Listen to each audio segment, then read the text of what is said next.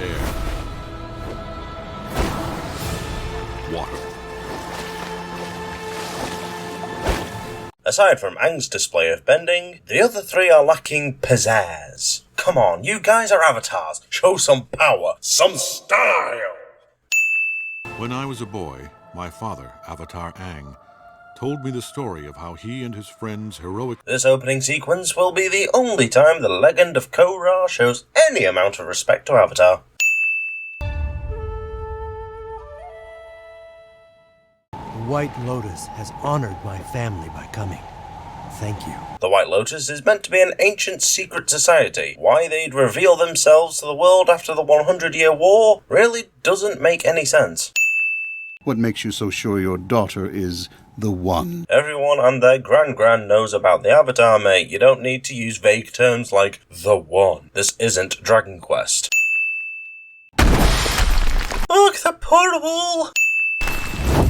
I'm the Avatar! You gotta deal with it! Of all the ways they could have introduced Korra, they chose the worst way possible. She shouldn't even know what fire and earth bending is because she never would have met any of those benders. Plus, she somehow knows she's the Avatar 12 years before it's meant to be revealed to her.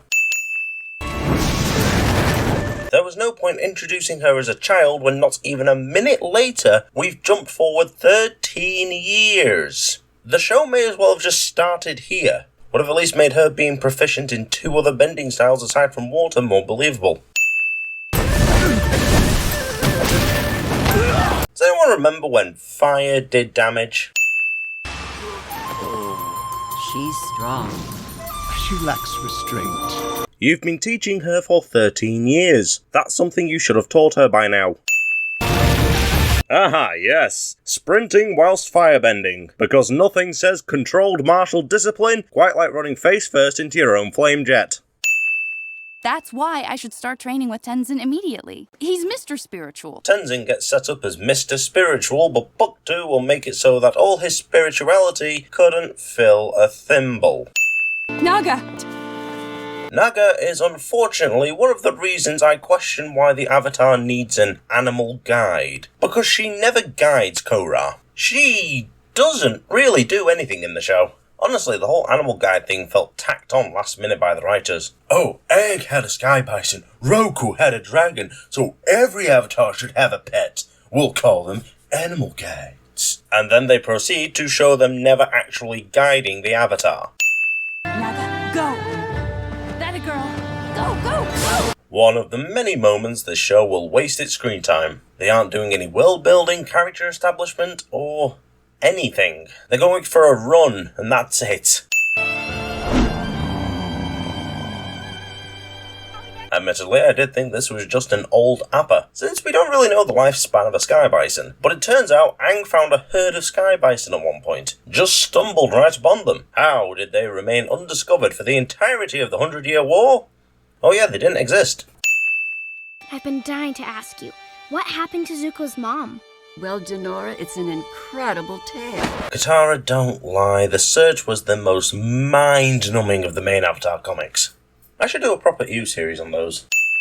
Stop doting on me. I'm not helpless. I'm just pregnant. Said no woman ever. The baby's strong. I see another airbender in your future. Katara is somehow able to predict the bending potential of a baby just by touching the bump. You're not staying, are you? We're only visiting for the night. Tenzin dragged his whole family out to the middle of nowhere just to tell Korra he's not training her. Top tier family man right there. Aang's time has passed. My brother and many of my friends are gone. Katara says Aang and many of her friends are gone, but it's literally just her brother. Everyone else who could be considered Katara's friend isn't even mentioned or shown. Sokka was one of Avatar's most beloved characters, and you had the nerve to kill him off. You know what? Double the damage. And I think you're going to be a great Avatar. Oh, Katara, you couldn't be more wrong. Naga, we're here! I know Naga is meant to be an anagram for Aang, but it sounds a little too close to the word nigger. Thanks for Judging by everyone's reactions and the fact that Korra says she's broke when going to get food, I am convinced she's stowed away on this ship. But because this is Korra, she will face no repercussions for this. Wow. Look at this place. Part of what made Avatar so enthralling was its Eastern-inspired setting, but Bright for some reason decided to slap 1920s New York into it. Sure, they like the aesthetic of that era, but it doesn't fit the setting. I like Final Fantasy XIII, but you won't see me slapping Eidolons, gunblades, and people cursed by gods in my game. I've never seen so many Satomobiles. Despite being isolated in the South Pole, Korra is somehow familiar with Satomobiles. Maybe they watched reruns of Top Gear between training sessions. Wouldn't surprise me with this show's tech leap. Whether Aang had a 300-foot tall statue of himself commissioned, or it was made without him knowing, did no one stop to think, does this give off an Aang vibe? Because frankly, it comes across as, screw you, Ozai, my statue's bigger. We'll take one of everything, please. That'll be 20 yuan. I don't have any money. Korra knows what money is, yet doesn't have any. Did her parents not give her an allowance? Did she just not bring any? Is this just more screen time being wasted? You can't fish here. The man gets winded after running a couple of meters. For too long, the bending elite of this city have forced non-benders to live as lower-class citizens! So despite putting the world into a 100-year-long war, it's non-benders getting the short end of the stick, and not firebenders? If there were anyone getting oppressed, it should be them. The consequences of war aren't just wiped away because the good guys won. And I bet you just love to knock me off this platform with some water bending, huh? I'm seriously thinking about it. Leave it to Korra to prove his point. Give me the money, or else... Or else what, hoodlum? How does Korra, the girl who grew up isolated in the South Pole, know what the word hoodlum means? Where are the in-universe slurs, Bryke? You're in triple threat triad territory. At least one of those words is redundant. Needless property damage. More needless property damage. If these triad guys roughing up a store was meant to show off the oppression in the city, it flat out doesn't work. For starters, they're gangsters. They would rough up any store for protection money. Secondly, we don't even know if the store owner is a bender or not. And lastly, if this scene is meant to show off the oppression, it should have appeared before the Amon promoter scene.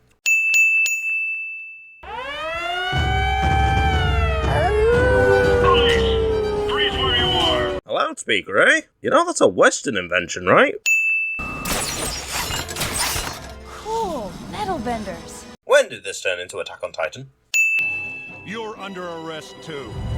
The face of someone who just found out actions have consequences. What do you mean I'm under arrest? Those are the bad guys over there. Korra causes a load of carnage and expects not to get arrested for it. Women. Avatar, Aang, and your mother were friends. They saved the world together. That's ancient history. 70 years is hardly ancient. Let him in. Tenzin. The sound design here makes it sound like the doors are being opened mechanically and not by benders. If you would be so kind as to drop the charges against Korra, I will take full responsibility for today's regrettable events and cover all the damages. And thus begins Korra's evasion of consequences.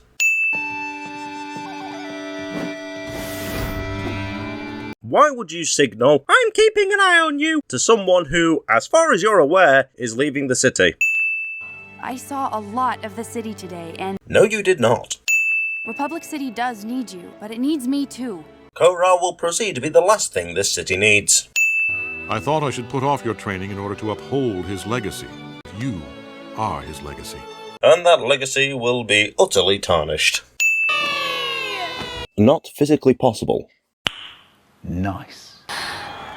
Your new avatar. Does this mean you've moved to Republic City? Were you trying to send a message to the Triads yesterday? A press conference feels wildly out of place in Avatar. I'm so happy to be here. The radio. Another Western invention, in a show built off the back of Eastern mysticism. So, the Avatar has arrived early.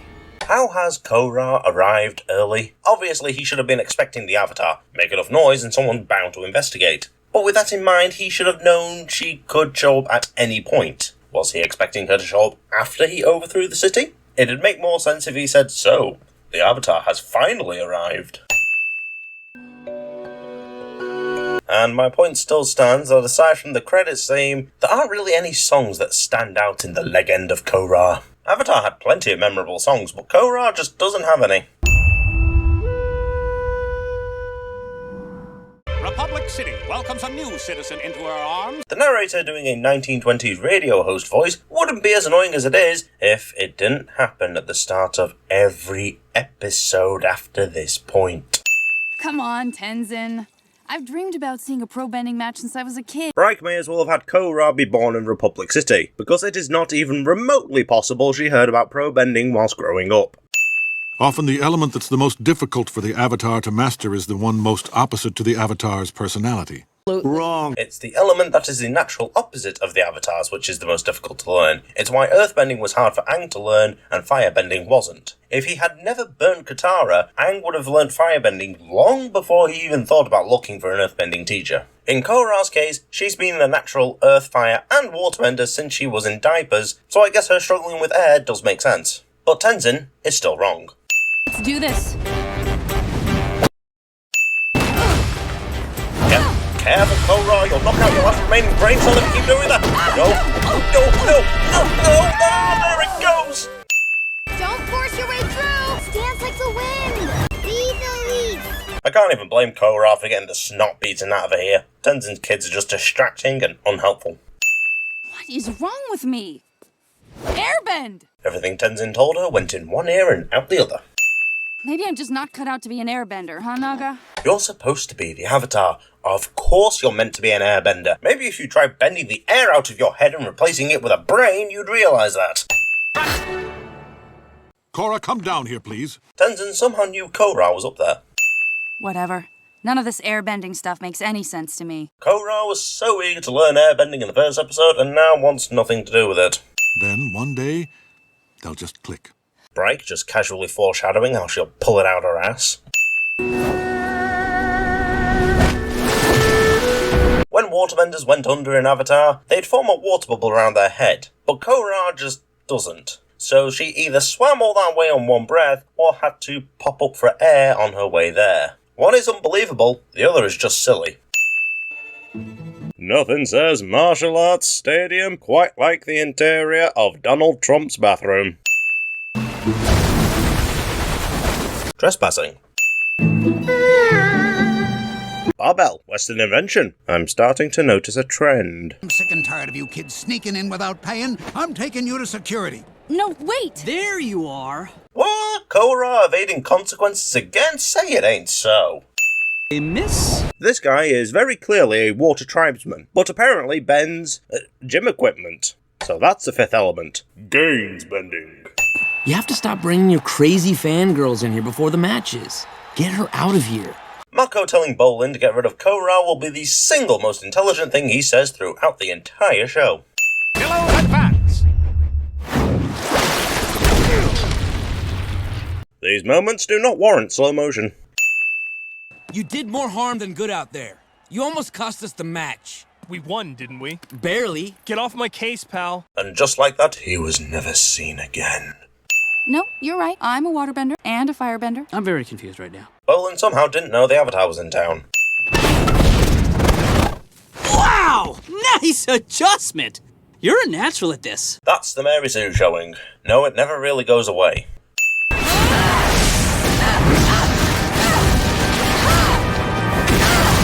Korra destroys an ancient artifact of the Air Nomads and will face no repercussions for it.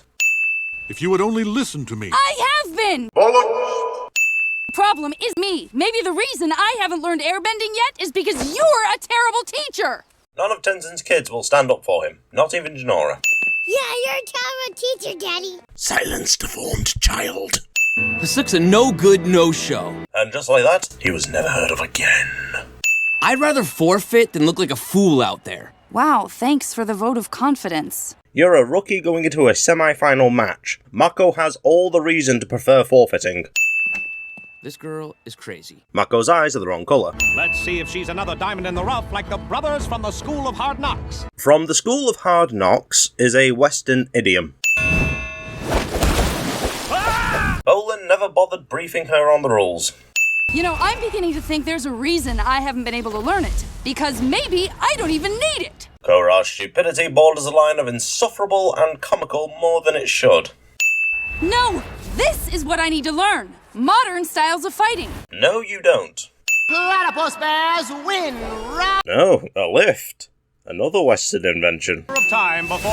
Hold the phone. Stop the presses. She's still in the game, folks, and she's moving like an entirely different player.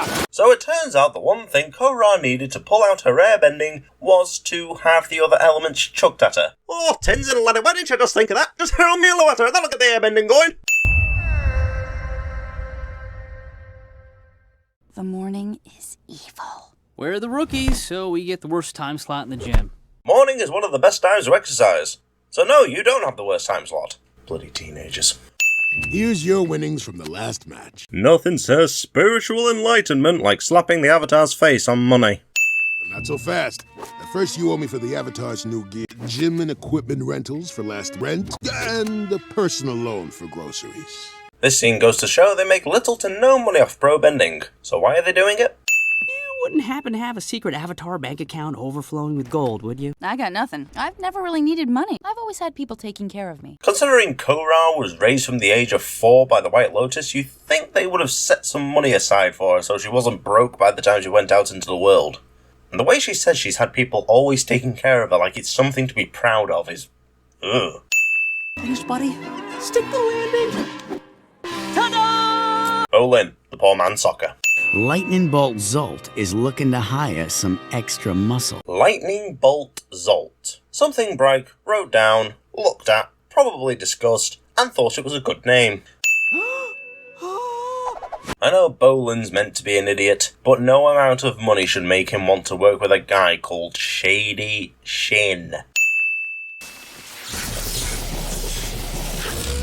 Lightning Generation, the once mythical, elite technique only known by a select few firebenders and requiring total peace of mind, is being used by Mako and a bunch of randos. You're telling me all these guys are on the level of Ozai and Iroh, and that the best job they could get was being a human battery? Not to mention that this isn't how Lightning Generation works. You don't just jut your fingers out and shoot it, you generate it, then launch it. That's why it's called Lightning Generation!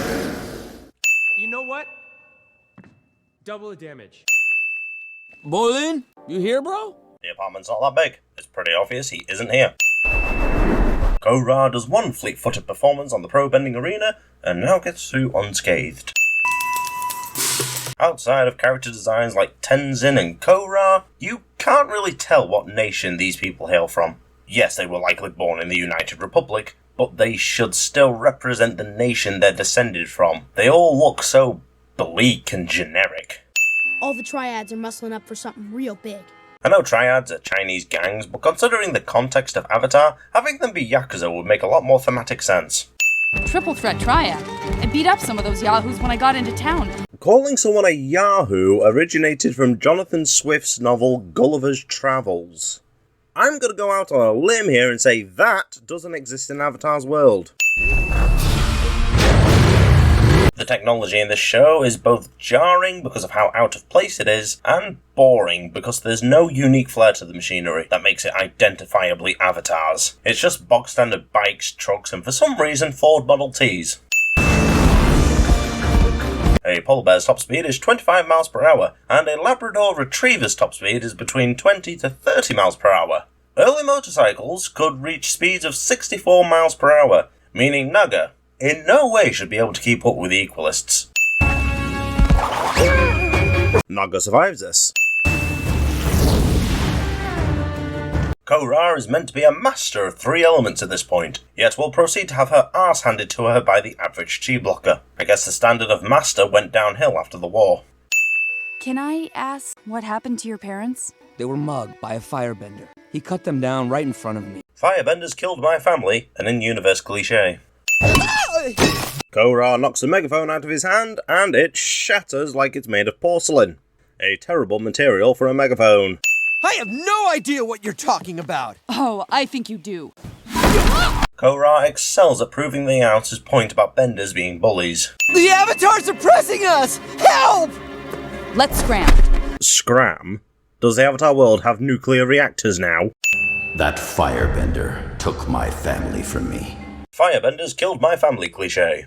The only thing bending has brought to the world is suffering. It has been the cause of every war, in every era. Amon's just straight up lying here. The power to take a person's bending away. Permanently. The zoom in still makes me laugh. That's impossible. Aang had the same ability. It's not unbelievable that someone else could gain it as well. Zolt has amassed a fortune by extorting and abusing non-benders. Would be great if you showed that rather than told that.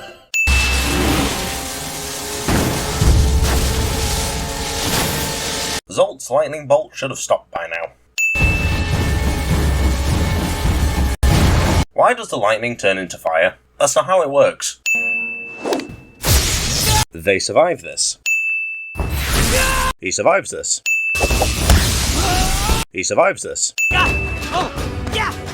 Stop! I want to be on your back! Yep. Roland! Use your safe word! He can take people's bending away. Only the Avatar has ever possessed that ability. Making a lot of assumptions there.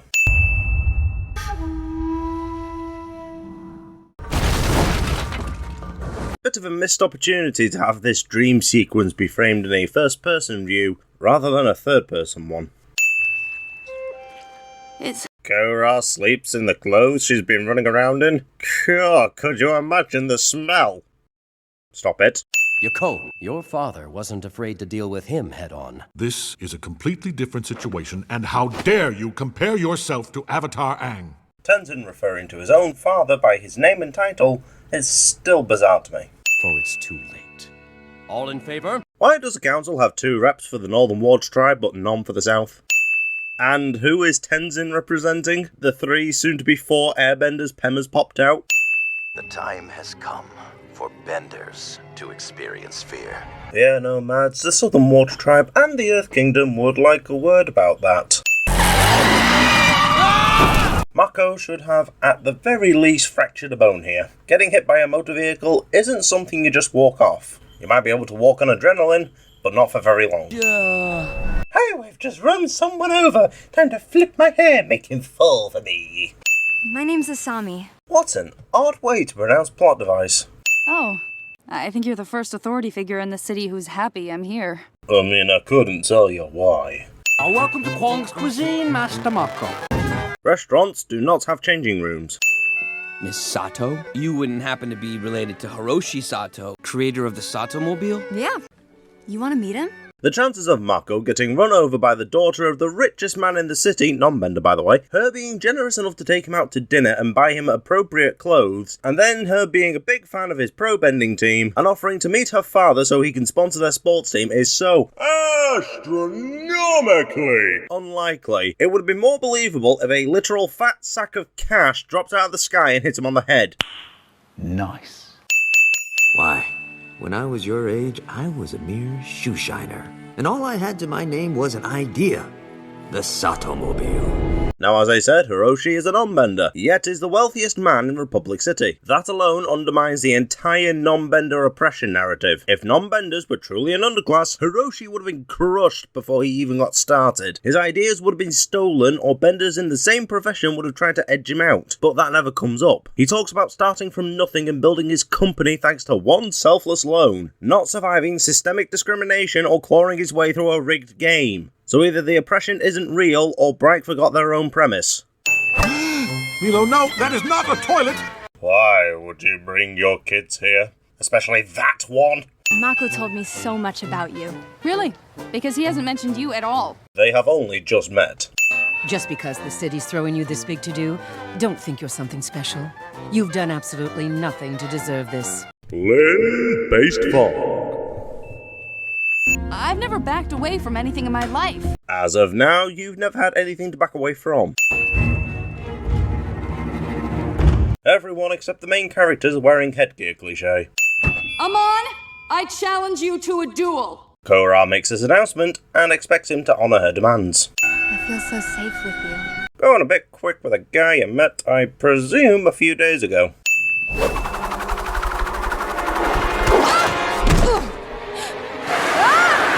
And to absolutely no one's surprise, she got jumped. Do the Equalists have night vision goggles? Western invention. Their timing is way too good for them to have been waiting for the fire to light up her position. Although it would be the simplest thing for me to take away your bending right now, I won't. You'd only become a martyr. Or you would instill mass fear into the bending world because you've just shown you're capable of taking down an avatar. Oh look, plot armor.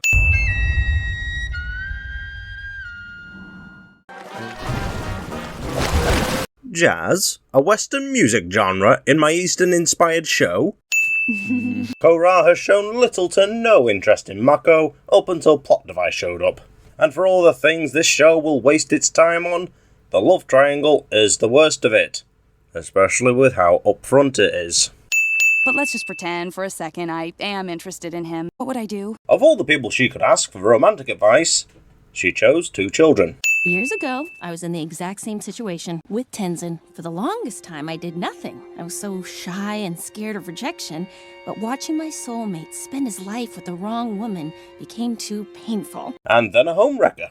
This scene also paints Tenzin as a bit of a twat, since it makes it sound like he cheated on his previous lover, who turns out to be Lin.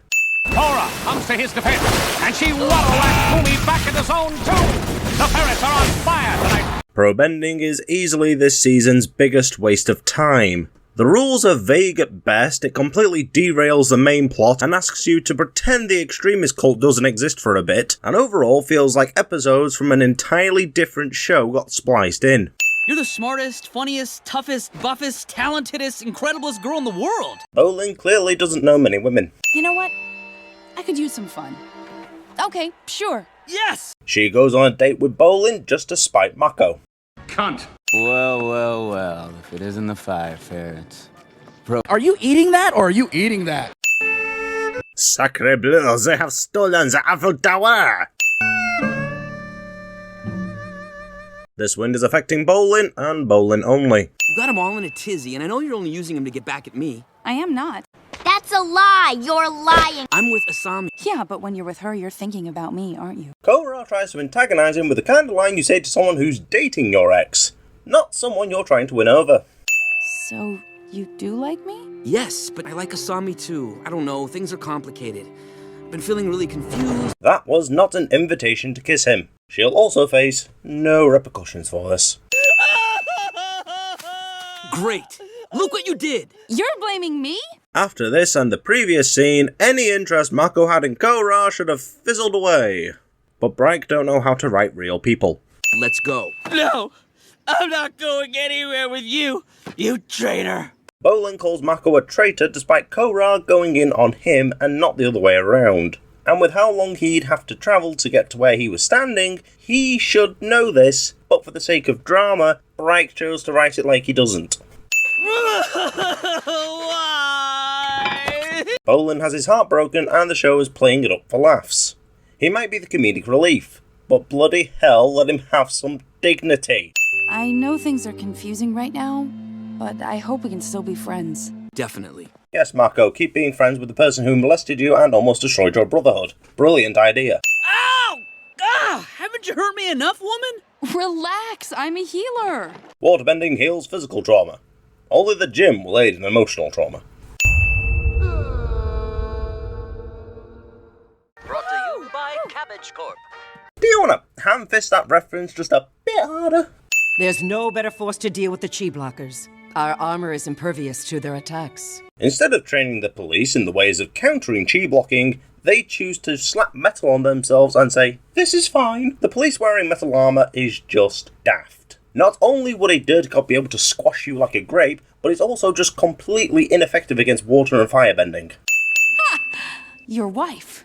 Criminy. Criminy is an abbreviation of Christ's money, referring to the 30 silver pieces Judas betrayed Christ for. As sad as it is to say, Jesus is not a part of the Avatar universe. Feels weird saying that. A torch is a Western invention, and the dry cell battery powering it is also a Western invention. Keep wasting screen time, guys. I'm sure it'll be beneficial later. Fireworks indoors. The Legend of Korra loves prioritizing spectacle over sense. Tano gets a little too worked up and unleashes a deluge on Bolin that will certainly elicit a foul. What's the big idea, ref? That was a hosing foul. You mean the thing Korra did last episode? I'm failing to see the difference. Looks like Tano snuck in an illegal icing move. The Wolf Bats are 3-time champions, but now, in the finals, on the night Amon just so happens to show up, they suddenly feel the need to cheat. Not physically possible.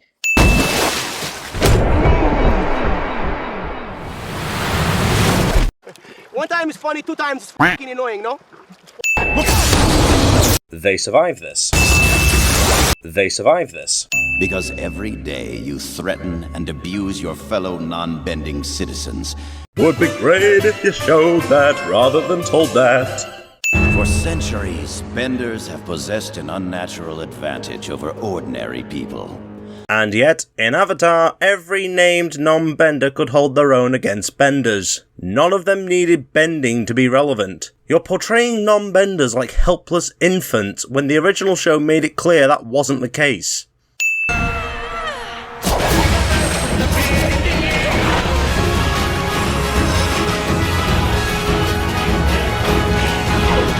Not physically possible.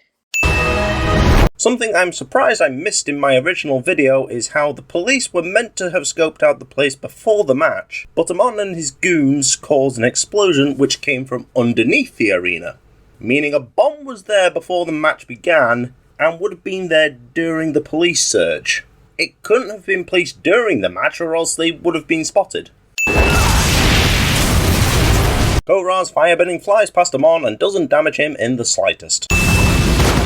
Firebending may as well just be spicy airbending. I still don't get how these cable things are meant to work. I know it's meant to be metal bending, but that works by bending the earth within the metal itself, and with how thin these cables are, any earth within them should be nigh undetectable. Oh, but what about sand bending? Unlike metal bending, sand bending does not require seismic sense. I still can't believe they're shutting this place down. Almost like it was attacked and heavily damaged, meaning you have to be off the premises for investigations and repair work to begin.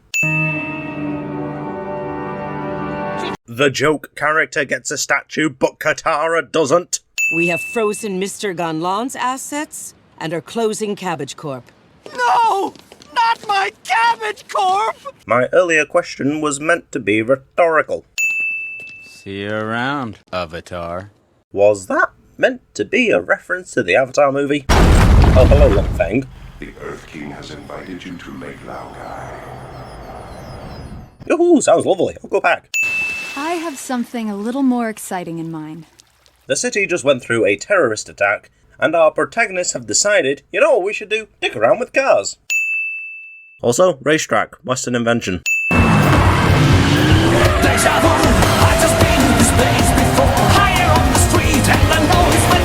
Investigation has bought us enough time.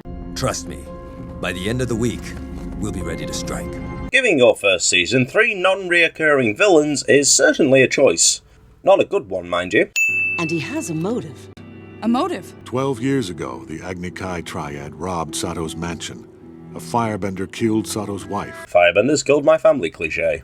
I don't know how to tell you this, but I think your father might be involved with the Equalists. What? I don't believe this. The typical, you're framing someone we know, why should we believe you?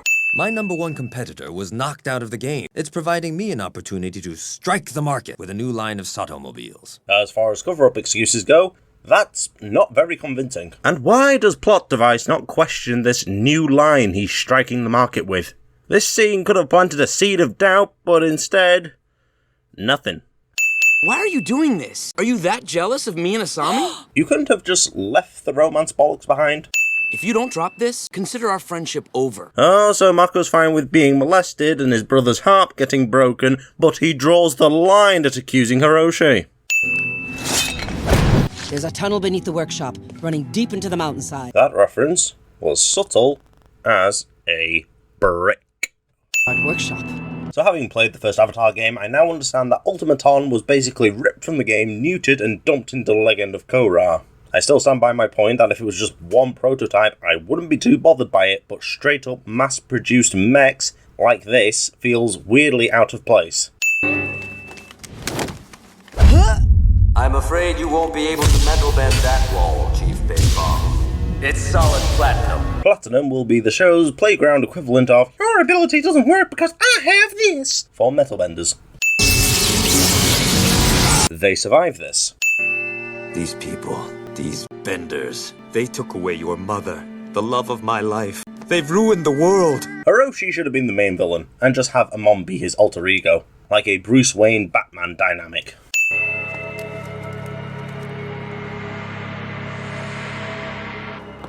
They really should have stuck with Plot Device being a villain, because she doesn't do a single noteworthy thing in the next 3 seasons. I'm not giving up. I'm gonna find my officers and take Amon down. But I'm gonna do it my way, outside the law. If that's your way, why the heck are you a police chief? Why were you a police officer at all? This sounds more like Su Yin's way. That is a fire ferret, an arboreal mammal common to the bamboo forests of the Central Earth Kingdom. Then why are they called fire ferrets? Putting fire in the name implies it comes from the Fire Nation. You're pretty. Can I have some of your hair? Why would you ask that? How many trees are on this island? 10,552. 10,000 trees covers around 20 acres, but once you account for the buildings, paths, docks, training grounds and courtyards, we're likely looking at 30 acres or more. The show might take Iki's words as gospel, but I'm smelling bison shit. Asami, did you know Korra likes Mako? Is that an attempt at humor? Hey! Run along, Iki! Oh. What in the 10 circles of hell is wrong with Tenzin's kids? What is that weasel snake Tarlok up to now? Korra suddenly detests Tarlok despite him not doing anything to negatively affect her opinion of him. You are merely a half-baked avatar in training. Which reminds me, how is your airbending going? The lack of any real airbending training makes me question why they named this season after the element. Have you ever made contact with your past lives? No, I'm a spiritual failure too. The Avatar is supposed to be the planet spirit in human form. Spirituality should come naturally to them, and even if it doesn't, the White Lotus should have taught her about spirituality, with her being the bridge between the mortals and spirits. How have you managed to be a failure for 13 years? I believe Aang's spirit... Tenzin, call him dad or father, it's getting weird. How am I supposed to save the city when I can't even learn airbending? I'm the worst avatar ever. You see, guys, whenever we call Korra the worst avatar, we're just quoting her. It's our favourite line to quote, don't you know? We're still a team! The new Team Avatar! You are not Team Avatar. You're not even the fearsome foursome. You're the collaborating co-workers. Let's do it. Farbending. Something Bright conceptualised, looked at, possibly discussed, and thought it was a good idea to add in. How exactly does this thing work? I would have assumed it has a switch to engage the shock. Then when you hit someone, it shocks them, but Plot Device just flexes it? Or is it a case of, it's cool, just go with it? We are barely halfway through the season, and Naga has been replaced by a car. That's not how it works. Nice.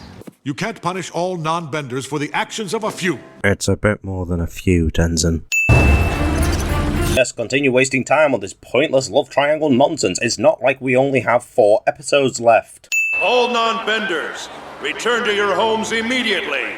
Yeah, as soon as you turn our power back on. The police have shut down the electricity, and everyone's acting like they can't survive without it. Electricity has only been around for, 40, 50 years at most? Plus, it's night time. These people should be lighting candles, not staging a blackout rebellion. And also, electrical power is a Western invention. Now you lot are probably thinking, wow, he sure is nitpicky with these points. Most of these things don't even affect the story. Some of you have probably already commented something like that. Others have probably already clicked off the video. The Avatar world was inspired by Eastern mysticism, with a dash of steampunk. But the Legend of Korra, a supposed continuation of that world, grabbed the Western world, dipped a brush in a can labelled vaguely Asian aesthetic, and smeared it all over it. Avatar respected the cultures it drew from, whereas this show just wears them like a skin suit.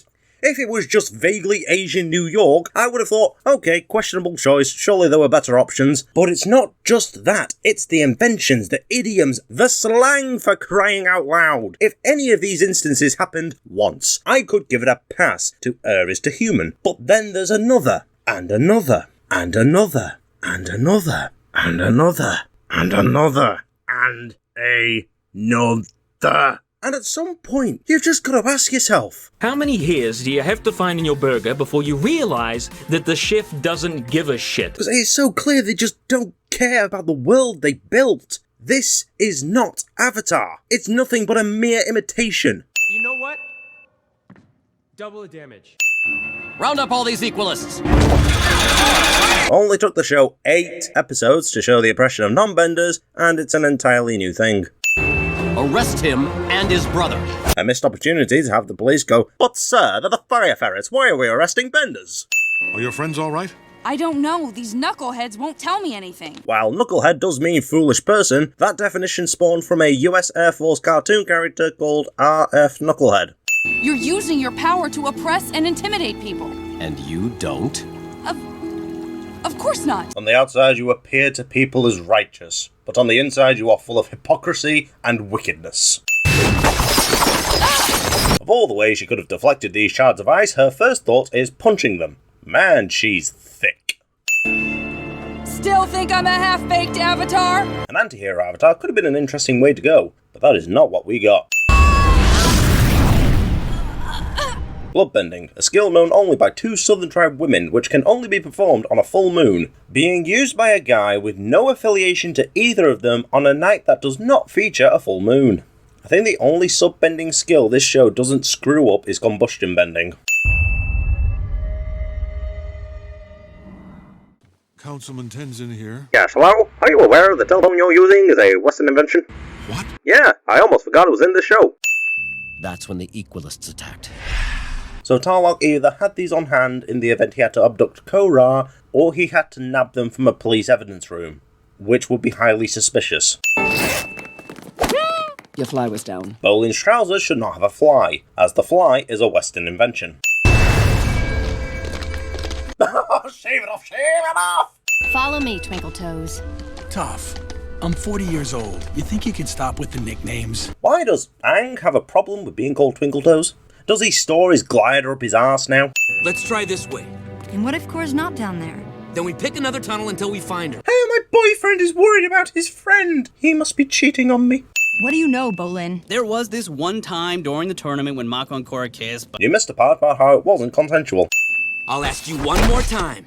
You can't just set your fist on fire. That's not how firebending works. Yakone has maintained his grip on the underworld by using an ability that has been illegal. Why is bloodbending illegal? Only 2 people should know of it. And once again, some goon with no connection to either of them just knows about it.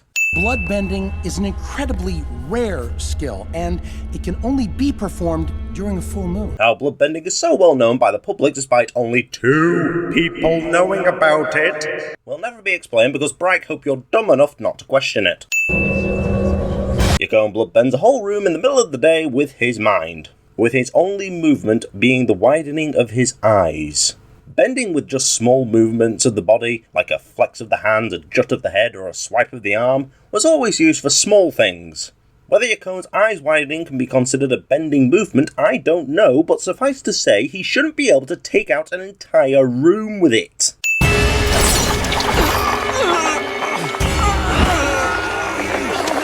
I have no idea what Tarlok did here that wouldn't result in irreversible mental damage to everyone involved. I'm taking away your bending for good. Why did you not do this sooner? No, I'll escape and start a new life.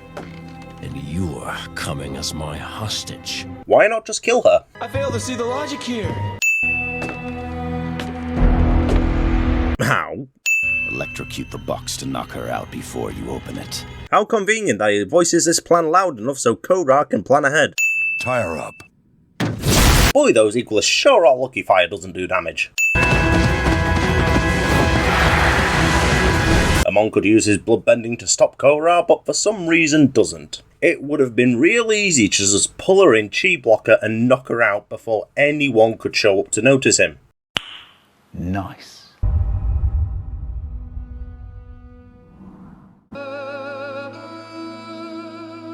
Oh no, how dare he be concerned about his friend! I must scold him later for this! Tarlock, he's Yakon's son. That's how Tarlock was able to bloodbend us without a full moon. No, Lynn. He was able to do it because of retcons. I've noticed how you treat Korra, how you acted when she was missing. You have feelings for her, don't you? What? Reich clearly aren't very good at writing women. Bimbos and countrymen with tits though? All I'll say is credit where credit is due. The kiss, Mako. I know. There is a very simple response here, Mako. Just tell her she went in on you without your consent. Bolin told you, didn't he? Apparently they also exceed at writing himbos. I got a poo. Really bad. Oh. I didn't call an exterminator. She survives this.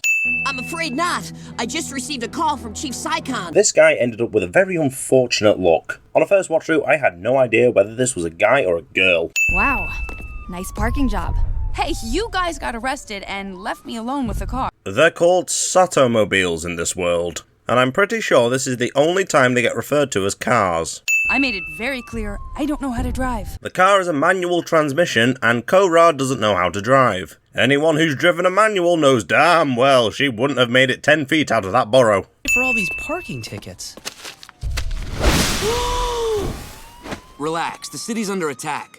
The police have more important things to worry about. If only that applied in real life.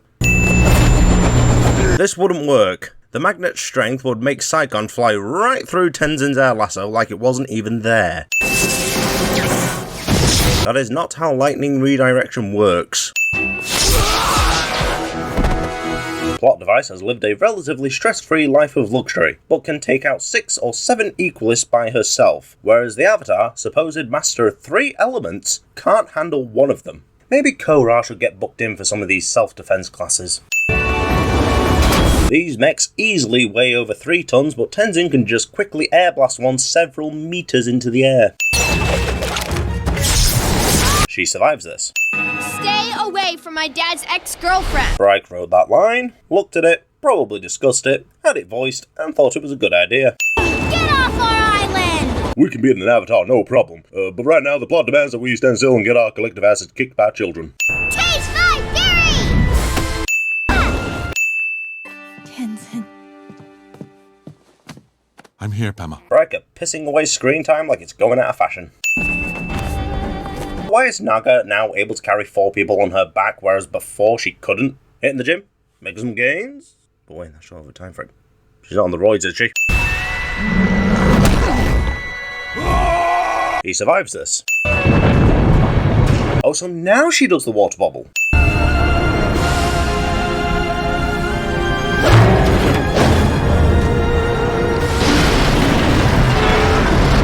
I can dump on this show until the cows come home, but Lynn is one aspect I rarely ever can. Does anyone else just like Lynn? She survives this.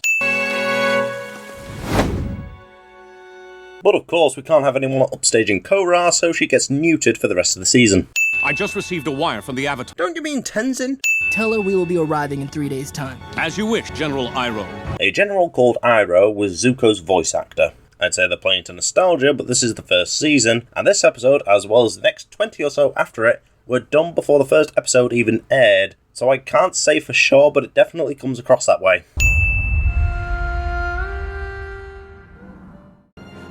And he has the Avatar on the... Right, continue to take their stupidity even further beyond.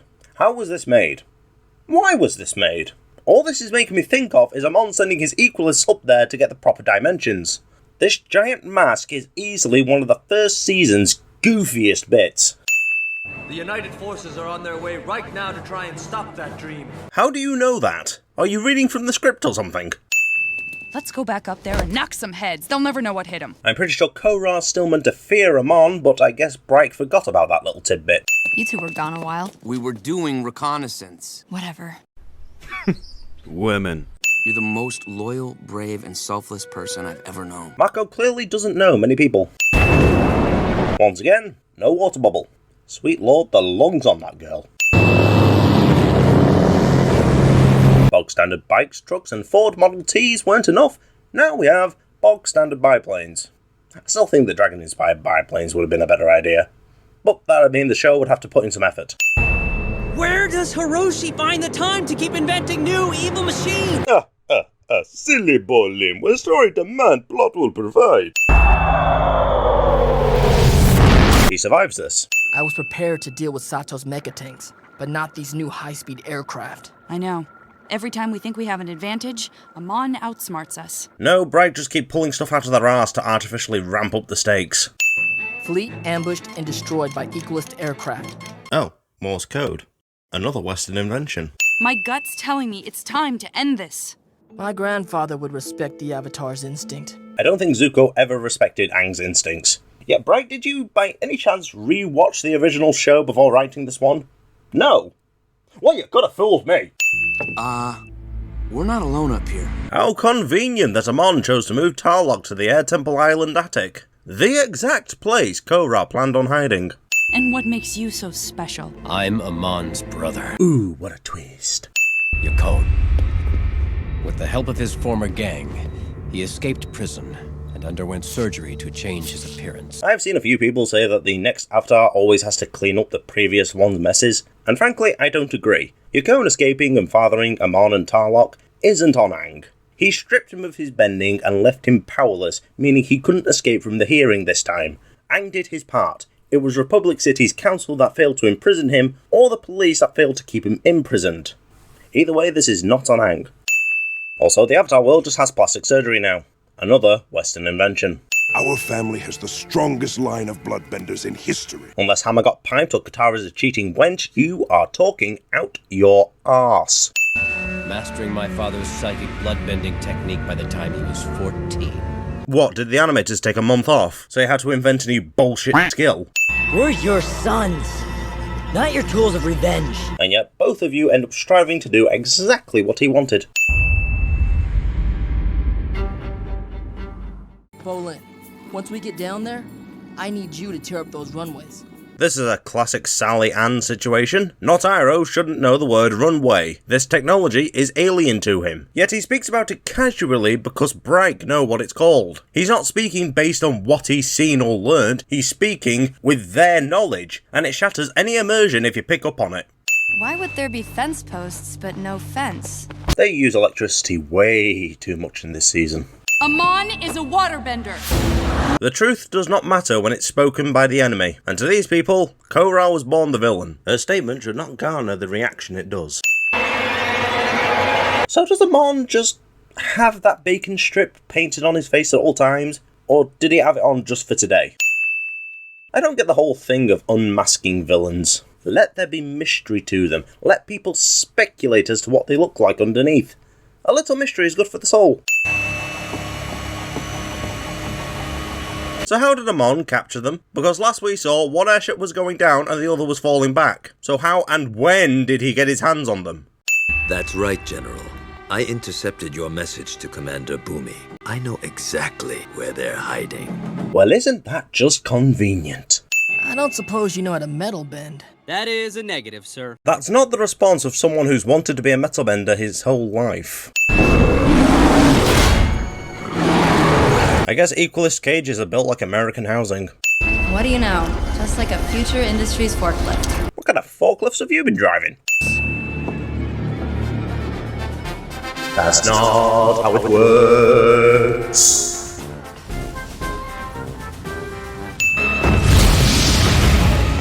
Why aren't you earthbending? Oh right, of course. As plot moves, intelligence fades. No! Korra! You already know what I'm gonna say. There will be no repercussions for this. I told you I would destroy you. You also promised a showdown, but there was decidedly no showdown. That's not how it works. In theory, having an anti-hijack bowler launcher makes sense, but in practice, it's highly situational, wind dependent, and you have to make sure it's that 1 in a million moment where your enemy is both behind you and flying as incompetently as this idea was designed. A jammed propeller would make the plane's engine stall, not explode. Whoa! Talk about a delayed reaction. You are aiding the very people who took your mother away! Probably the biggest missed opportunity in this show is not having Hiroshi's wife die at the hands of the triad Mako and Bolin were a part of. His line here would have some weight to it then. You don't feel love for Mom anymore. You're too full of hatred. Would it kill her to try reaching out to him? She should know that the loss of his wife put him in a dark place for a long time if he's got to the point of wanting to wipe out every bender. She is the only person who could actually reach the real Hiroshi and bring him back to his senses. But no, because otherwise Bright would have to actually give her something resembling a character.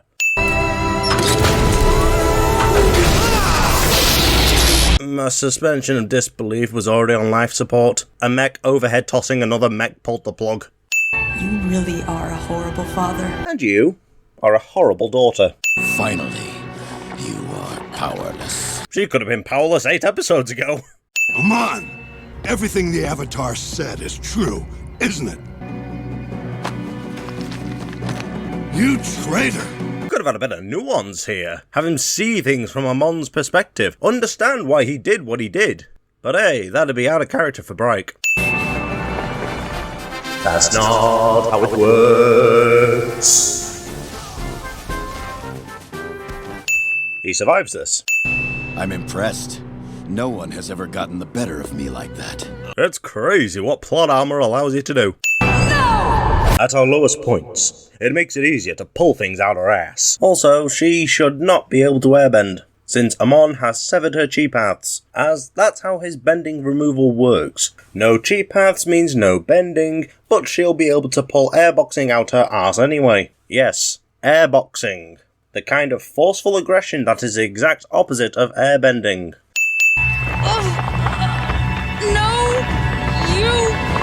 And she can just resist bloodbending. No avatar state, no bloodbending of her own, she can just resist it. Amon's buoyancy left the chat faster than his relevance after this season. Amon could have very easily bent himself up to the surface instead of on this giant water spout. But then his movement wouldn't be able to crumble away right in time for the finale. I am still baffled as to how Bryke looked at this and thought, should we have Amon survive it? I've tried everything in my power, but I cannot restore Korra's bending. So what was done with bloodbending can't be reversed by it. That's bullshit, but I'll believe it. There's no hanger. What was her coat hanging on? I realized I love you, Korra. You have absolutely no reason to love her. Not now, Tenzin. I just want to be left alone. But you called me here. Aang should be blue here, unless Korra somehow stepped into the spirit world. Nice. You have finally connected with your spiritual self. Oh, she just did that, did she? How? When?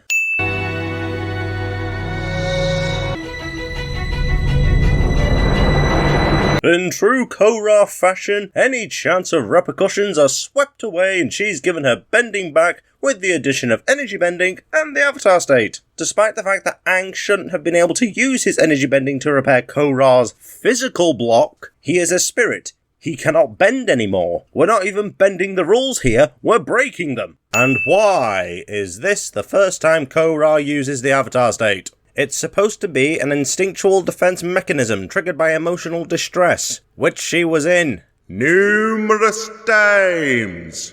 Instead of writing around the avatar state, Bryke chose to remove it. I love you too. The show tries to act like this was deserved. They already cheapened Lin's sacrifice by having Tenzin and his family get captured, but now they're making it redundant. It's time for misery. 6 months ago, Avatar Korra defeated Amon and the Equalists. Technically speaking, she didn't. Had Amon's mask not conveniently fallen off, and had he not overreacted and revealed his true identity, Korra's air kick wouldn't have done anything. Amon essentially defeated himself by being a complete fool. Tenzin's brother, Commander Boomy, retired and moved to Air Temple Island. Alright, we're gonna introduce Boomy as one thing, then make it totally pointless. Fan favorites, the Fire Ferrets are about to take on hot newcomers, the Rhino Lions. Pro bending is an interesting concept, but all it does in the show is waste time. It only served to bring together the conspiring colleagues. The Korra game at least tried to implement it as a minigame, but it did feel rather bare bones, especially as you were only limited to playing as the Fire Ferrets. Looks like you had some car trouble. Good thing the police are here. I like a good pun. That was not one of them. No, this isn't Aang playing with his kids. Korra is just such a sore loser that she'll use the Avatar state to win a game against children. And using the Avatar state at will requires the opening of all 7 chakras, as there aren't any other ways explored or discussed in the original show, and Korra certainly hasn't unlocked all of them. So how can she just enter it at will? By the power of poor writing, anything is possible. The Avatar state is not to be used as a booster rocket. Tenzin refers to using the Avatar state as a booster rocket, despite neither of those things existing in the show at this point. I have mastered airbending. Punch, punch, punch! See? Mastered. Korra manages to make even the most arrogant and pig-headed characters look like humble geniuses. I want to get tattoos, but instead of arrows, I want lightning bolts. Oh, hold on, I think I hear Azula laughing in the distance. Is that Aang rolling in his grave? Or is that the sound of an urn? Wait a minute, was he cremated or buried? Knowing how Bright treat Avatar, he was definitely cremated. We're gonna have some real fun in my hometown at the Glacier Spirits Festival. They've got rides, games, and all kinds of fried food on sticks. You would not be able to have amusement rides in the South Pole.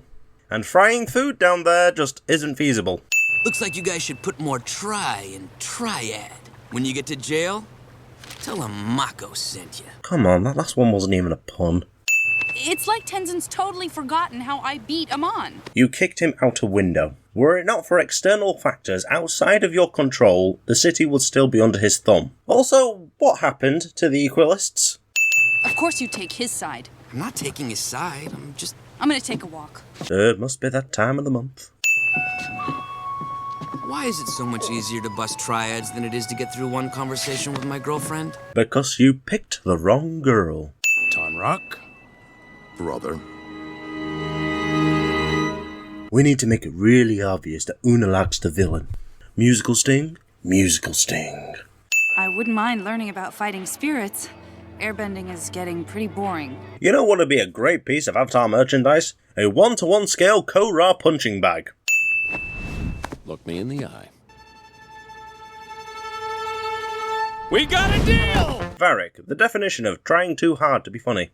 I thought Aang ordered the White Lotus to keep me down here. We all did what we thought was best for you. So why were you perfectly fine with her leaving in the first episode? Who I train with should be my decision, Dad, not yours. Or Tenzin's. Oh, I didn't know there was a surplus amount of airbending masters in the world. That still went Irish. Cotton candy, a Western invention. They smell like a grandma's attic. A bold claim coming from someone raised in igloos. You've been in exactly one attic, and it belonged to Tenzin. I'm not asking for much here. Just have your characters talk like they aren't reading straight from your first draft. I think he is trying to establish some kind of bond with you. Eska and Desna should have been cut from the show. How they managed to make a character less expressive than Mai is a feat we didn't need to witness. And yes, I said a character because these two may as well be one. You amuse me. I will make you mine. You mean like a boyfriend or like a slave? Yes. Red flag number 1. Of all the people to make the target of their water gun carnival game, they chose the world's saviour. That'd be like if they put No, don't give them any ideas. My point is, this is disrespectful to Aang. Why is it not Ozai? Or Azula? But my dad won't even let me think about Unalaq teaching me. Almost like there's more to him than meets the eye, and you shouldn't just jump at the first offer. I support whatever decision you make. Oh, thanks. That's a big help. Mako disagrees with her about her thoughts on her training, and she bites his head off. Now he says he'll support whatever decision she makes, and she smacks him with a plushie. Women. Quiet, Naga. You'll wake everyone up. Anyone with a dog knows that if said dog starts howling out of nowhere, then something has caught their attention, and that something might be dangerous. Korra has lived with Naga all her life and doesn't think to investigate what she might be howling at. What is that? This show's sorry excuse for a spirit. Originally, spirits were based on animals, pandas, monkeys, centipedes, and so on and so forth. But for some reason, the Legend of Korra decided to turn them into blob monsters. I don't even know if this will cost more or less to animate than a regular animal. He survives this. Spirit, why are you angry with us? What have we done to offend you? Oh, like father, like son. Props for trying.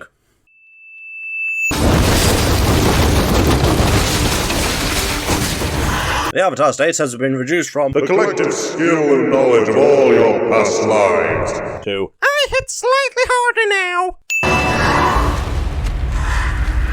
Spirit bending is supposedly meant to be an extension of water healing, which doesn't make a whole lot of sense. Water healing is used to redirect energy to a wound in order to accelerate the healing process, not go, the power of Christ compels you. Spirit bending would make more sense as a sub-skill of energy bending.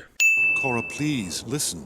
I'm tired of listening to you. Both of you. Can't be tired of something you never started doing. It has been a pleasure serving you. That's a lie. You're lying.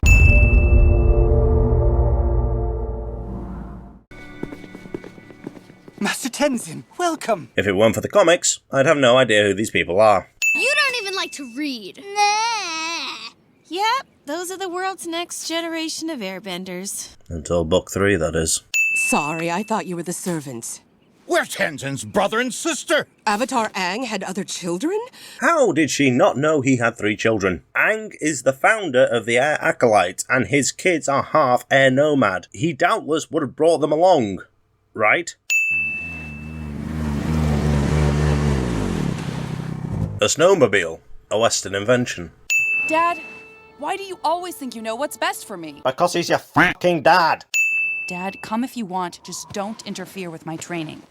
Tonrock knows his brother is a deceptive little cretin and doesn't want his daughter manipulated by him, but she just can't stop being a twat. If you can open the portal in time, balance will be restored. What do you mean, in time? There's a reason the Glacier Spirits Festival ends on the winter solstice. And that's when the spirit world and the physical world are close together. Only then can the Avatar open the portal. And then the portal just stays open, even on an equinox when the mortal and spirit worlds are furthest apart? Huh? That doesn't make any sense. Of course it doesn't. We're watching The Legend of Korra here. Easy, Naga. That means danger. What are those? Dark spirits. Of all the names you could have given these corrupted spirits, you went for the laziest one. Yes, dark spirits is lazier than just calling them demons. Don't worry. I will protect you, my feeble turtle duck. Turtle ducks are not indigenous to the North Pole. Feeble otter penguin was right there. They threatened to destroy everything. The entire city. We are rightfully pissed off because you destroyed our fucking go to your spiral bucket with it. I can't believe you kept this from me. Hey, Donna, want to hear about this time I destroyed an entire forest? Wild times. Here you will find statues of every avatar who ever lived. Where are your brother and sister? Frankly, Tenzin, I'm surprised you let them in here.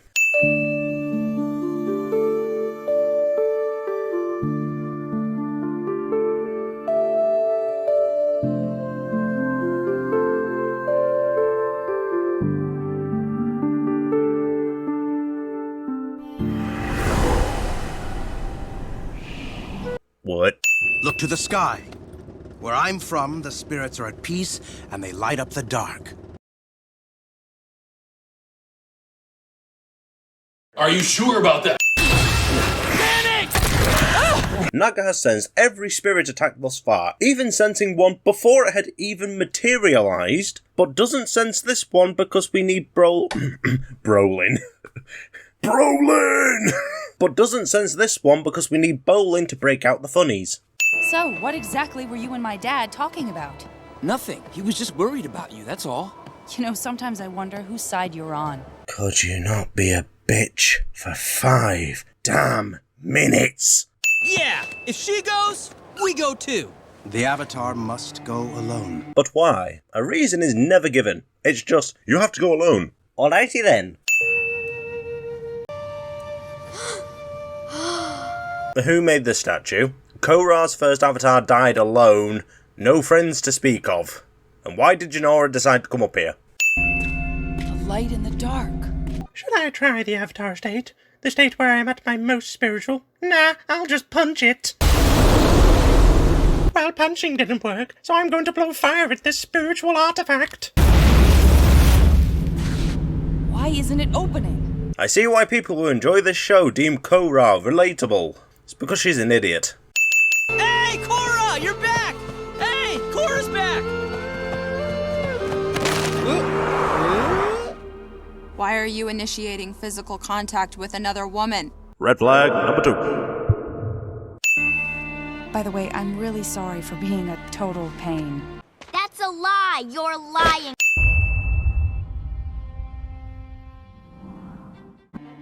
There is another portal in the north.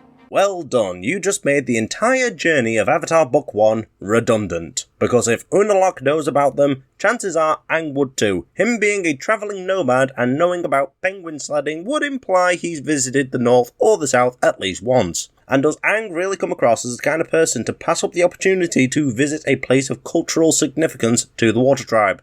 The solstice is over. How am I going to open it? The spiritual energy is much stronger in the north. Now that you've opened the southern portal, your energy is stronger as well. If Korra weren't such an idiot, she'd be able to tell Unalaq hasn't been honest with her in the slightest about all this portal nonsense. Reminds me of all those great vacations we took as kids with Dad. I think your memory's a little foggy. Boomy and I weren't on those great vacations. It was always just you and Dad. I've noticed there's quite a few people who, for some reason, like Aang being a neglectful father because it shows he wasn't perfect. And frankly, that's a load of bollocks. Aang showed he wasn't perfect in the original show multiple times. He made mistakes and he faced the repercussions, unlike someone. Aang being a neglectful father is character assassination on multiple fronts. Primarily the man himself, because you're telling me that one of the kindest souls in the original show turned out to be someone who neglects his kids because they aren't airbenders. Sure, Tenzin might be his favourite, him being the first airbender born in over 100 years, but he wouldn't neglect Kaya and Boomy because of it. And this scene also implies he never got reprimanded for it by Katara and Sokka. They would not let Aang be a neglectful parent. The moment he tried to, Katara and Sokka would slap some sense into him the second they got the chance. And to imply otherwise goes to show Bright and Korra fans do not understand these characters. You know what?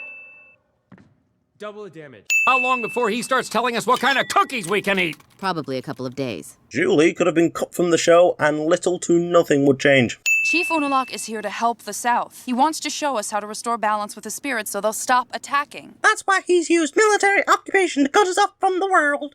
I hold immense dislike for the South. Bolin, laugh at my humorous quip. Yes, dear. We could have had red flag number 3 here, but Bolin's got the point by now. No, but I'm just afraid if something doesn't change, there could be a civil war. How does Korra know the term civil war? To her, it should just be war. Maybe I'm not ready to be the Avatar. Tenzin lacked faith in you. But I have no doubt you will become the most admired Avatar the world has ever known.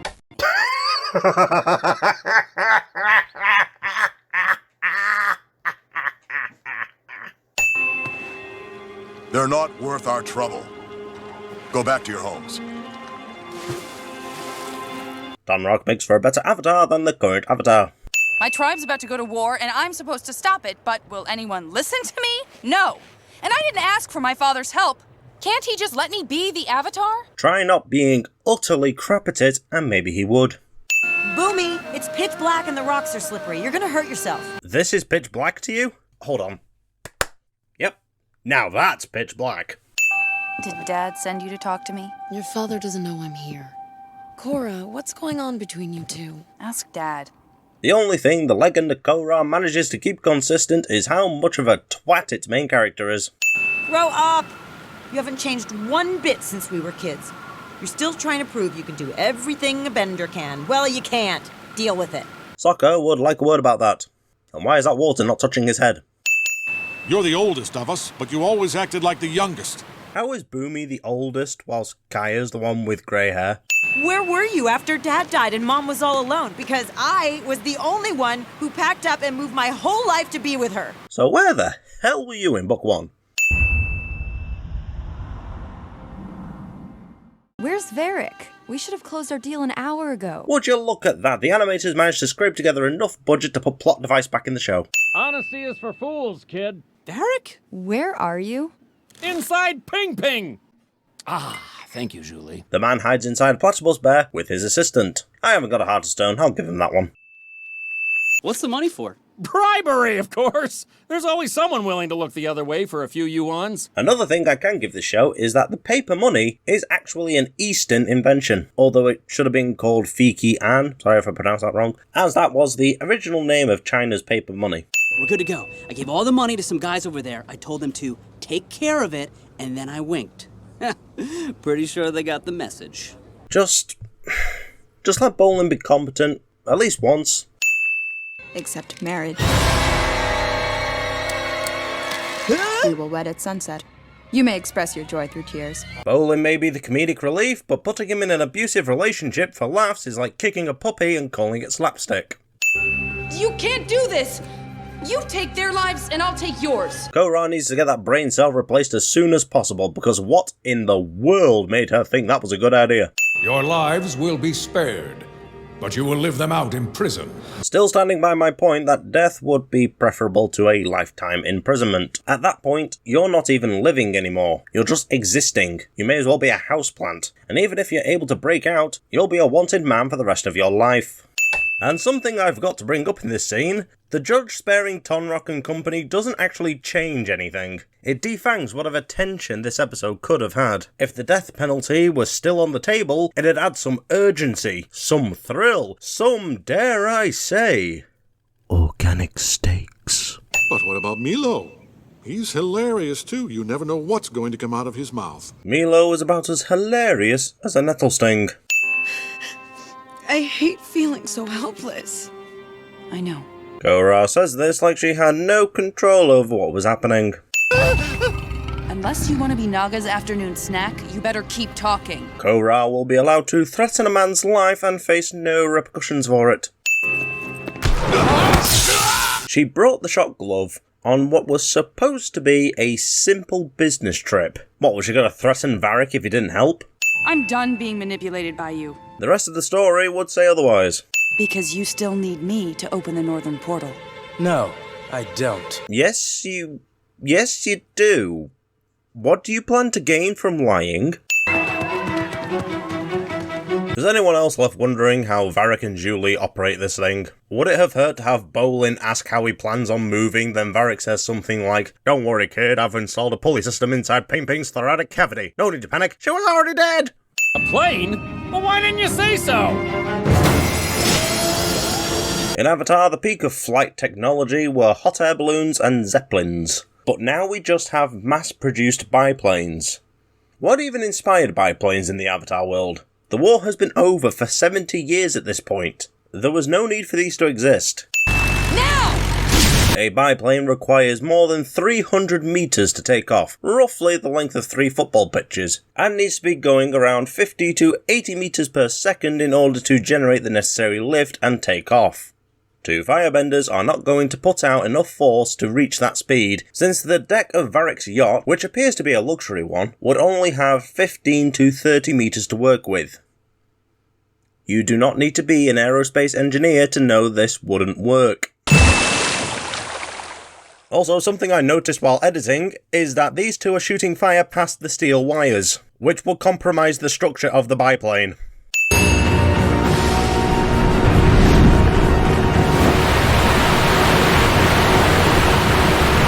To demonstrate just how comically nerfed the Avatar state has become, Korra needs it to perform a move Katara could do with just a bit of effort.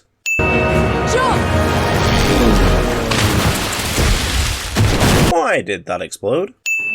My own brother betrayed me. And our entire tribe. Why are you surprised by this? How did they get past a blockade? Increase security around the spirit portal. There is quite literally no need to set up security around the portal. The only person who can do anything about it is on the other side of the world.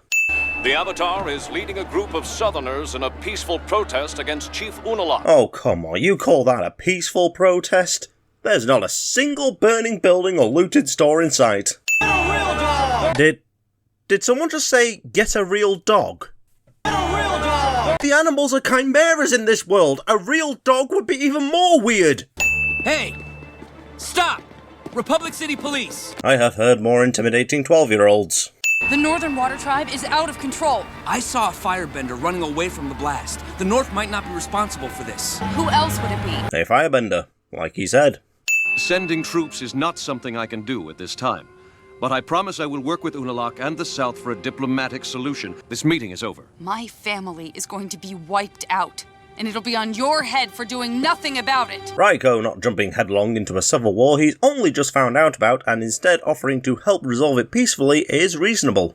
But Korra is the furthest thing from rational, so of course this conversation goes nowhere. I'm sure he cares, but he can't just tell his people to go fight a battle at the South Pole that has nothing to do with them. How could you take his side? Because he's right. That's perfect. You'll be making money for your company, and you'll be helping to defeat Unalaq. Korra and Plot Device have no reason to be on such good terms with each other. I guess you can save any relationship when you're a Mary Sue. I don't understand why it's so hard to get Republic City to support the South. Because an outside force getting involved in a civil war will risk it escalating into an international conflict. And the four nations aren't even a century out of the 100-Year War. But hey, I guess Korra's fine with potentially starting World War II as long as she gets her way. That's him! That's the guy that attacked the center. I gotta go show this to Beifong. Mako does not bookmark this page. I got a break in the bombing case. I ID'd the guy I saw at the scene. That's great, Mako. More characters that could have been axed. Honestly, it's no wonder this show ran out of budget by the time of Book 4. They wasted most of it on useless characters. Your activities here are bordering on insurrection. The Avatar does not command the military of the Republic. Don't go behind my back again. I hate that Raiko won't let me start another world war! But you should talk to the Fire Lord. General Not Iroh, another character that could have been axed. And what is wrong with his face? I train all the lemurs. Watch! This whole thing with Milo training lemurs will go absolutely nowhere. I've created a monster. You're just realizing that now. Well, I guess if we're both putting our jobs first, maybe there's no room for our relationship. So what? Are you breaking up with me? I guess I am. Storms in, kicks his desk, berates him for doing his job, says all he does is get in the way, then has the nerve to play victim when he decides to break up with her. Has it been that time of the month this whole time? What the flameo happened here? Flameo is not a replacement for the word fuck. You got off easy. You should have seen Air Temple Island after Tenzin broke up with me. Tenzin might have cheated on you, but wrecking a whole island because of it? If I'm sending Korra for being a brat, you're getting it too. Esker and Desna were nowhere to be seen from the start of the episode and now, meaning they were somehow able to find Korra in the middle of the ocean. Despite no on-screen training in spirit bending, she's able to just do it almost perfectly. She fails anyway, so what's the point of this scene? She survives this. You didn't get her? The Avatar is dead. Despite being waterbenders who could have checked for a body, they decided to make the assumption that she was dead. Gotta love plot armor. I think it's a remote detonator. Mako! Chief, I don't think the people who attacked were Northern Water Tribe. Of course they were Northern Water Tribe. They were water bending. I'm not well versed in the ways of policing, but why does it feel like everyone in the force is actively working against him? We need some extra manpower. What about Korra? No better muscle than the Avatar. Except for your average chi blocker, Tenzin, you with a shock glove for some reason. Really, any subpar bender would be better muscle than the Avatar.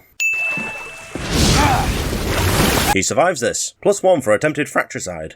I've got vehicles, all brand new and top of the line. They can be yours if you help. I think we got ourselves a deal. I promise not to be surprised when things go tits up. So, what's it like dating the Avatar? There's nothing to know. I broke up with her. When? Why didn't you tell me? Plot device hitting Mako's guts after the molestation revelation. She should not be this excited to hear they broke up. No! I'll never leave you! And speaking of molestation, Bowling, calm down, man. We were paid to keep Mako and that dame distracted for a few hours, so that's what we're gonna do. Oh no, they have been a double-crossed. What a twist. Watch out! We're not gonna make it! My company. It's over. How hard can it be to find a bunch of giant mechs? Well, I'm not giving up on you.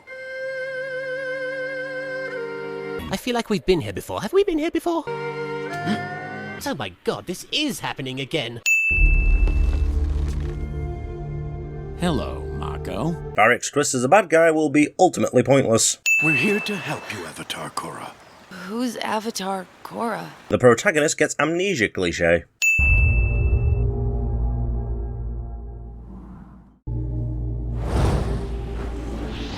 A dark energy has infected her. That is not something you can do with firebending.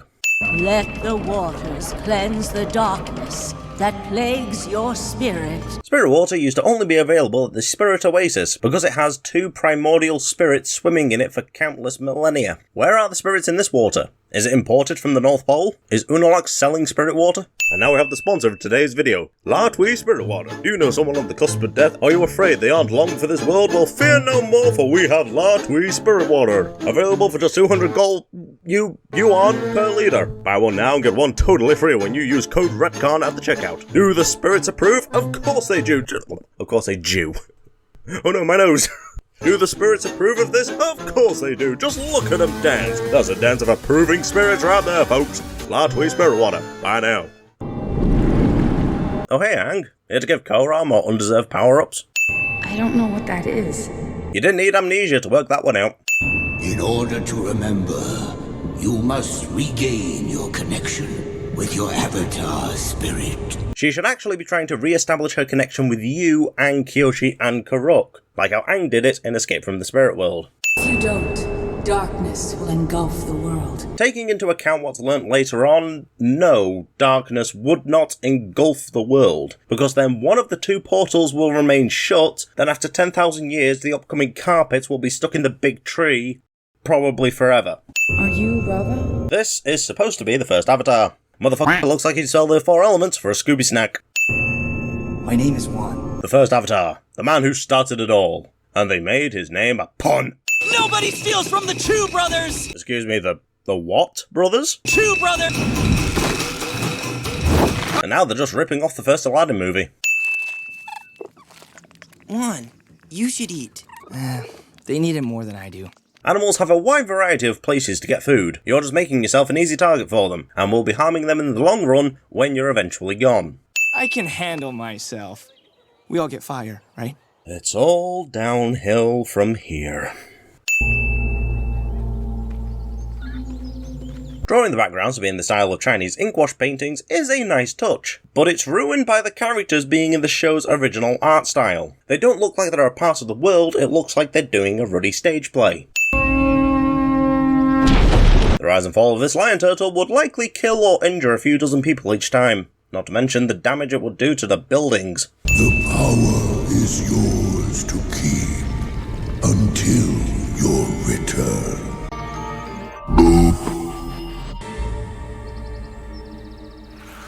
Alright, you all knew this one was coming. This is a major retcon of bending. No, stop coping right now, get out of the comment section. This is not the power of the element, this is bending. As elemental bending, by definition given on the wiki, is the ability to manipulate an element, which Juan here does several times, as well as the wind people manipulating the air to carry them up to the tree.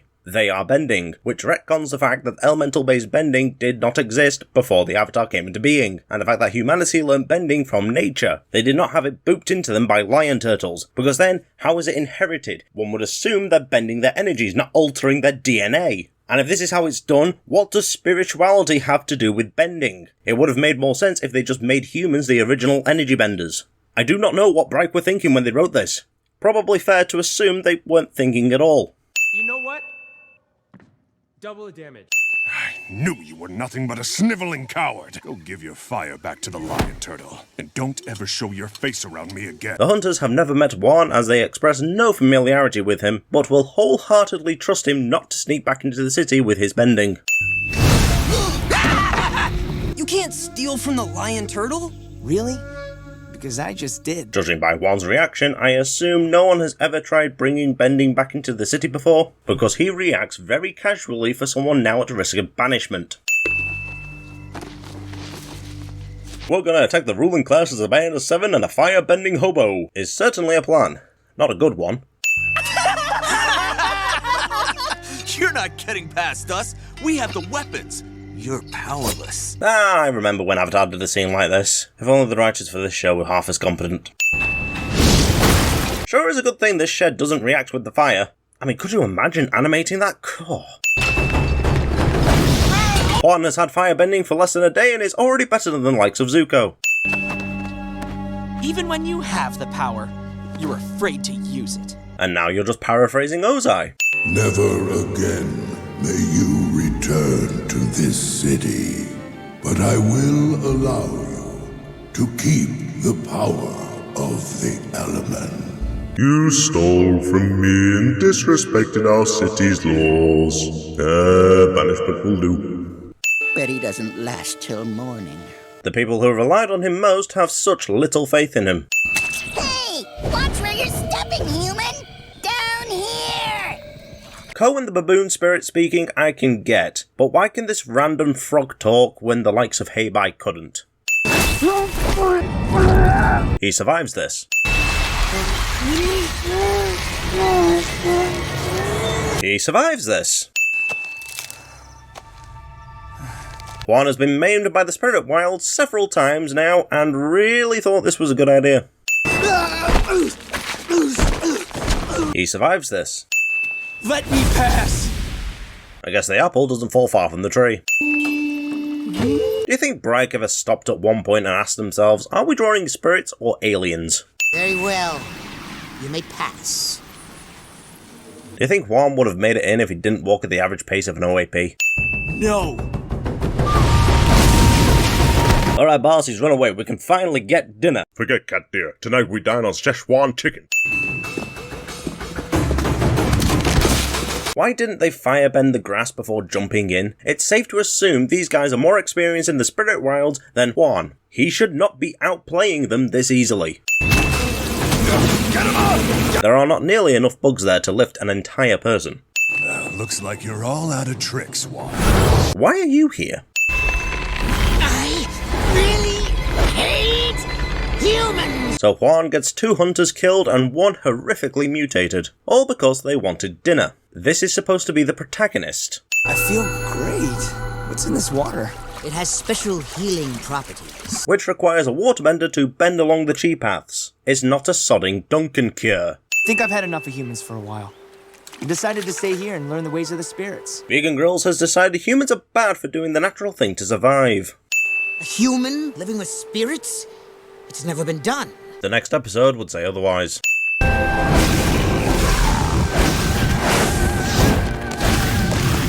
Sun Warriors robbed of their title as the first to learn from the dragons. This is also the one time we see him train alongside one of the original sources.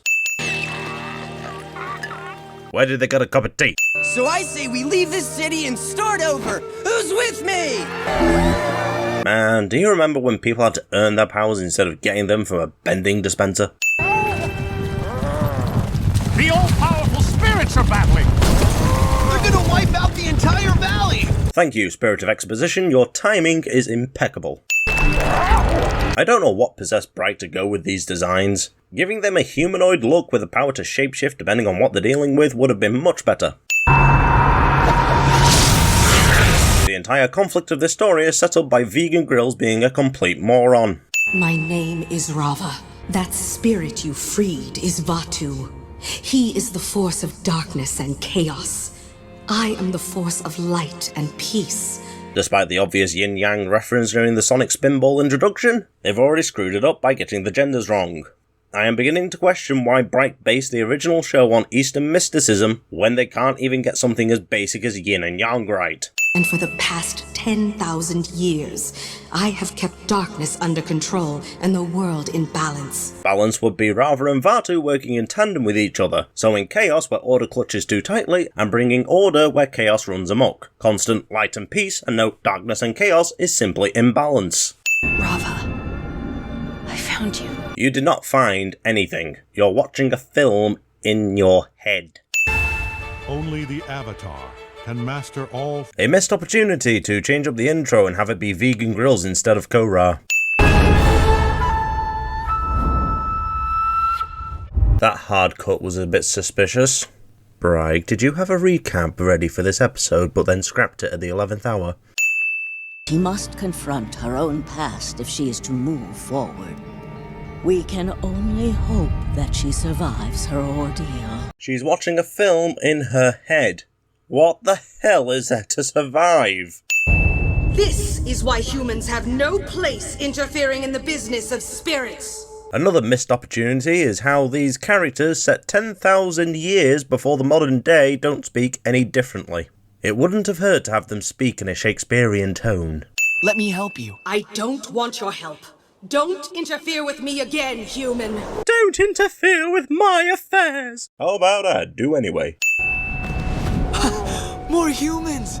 These guys for some reason have airbending master tattoos. The markings that represent and were inspired by their original masters. They got their bending from a lion turtle, so does it have these markings on it somewhere? Were the wind people just really into this one particular body mod that it survived for 10,000 years? Yeah, wait! I'm friendly! You're about as friendly as a pit bull. Yo, Son Goku, when did you get here? The legends are true. Another lion turtle city. What legends? You heard about there being more from a lanky weasel.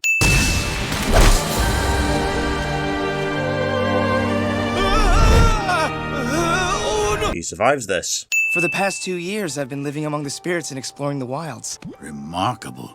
Come, sit with us. Why did the wind people before nearly brown themselves upon seeing Vegan Grills, but these ones invite him in with open arms? To hear of your travels.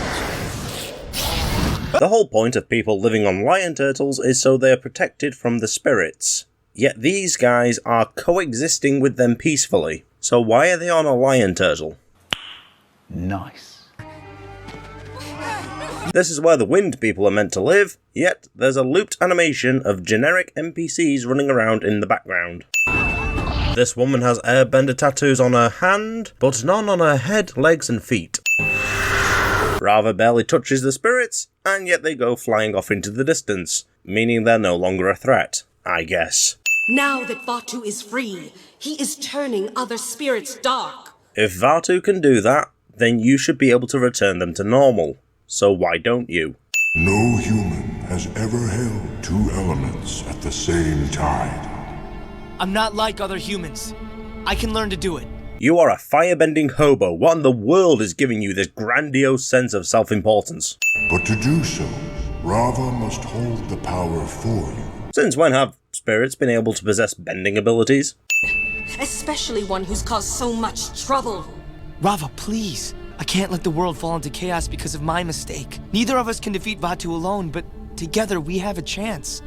You may be right. I'm not helping the hobo, please. I am now helping the hobo. What's this harmonic thing Vatu was talking about? Harmonic convergence. That is when Vatu and I must battle for the fate of the world. Weren't you, doing that yesterday? Have you been fighting since the last harmonic convergence? The only way for me to give you the other element is to pass through your body and combine our energies. So you've done this before? No, this has never even been attempted. Then how do you know how to do it? He cannot destroy light any more than I can destroy darkness. Even if I defeat Vatu in this encounter, darkness will grow inside me until he emerges again. Rava's statement contradicts Vatu's. I will destroy you forever, and the other will be reborn after a literal 10,000 years cannot both be true. If you and Vatu have the same fight every 10,000 years, why isn't one of you destroyed the other? So Bryke must not have done very well in maths, because the only way you can fit even 1,000 lifetimes into a 10,000 year time frame is if every avatar died at the age of 10, which we know is not true. That doesn't sound so bad. Even if Vatu wins, you'll come back. Oh yeah, being dead for 10,000 years is a right good time, you mindless toad. You will probably not survive to see it. Yeah, no shit, Sherlock. Humans don't live that long. Darkness will cover the Earth for 10,000 years. So let me get this straight. These throw rugs fight every 10,000 years when the planets align, but she's been restraining him for 9,999 years. Did they take breaks in between spats? What was stopping Rava from just killing him? How does the world still exist after two spirit rugs tussling for nearly 10 millennia? And why does Vatu think he can destroy Rava forever? But she says he'll grow out of her. This shit must have been written during Pride Month because they cannot keep a single thing straight. At the North and South Poles, the two realms intersect. No, they don't. Those portals never existed in Avatar. Over time, more and more spirits have drifted into this world. Spirits drifting in despite having their own world, forcing the native population apart, disfiguring and or killing the native population, taking the mortal world for themselves. Yeah, that's all hitting a little too close to home. Most people think they live in the only human city in the world. Most humans think only of themselves. Judging by how Vegan Grills was surprised about the existence of other lion turtle cities, it's safe to assume humans have been segregated for decades, if not centuries at this point. So why wouldn't they think they're the only ones left? We throw fire at any spirit we see around here, just like they attack any man. You have no idea what you're doing! The humans are entirely justified in attacking the spirits. The only real response to an invasion is retaliation. You showed me we could change the world if we just stopped being so afraid. Now we're doing it. This isn't what I had in mind. Yes, it is. It's Vatu. He's growing stronger, using their anger to turn them to his side. So do something about it. Why are you so useless? He's controlling all four elements. How does he know about the three other elements? As we've already established, the other lion turtle cities are mythical to these people. So the other three elements should be as well.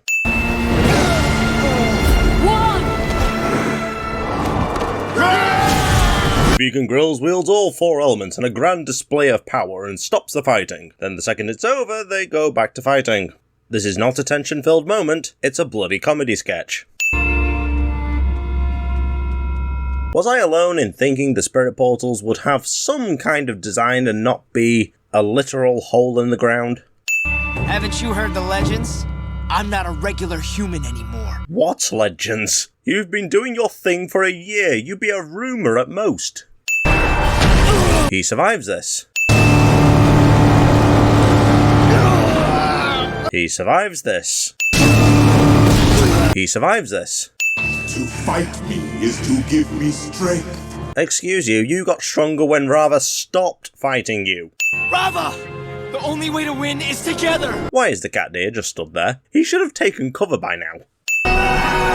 He survives this.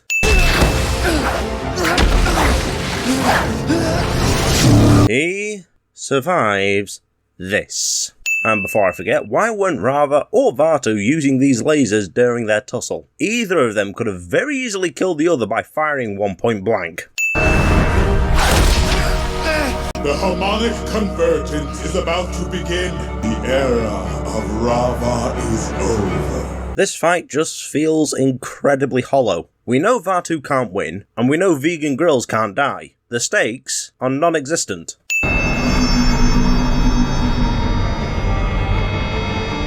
How does Vegan Grills know to touch the portal beam? And why does this do what it does? Magic.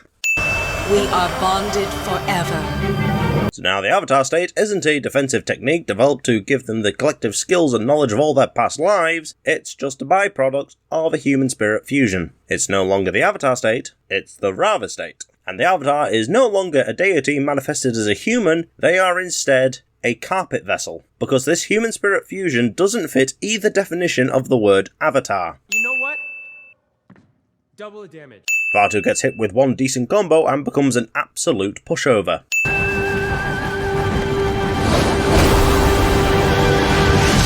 How did an air sphere surrounded by earth, fire, water, and more air turn into a spirit barrier? And how did he know how to do this? And better yet, why hasn't Rava done this? I will close the portal so no human will ever be able to physically enter the spirit world and release you.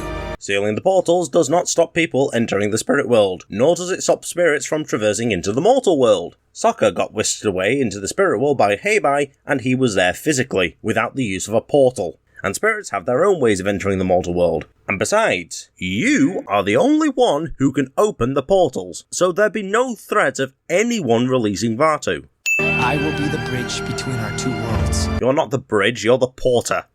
Different groups of people must learn to live together. Vegan Grills contradicts himself in record time. This is my mission.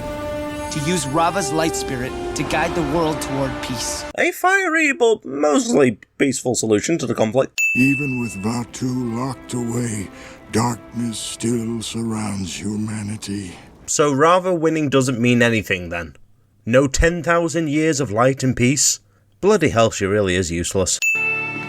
We've been raising this herd of air bison since the 100-Year War. How did Aang never find this? How did Appa never find this? I wonder how long I've been away. That I cannot say. You could very easily have just counted how many times the sun set since her arrival.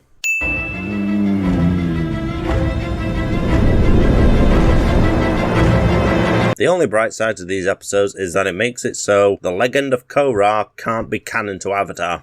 They have bastardized the magic system, the lore, and the main character, all in the span of 2 20-ish minute episodes.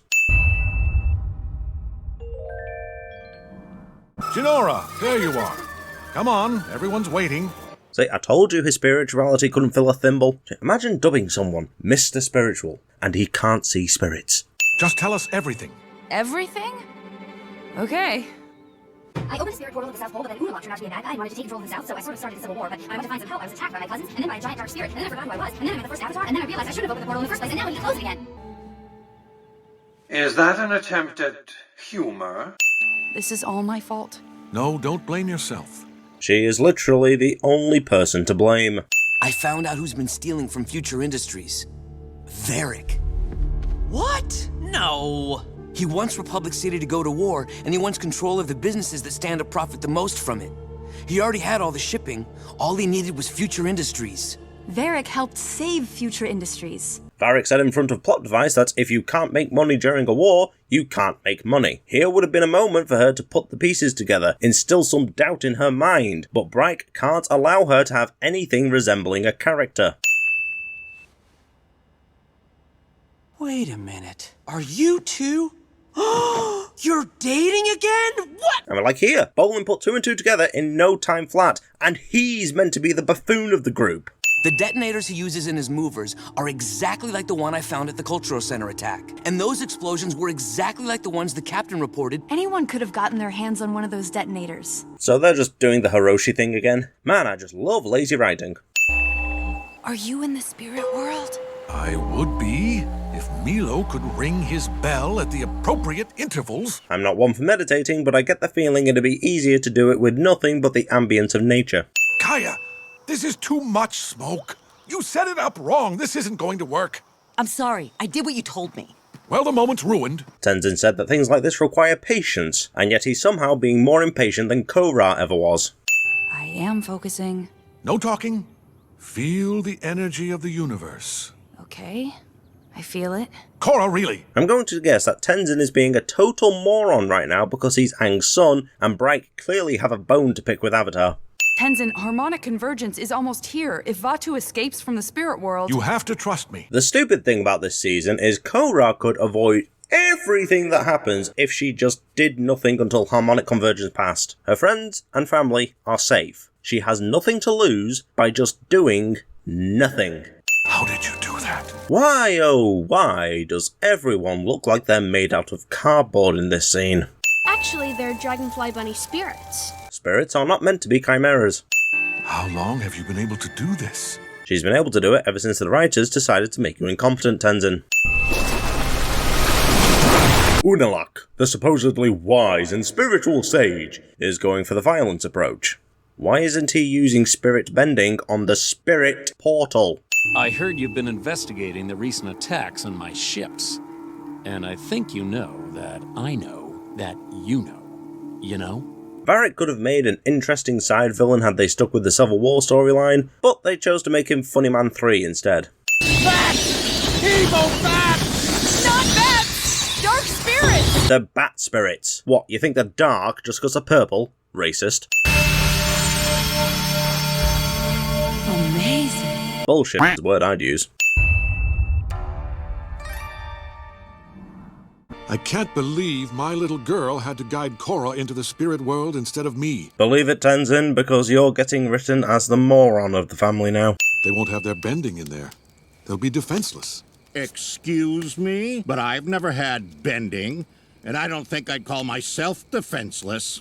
Of course you aren't, because you have your, positive attitude? His martial training, weapons training. He was a general in the bloody army. He should know how to fight.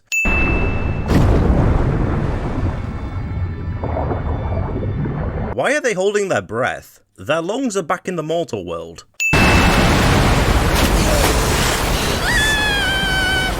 Is this a spirit world or an acid trip? I really can't tell anymore. Jinora! Jinora! What?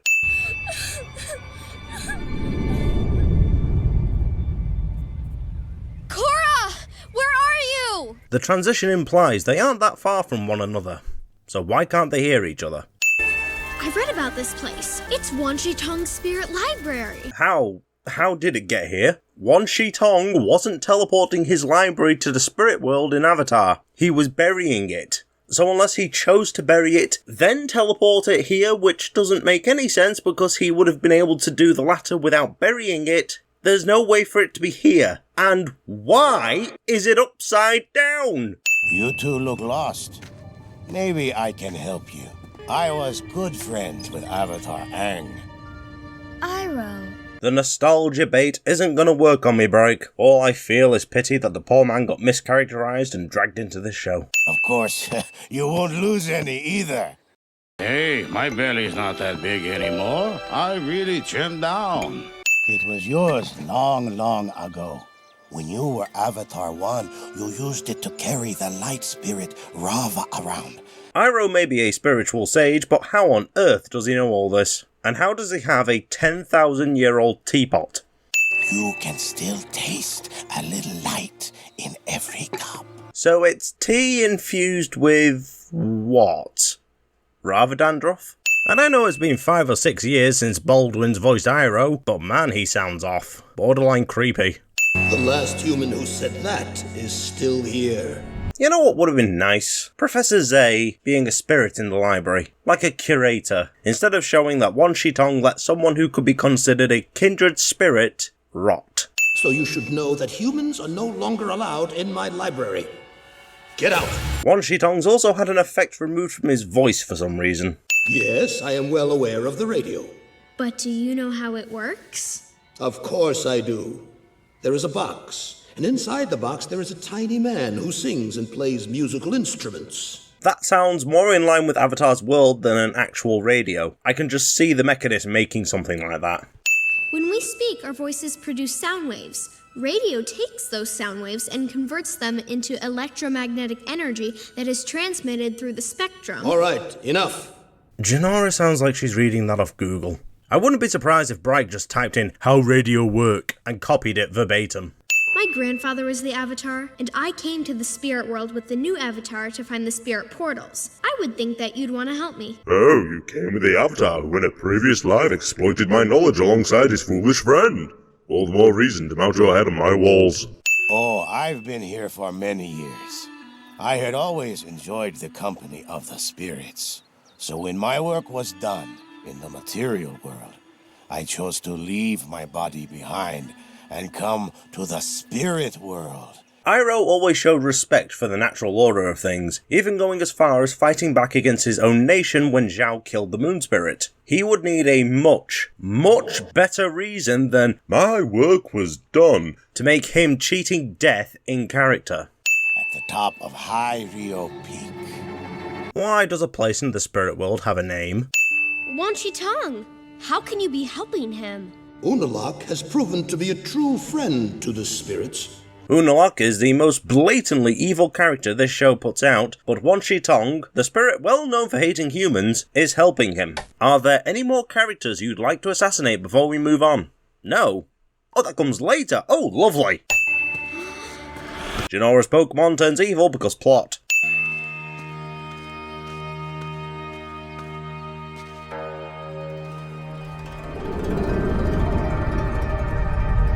Korra was not that far away in the last shot. And I'm taking this dragon bird home. Why is it called a dragon bird? Phoenix was right there!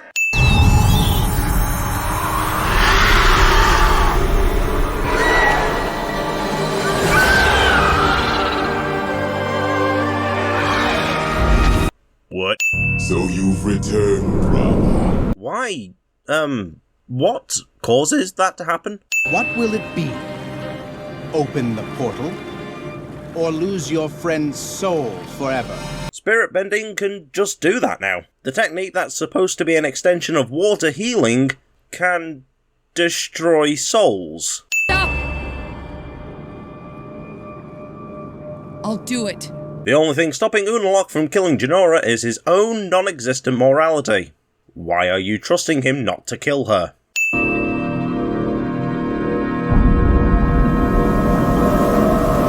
This shouldn't work.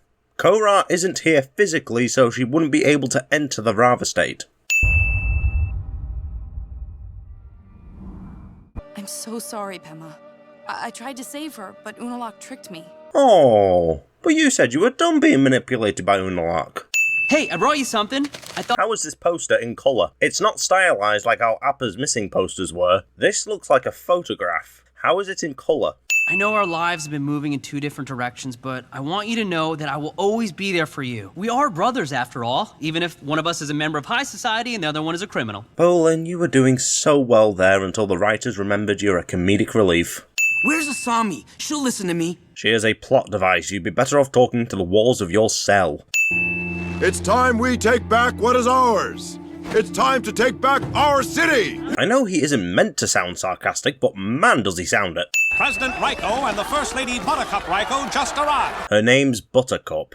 Were they pulling names out of a hat? Nice. Bright storyboarded this, had some poor sods draw it, animated it, looked at it, and decided to keep it in. Northern Water Tribe automatons! Automaton means acting of one's own will, which these mechs do not. Korra's gone, Mako's in jail, you're doing business lady stuff. Team Avatar's falling apart. Not like you were ever a team to begin with. Things have changed so much since we first met. When you met Bolin, you were a rich girl dating his brother whose only role was being a plot device. Now, you are a rich girl dating his brother whose only role is being a plot device. Yes, so much has changed. You're too late, Nuktuk. Soon my doomsday device will shoot this block of ice into the Earth's core, freezing the entire planet. A block of ice would do nothing to the Earth's core. Even if you had more ice blocks than there are stars in the universe, you would not be able to freeze it. I don't think so.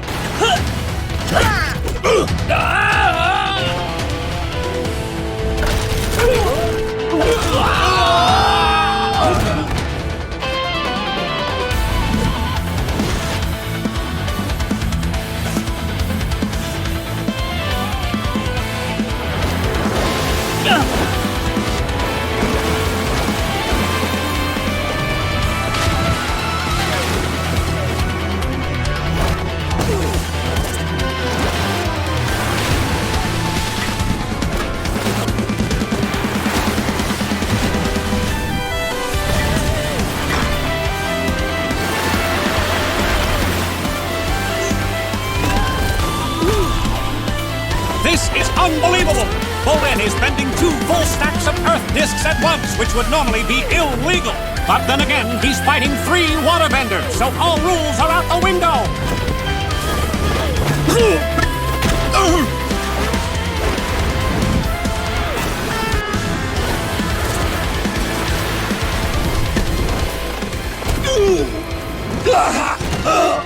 My wish was finally granted. They let Bolin be competent at least once.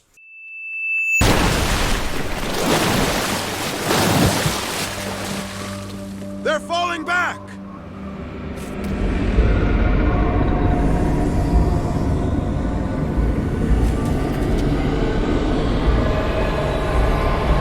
Does anyone else feel like this show just kind of forgets about its other subplots at times? You've got a great officer on your hands.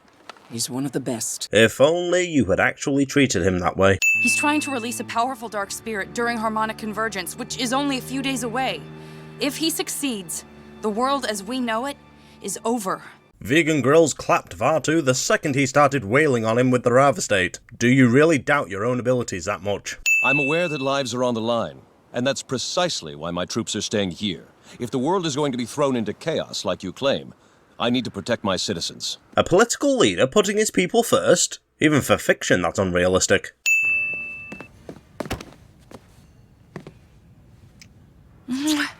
Mako, I missed you so much. The Vegan Grills film restores all her memories, but inconveniently leaves out the fight between her and Mako. I lost my memory for a little while. Maybe it hasn't all come back yet. Was it a bad fight? No, it wasn't that bad. Why? Why are you rolling with this? Your relationship with her has been utterly miserable since this book started, and you already got back with the plot device who, whilst having the personality of cardboard, was still a better choice than this stupid cow. Why have you been written to be such a moronic twat? How did Bragg have the gall to give you the name of Iroh's late voice actor, and then write you like this? You know what? Double the damage. It's over 9,000! Hello, Tonrock. Looking for me?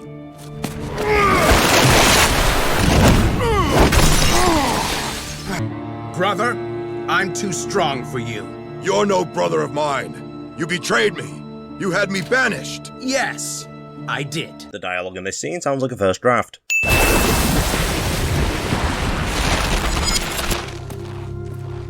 He survives this.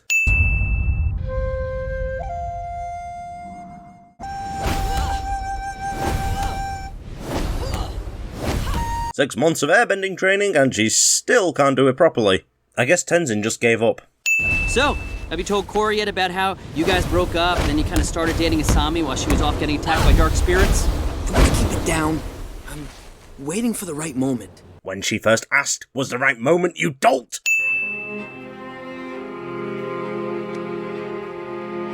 Katara could be out there bending Unalaq over her knee, but is instead reduced to being the only thing she didn't want to be. If the White Lotus can retake Ba Sing Se, Katara can retake the South. Don't agree? Bite me. Harmonic convergence is only a few hours away.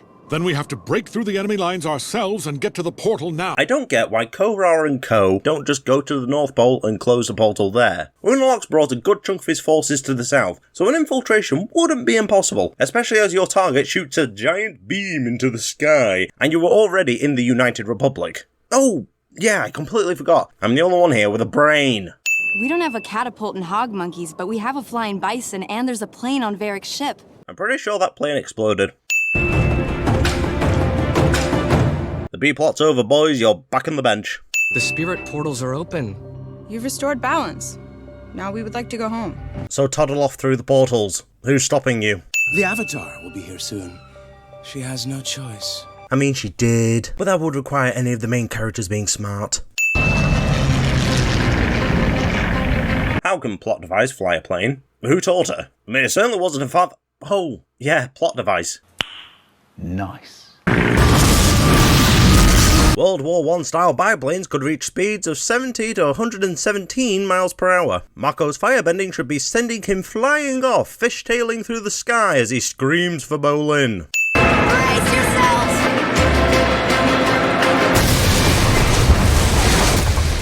The same type of plane that exploded on the ocean doesn't blow up on solid snow and ground. Isn't plot armor just great? You think what Avatar wanted was good? Driving almost all the spirits from this world? Deporting the invasive spirits is the one good thing Vegan Grills did. And besides, they have their ways of getting into the mortal world without portals. When harmonic convergence comes, I will fuse with Vaatu. And together we will become the new Avatar. A dark Avatar. A grown man dubbing himself the Dark Avatar without a hint of irony. Am I meant to take this seriously? This sounds like a 12-year-old's gamer tag.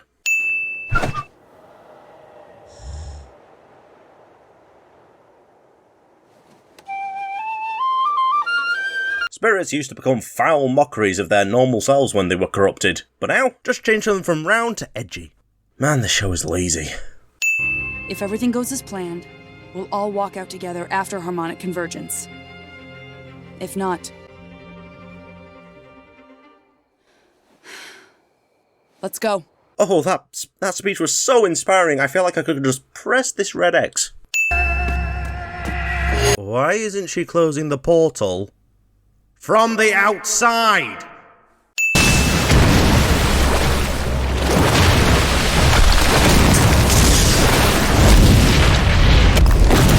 Why is it taking so long to close the portal?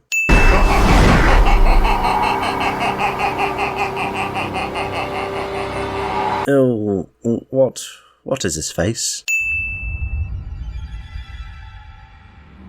Brava!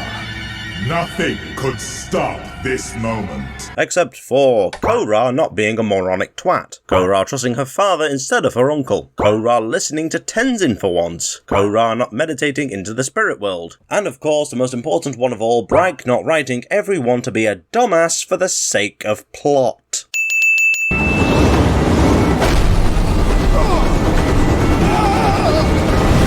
Throwing away your opponent while they're at your mercy cliché. She survives this. When did Vaatu get Vine powers? He never used them against Vegan Grills and has been trapped for 10,000 years. Iroh? How? Where? It's been so long. Almost 40 years. Tenzin is 52. He would have been around 12 when Iroh toddled off to the spirit world. He should not remember who Iroh is. Am I alone in thinking it looks like Vaatu is wagging his tail like a happy dog? I'm locking you away for another 10,000 years, Vaatu. Korra, it's not gonna work! You forgot the extra air! That is not how waterbending works. That's not how bending works. Welcome to the fog of lost souls. You will never escape. A statement which always ages like milk.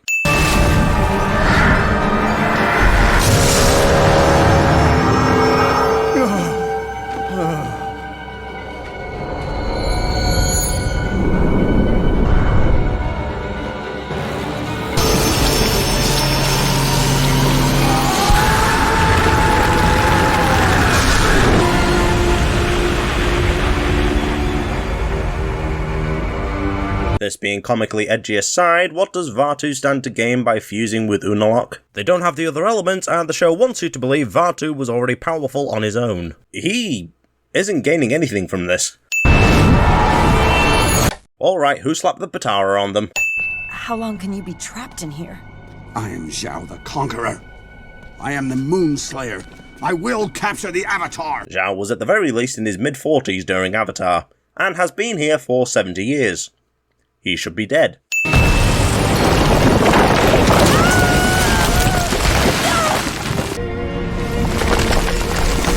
You don't even need to crush her, just bend the ice into water, push it down and freeze it again. Done. She's oh yeah, plot armor. You cannot win. Anyone else kind of disappointed she doesn't have the voice distortion? Eska, I've always loved you, and I've always wanted to be with you, but now that the world is ending, I'm never gonna get that chance! We could have been together, but you left me at the altar. No, I was scared! I was scared of my true feelings for you! I should have never left you! I'm sorry, and I'm sorry that we'll never have a chance to rekindle the dying ember that was our love into a big fire of love flames. You'd think Bowling was faking this, but apparently he was being genuine. The poor lad went and developed Stockholm Syndrome.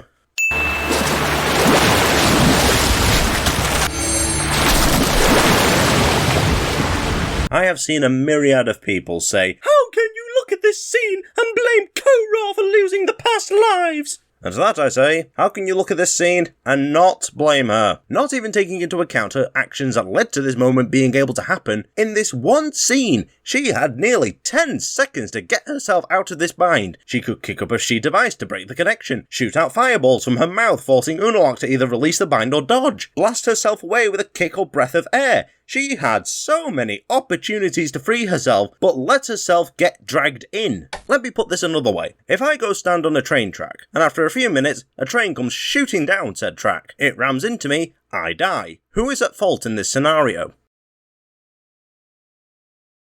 If you said the train, you are probably a Korra fan. We are bonded forever. Unless your creepy uncle penetrates you, then there might be problems.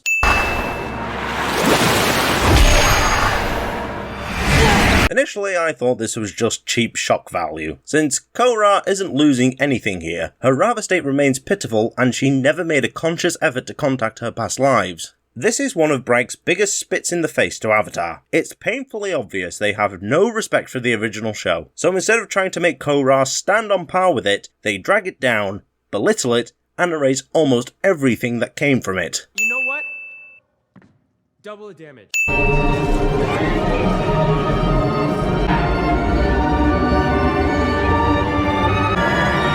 Why does he become a kaiju? Vaatu got big, but he never got that big.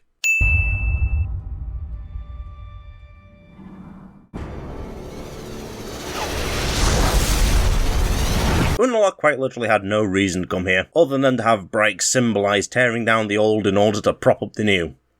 Why do people like this show? Why do people defend this show? The cycle is over. I'm the last Avatar. I'm so sorry, Tenzin. Don't worry about it, Korra. You're not canon anyway. This tree had a history long before it held Vaatu. This is the Tree of Time. The Tree of Time? Since when has time been a part of this season? And the legends say that its roots bind the spirit and physical worlds together. If this tree binds the mortal and spirit worlds together, then how do the two drift apart and come closer together during equinoxes and solstices, respectively? Long ago, the ancients would meditate beneath this tree. Who are the ancients? Since when have they been a part of this season? Bit of a blink and you miss it moment, but Korra airbends herself up to the tree, meaning she still has the 4 elements. 3 of which, if the vegan grill story is anything to go by, should have been getting carried by Rava. These are my memories. Why are Korra's memories being shown from a third-person perspective? You have always been strong, unyielding, and fearless. Unyielding, maybe. Strong and fearless, on the other hand, no. Juan was just a regular person. But he was brave and smart and... Vegan Grills was incredibly reckless and about as smart as a box of rocks. Do as the ancients once did. Connect to the cosmic energy of the universe. Don't bend the elements, but the energy within yourself. How does Tenzin just know all of this? How does he have in-depth knowledge from over 10 millennia ago? The only place you'd get something like that is Wan Shi Tong's library, and he's never been there.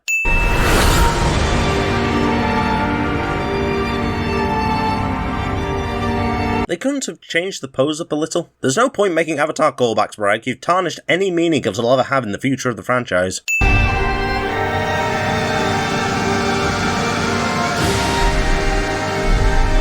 When the lion turtle said, "In the era before the Avatar, we meant not the elements, but the energy within ourselves."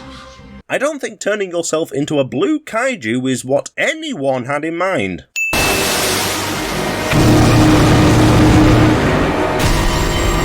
Hey, who put Dragon Ball Z on? Excuse me, what do you mean it's still the Legend of Korra? Korra is able to overpower Vaatu. A regular human is able to overpower the embodiment of darkness and chaos. Man, this show is a joke.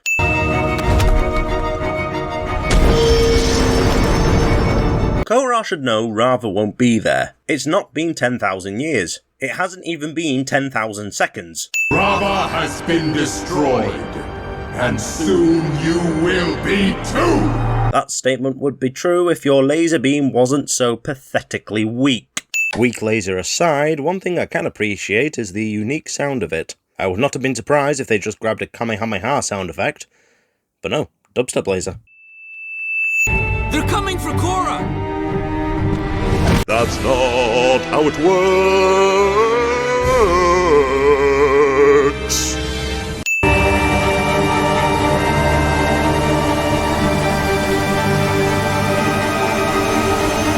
Korra's plot armor stops Unlock's spirit bending from working just long enough for Jinora Christ to descend from the heavens above. And much like the rest of the show, Bright have no idea what actually happened here outside of Jinora being a Deus Ex Machina.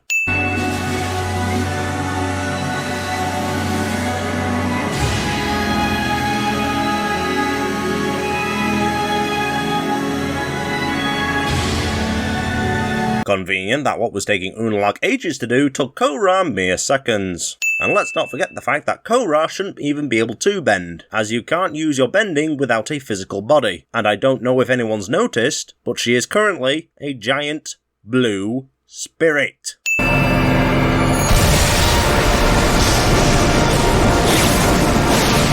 It's just occurred to me now, but why did two portals on opposite sides of the world lead to the same place? Why don't you close the portals, and we'll go home. Maybe I shouldn't. What if Unalaq was right when he said the Avatar shouldn't be a bridge between the two worlds? What if Avatar 1 made a mistake when he closed the portals? So after seeing how spirits invaded the mortal world and forced humans to live apart, you're just going to leave them open. This is a world-altering choice, and you're not going to consult anybody about this. I think we both know that this, us, doesn't work. Mako is now destined to forever be single. This character was meant to be a tribute to Iroh's late voice actor, but Bright seemed to have nothing but scorn for him. I've decided to keep the portals open. I will no longer be the bridge. Being the bridge in Avatar meant you helped relations between spirits and humans. You bridged the divide between them, so that what we call the life story of vegan grills doesn't happen. But it wouldn't be the Legend of Korra without its titular character being a total moron.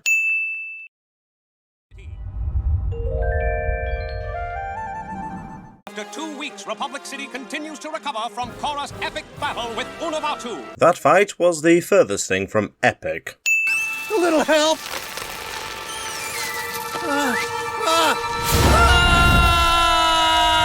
The cast is already lacking in non-benders as it is, but Bragg decided, you know what we need? More benders. Why does Korra have a glider all of a sudden? You know, that would have been real handy in Season 2. I can vanquish Vatu, but not a bunch of stupid vines? Why do you want to get rid of them? They have been dumped on people's homes. The Avatar has put us all in a very difficult position. Oh, did I put you in a difficult position? Yes, you did in fact put them in a difficult position. People died because of your actions. Don't try to convince me people survived this. This is a disaster. Don't worry, we'll figure something out. Plot device has been cooked out of her relationship with Mako twice, and yet these two are on good terms. Where's Mako? He's staying at the police station. Still? Of course he is. Who would want to live under the same roof as their ex-girlfriend? Let alone two of them. There are only 5 airbenders in the entire world, and your brother is not one of them. Get out here, sir, or I'm knocking this door down. 1, 2... So, despite... Only the Avatar can bring balance to the world. The universe, after harmonic convergence, just rebalanced itself. What are the prerequisites for this? They have no visible blood relation to the air nomads, so what, was it a lottery? Boomy just started airbending. I'm afraid he's not the only one. What? This rebirth of airbenders undermines the genocide of the original ones. It should have taken generations to restore the air nomads, not the universe setting up a bending raffle no one could consent to. How are you doing? You know you're welcome to stay here instead of sleeping at the police station. No, I'm fine. I should just get going. As you were. Ladies? Someone put the poor man out of his misery already. This is so exciting! The last we saw of this car was it being a kamikaze. Out! Yet it somehow returned. What? Oh look, plot device is teaching how to drive. I guess they're gay now. Well, whatever happened with Mako, I'm glad it hasn't come between us. If Bragg were capable of making you face repercussions for your actions, it would have. I've never had a girlfriend to hang out with and talk to before. I can't imagine why.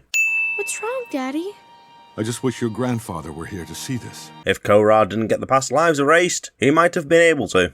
Did I ruin everything by leaving the spirit portals open? You completely disregarded what happened in the era of vegan grills and did at least half of what Unalaq wanted to do. So in short, yes. What you did during harmonic convergence may have brought back the Air Nation. The Air Nomads weren't a nation. If they were, the world would be referred to as the Three Nations after the genocide. And thinking about it, they only got called the Air Nation by that one Fire Nation teacher. Oh, no, Tenzin drank the fire Kool-Aid. I will burn this planet down. Avatar wisdom is a thing of the past, Bolin. Come on. Oh, okay. Is that a good thing? No, it is not. Not that this carpet vessel has much wisdom to give anyway. I don't want to be an airbender. Please, you're the Avatar. Make it stop. I'm sorry, I can't.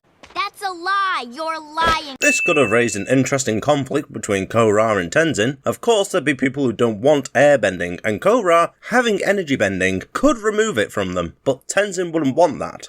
It could have made for an interesting B-plot. Lord knows this season needed one.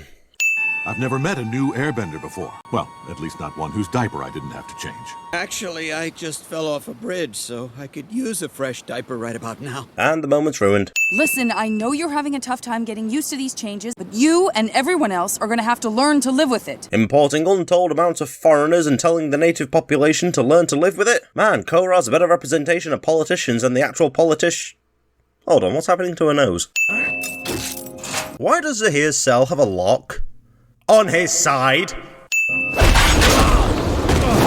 The other airbenders using the element I can excuse because they're shown to have no control over it. But Zahir being able to use it like he's had the ability for years? Yeah, no.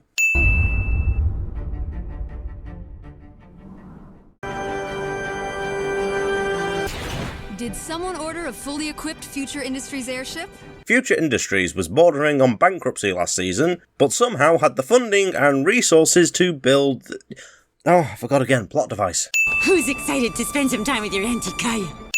Once I received your message, I proceeded to contact various locations within the Earth Kingdom as ordered by you. This could have been a chance to show how the Fire Nations progressed since the end of the war, but instead they have them trot around random Earth Kingdom villages number 1 to 759.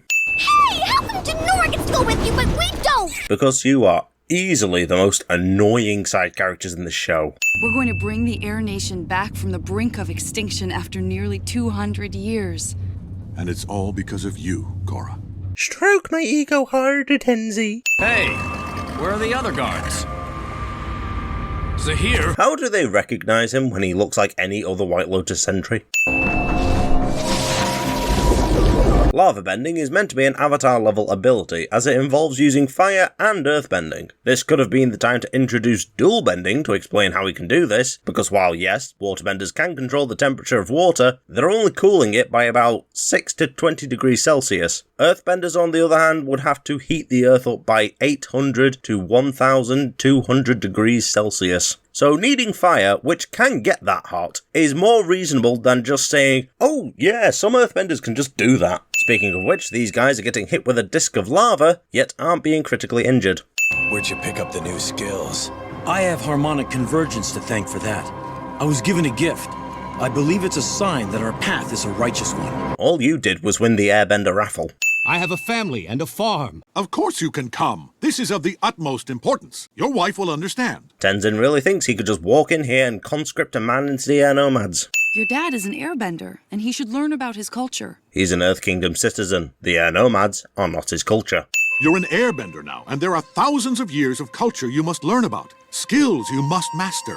You expect me to abandon my entire life? My family? No! No, sir, I'm not going anywhere with you, and I think it's best that you leave. Apparently making Tenzin spiritually inept wasn't enough. They had to make him socially inept as well. When your son becomes a master, he'll get tattoos all over his body, just like me. There's nothing more nutritious than our vegetarian diet.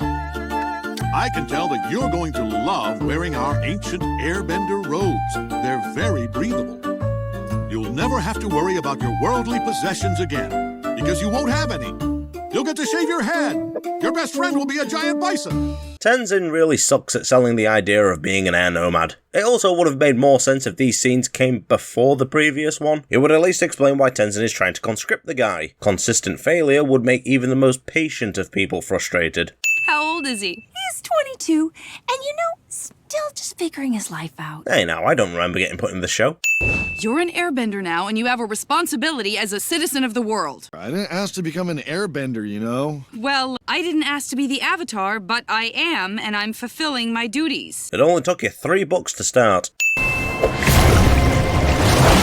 Water prosthetics is a neat idea, but it would have been nice if the show actually delved into it. Like, does it have something to do with phantom limbs? Hey! Let me go! This is not what we rehearsed! Bright love to hate Mako. How does Jinora have a traditional glider instead of a modern one? Actually, Tenzin had one for like 4 seconds in book 1. Where did they get them? Release the boy, or we'll take him by force. The outlaws. They're after me. Let's get out of here. If you want Kai, you'll have to go through me. You outlaws are going to prison. Outlaws? I'm a sheriff, and these are my deputies. I guess the first carpet vessels of a cycle excel at getting easily played. Once I got airbending, I changed. I don't know how to explain it, but I feel like airbending chose me for a reason. Like I'm a new person. I'm sorry, please! You have to listen to me! The boy ran away with a sack of gold and expects this to work. Wait! You guys got the family's life savings back. Now let us take Kai. Oh, come on! How could you let this happen? I don't get why they didn't get Dante Bosco to voice Zuko again, and just make his voice sound older.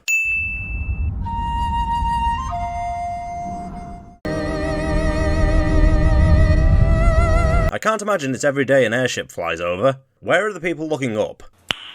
Nice.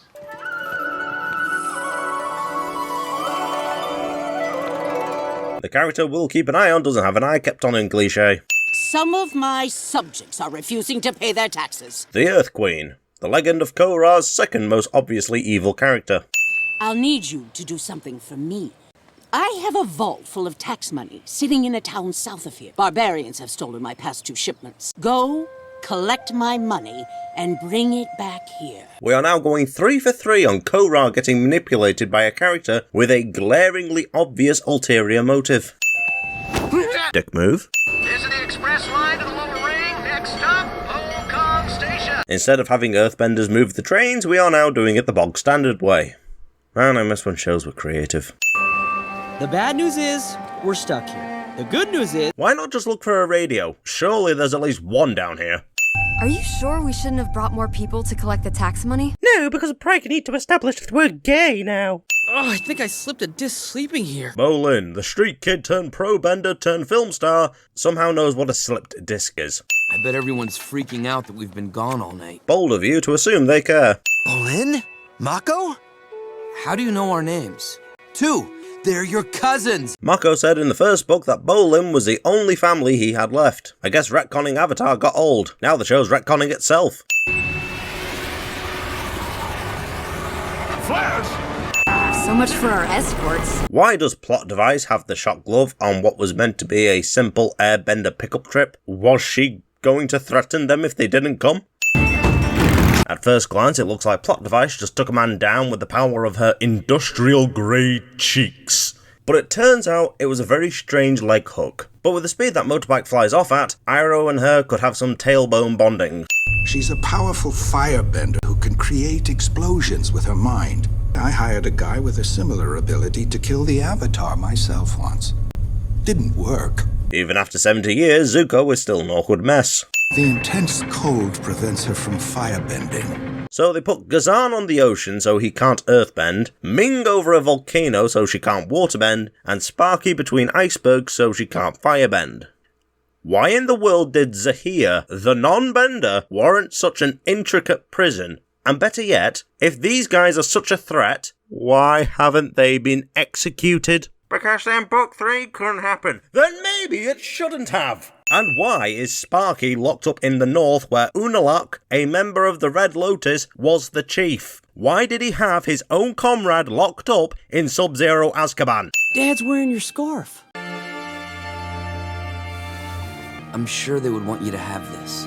Why would an Earth Kingdom citizen have a red scarf? You could say his wife gave it to him, but then why would they want her to have it? One of our neighbors started airbending about a week ago. A couple days later, Dai Li agents come out of nowhere and snatch him up. Why are the Dai Li still around? They betrayed their country. Dissolving their organization should have been on the top of the Earth King's list after he returned to power. Welcome to Her Majesty's Army, 1st Airbending Regiment. You live to fight for the Earth Queen.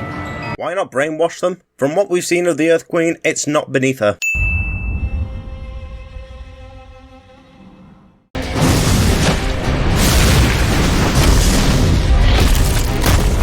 They give Zuko one fight, and it's the worst possible conditions for a firebender. So the Red Lotus want to take out world leaders. 3 out of 4 of them are here, yet they run away. They had them dead to rights, but they... Oh, I did it again. I keep forgetting about it. It's plot armor. Nice. Whoa, hey! You letting off steam is starting to hurt. Ooh, clever foreshadowing. The Earth Queen's been secretly taking airbenders and forcing them into her army. That is not information you should have. 2 said they were using them for experiments, not conscripting them. Those people should not be forced to join an army. You hypocrite. I know how to check it out without being caught. I can project my spirit into it. It will never be elaborated on as to where she picked this up. You will become the Earth Queen's elite fighting force and protect her at all costs. So how do they plan on training up these airbenders without a proper master? Oh, yeah, of course. They'll just punch and it'll happen. I just kind of focused on your energy. I think our spiritual connection led me to you. Maybe you can find Kai the same way. I know you two have a connection. A crush is not a connection.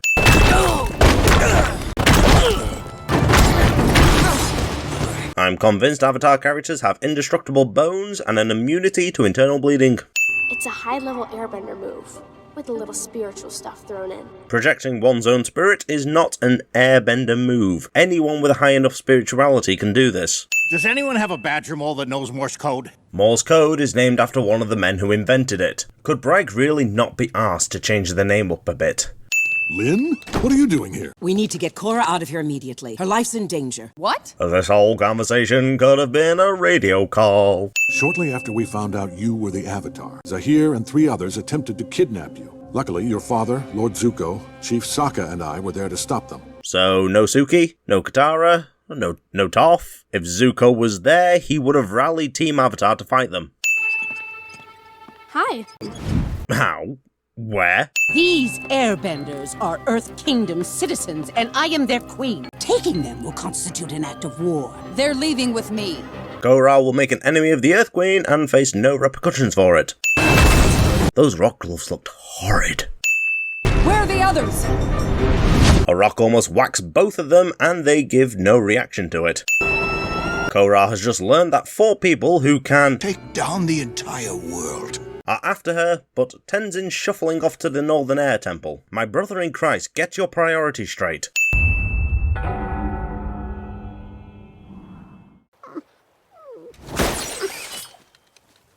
I no longer like Lin. Zaofu is a pretty neat idea for a city. Seeing Toph's Metalbending Academy being able to bloom into... Huh? What's that? Someone called Su Yin built it? You're joking, they're adding in more characters?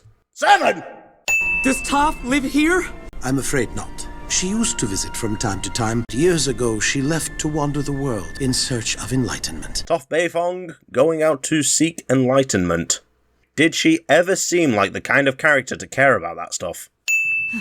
Lynn never told you about me. How could she? You didn't exist. Why didn't you ever tell me you had a sister? You and Lynn aren't even friends. And you expect her to divulge her personal life to you? Half-sister. Same mom, different dads. Toph gets 2 kids from different guys, while Sokka and Suki get none.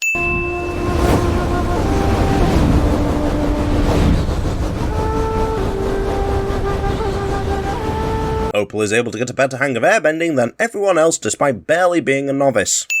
And why does it seem to be only Earth Kingdom people who have gained airbending? You'd think of all the places, they'd have the least amount of them. You know, natural opposites and all. I got to be a pro-bender, fought against a dangerous revolution, became a mover star, and now I'm helping the Avatar rebuild a whole nation. Wow. Opal may as well be wearing a shirt that says "Dick me, Daddy." You and Opal seem to hit it off at dinner. Too bad she's not my type. Right, I forgot. Your type is dumb mover star or psycho ice princess. You can't forget spiteful carpet vessels.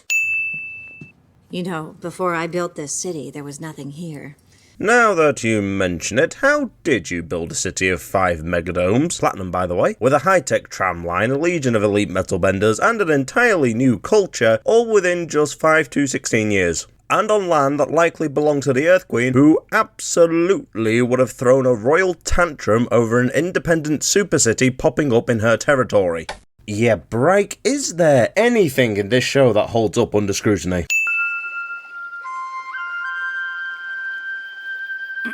You damned cock-blocking son of a whore. You seem to know a lot about airbender history for someone who just got airbending. Almost as if people would study that kind of thing.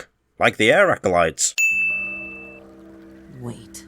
Zahir! The White Lotus Sentry recognized Zahir the second he turned his head, but it's taken Kaya a whole day. That is not the same glider Tenzin had in Book 1. I need some help! Number 2 did not get far enough away for her to not hear a fight break out between these two, but the show is going to pretend like she did and not have her come help. I would love it so much if you would be a part of it. Get out. Sorry, did I say something? Get out! Sue's right.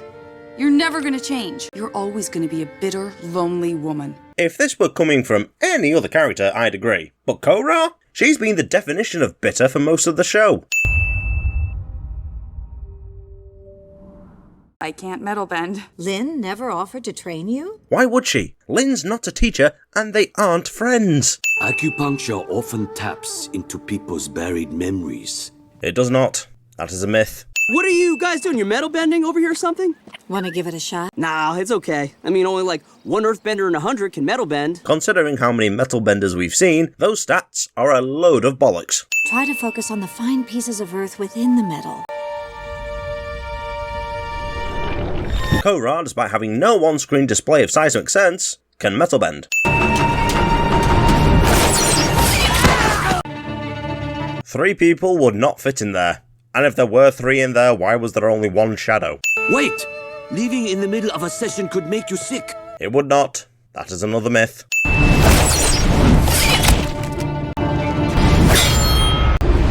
Lynn gets her scar from an easily preventable accident. How can Ming, the congenital amputee, drive a car? I've been trying to metal bend, and I can't figure it out. This isn't the first time I've tried. I mean, I've been wanting to metal bend ever since I heard about Toph. Bolin has not shown any interest in metal bending until now. Your grandmother is my biggest hero. If Toph were his hero, there should have been some examples of that. Like him trying to join the police to get closer to Lynn in hopes of possibly meeting her. Here's what we're going to do. Sue, you need to leave the city as soon as possible. You'll go stay with your grandparents. Lynn, give me the arrest report. You can't cover this up. There were witnesses. I'm the chief of police. I can't have a daughter in jail. This is our only option. You're trying to tell me that Toph, the character who didn't care how people perceived her and was always there when her friends needed her, turns into an unloving mother who cares more about her reputation than her own children. They're just assassinating all of the characters from Avatar. Maybe it was a blessing in disguise that most of them were left out. You know what? Double the damage.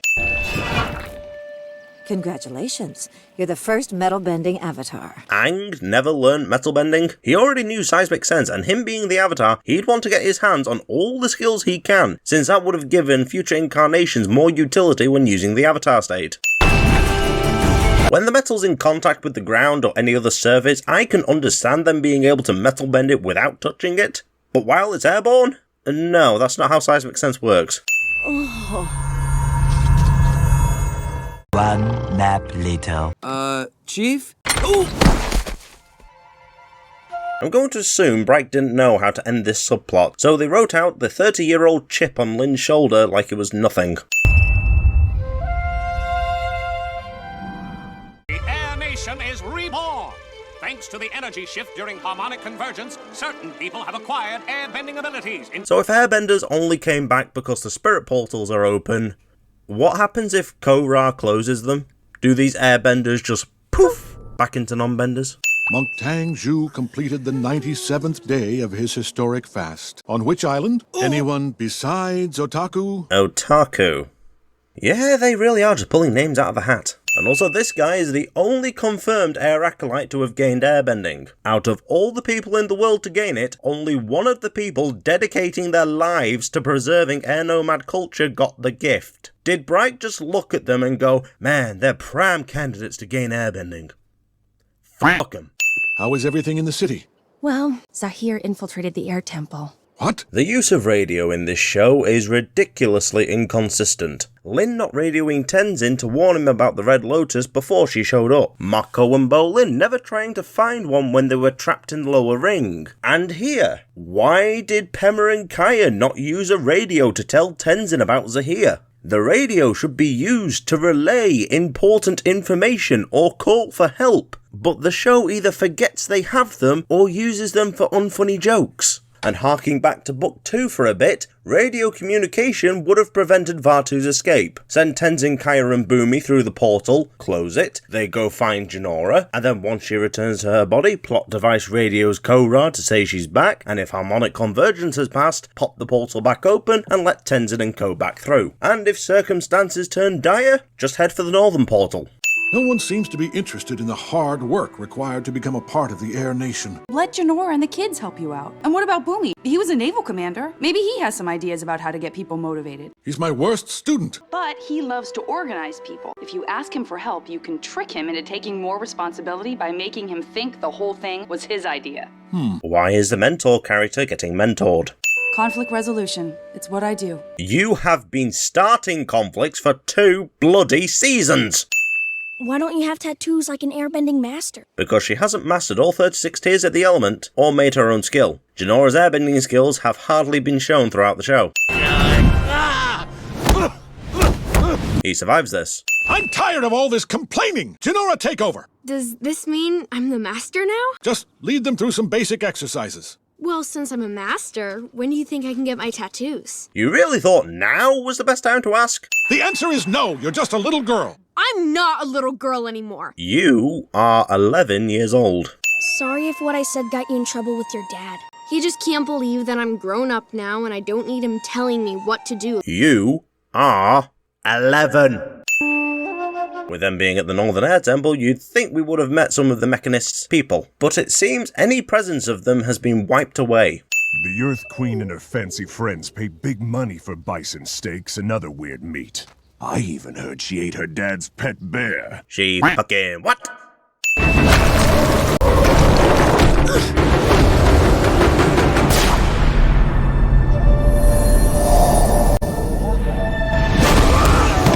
A bunch of novice airbenders are performing the art better than the current carpet vessel ever did. Metal bending is extremely difficult. No one gets it right away if they can get it at all. Oh, sure. She's the Avatar. What an odd way to pronounce Mary Sue. What's going on? I can't hear anything. I hate sitting down here. Mako must have gone hard of hearing after all of Korra's bitching in Book 2.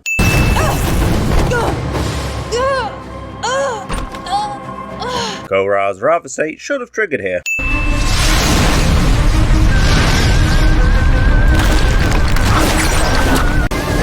I'm not sure what would incapacitate the Red Lotus faster, the heat or the fumes. Plus there's a risk of it bubbling and splashing onto them, Ming's water arms boiling off. Yeah, this would be a really disadvantageous position for the Red Lotus if the properties of lava were ever taken into account. And I can drop in from the dome on cable. Lin has her hand on this metal, which should be scalding hot thanks to the lava. Are we a go?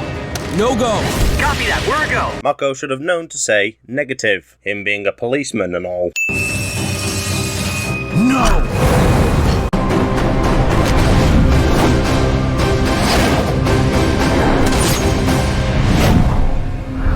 Alright, Korra's safe, they're all on the island, now sink it while they're distracted.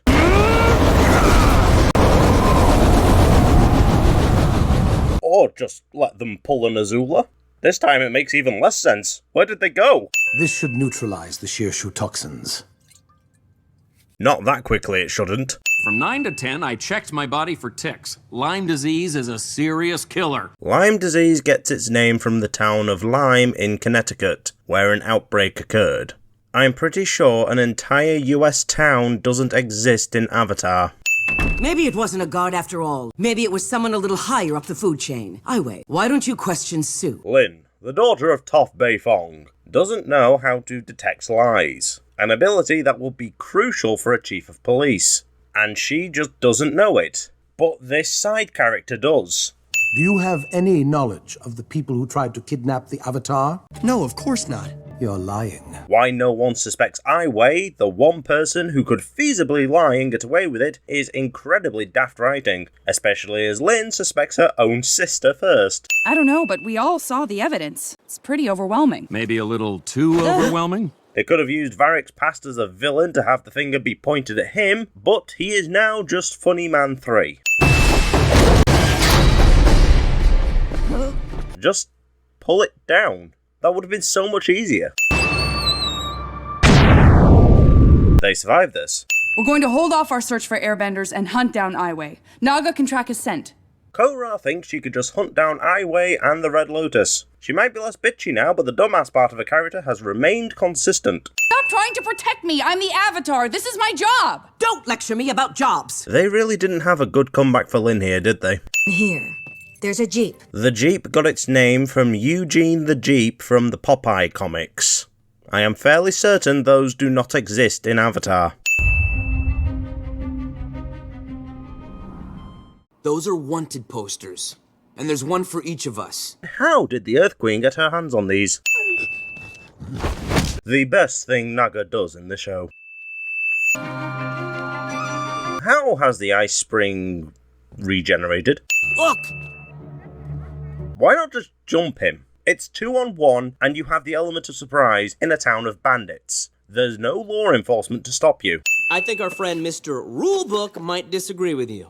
The origins of Pai Sho date back over 10,000 years. Bryke really don't appreciate how long 10,000 years is. The amount of things that can happen in that span of time. Ice ages, the rise and fall of empires, war, revolution, famine, disease, and so much more could happen.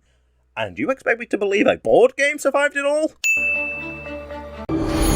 What happened back in Zaofu? Remember when being able to meditate into the spirit world was a special thing?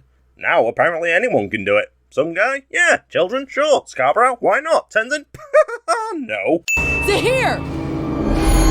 You can just teleport in the spirit world now, and take people with you, even when they clearly aren't going to consent to it. He was locked away for 13 years, Korra. I don't think a little bending is going to intimidate this guy. I'll answer whatever questions you have. She didn't even need bending. Her mere presence makes him talk.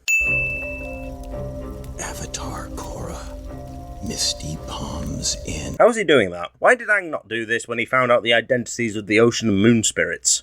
We learned about Rava and Vatu, and how Avatar 1 foolishly severed them. That's not the kind of thing you find in a textbook, and Wan Shi Tong's library was long gone by that point. Avatar 1 wasn't foolish. Did you watch the Vegan Grills film with your eyes closed and ears full of water? Oh, I suppose you did. He was trying to restore balance. Then why did you undo his work by leaving the portals open? He closed the portals, severing humans from spirits. Closing the portals did not sever humans from spirits. All along, you and my uncle planned to use me to open the portals and release Vatu? Yes. If Zahir's motives are to bring balance, then why release Vatu, who will bring nothing but chaos? I want what you want, to restore balance to this world. I don't think our ideas of balance are the same. No, it kind of is. You've had to deal with a moronic president and a tyrannical queen. Don't you think the world would be better off if leaders like them were eliminated? I don't really agree with what they've done, but taking out world leaders isn't the answer. That was your answer in the past 2 books. It wasn't too long ago that the Airbenders were nearly all wiped out thanks to the Fire Lord's desire for world dominance. Sozin wanted to share the Fire Nation's wealth with the other nations. World domination was Ozai's thing. The natural order is disorder. That does not make a lick of sense. Do you know who once said, new growth cannot exist without first the destruction of the old Guru Lahima, an airbender? Saying he was an airbender doesn't add any weight to his words. Ah, we're up against a waterbender. I better jump into this pool and stay in it. Alright, kill them. You have no reason to want them alive, so... Oh, yeah, there it is again, plot armor. You are a very smart young woman, Korra. This show has a running theme of stroking Korra's ego, and it's just annoying because she does not deserve it. That's not how it works. She would have appeared back in Highway's room. You have to let me out! The Earth Queen is in danger from a group of terrorists calling themselves the Red Lotus. I talked to one of them in the spirit world yesterday. Korra really didn't think that sentence through. Can't you just chain me to that railing? Where am I gonna go? Please? Well, as long as you're chained up, I guess it doesn't make a difference. He falls for this. Why did you need Korra alive back in Zaofu? You had her paralyzed. Why didn't you just take her out when you had the chance? Mako raises a good point here. If they did her in there and then, they'd be able to go about their anarchist tyranny while the Avatar grows up, and possibly even capture them, if not make it impossible for them to find elemental masters. Either the Red Lotus are incredibly dumb, or it's plot armor. Mostly I just made up stories about the guards, who was having trouble with his girlfriend, which one secretly wished he'd become a pastry chef. Ooh, let me try that on you guys. You were raised by an older sister. Your mustache grew in when you were 10, and I'm sensing, just sensing, an unspoken attraction between you two. This is a moment where Bolin could have picked Gazan's brains about lava bending, but instead we get more funnies. These actions would require more effort than Plot Device puts in. Send these two to the dungeon. They survived this. The controls are busted. Also, you broke the radio. It's not my fault this airship's a hunk of junk. You were aware the airship was poorly designed and should have been well aware these guys had limited ways of fighting back. Yet you still air-kicked a man into the controls. Nice. I heard that since all the spirits came back, this desert has been haunted by them. Oh, right, so I guess that's my fault too. Yes. Yes, it is. Metal bending! It is painfully obvious that the reason he can't metal bend is because he doesn't know the first thing about it. Toph is supposed to be his hero, and he clearly doesn't know how she discovered metal bending. Also, it would have been easier to just have Mako melt the lock off. Here. Lin did not have to do that, but did it anyway. Alright, I like Lin again. Tonrock, you read me? Yes. This being a portable radio tells me its range isn't exactly massive. So Tonrock is in the Earth Kingdom. So why hasn't he been with Korra this whole time?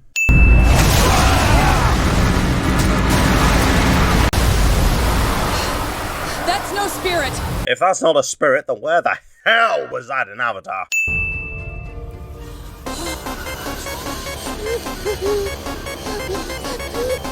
Reich really thought this was appropriate to put in a show airing on a children's network, and people wonder why it got booted to online streaming.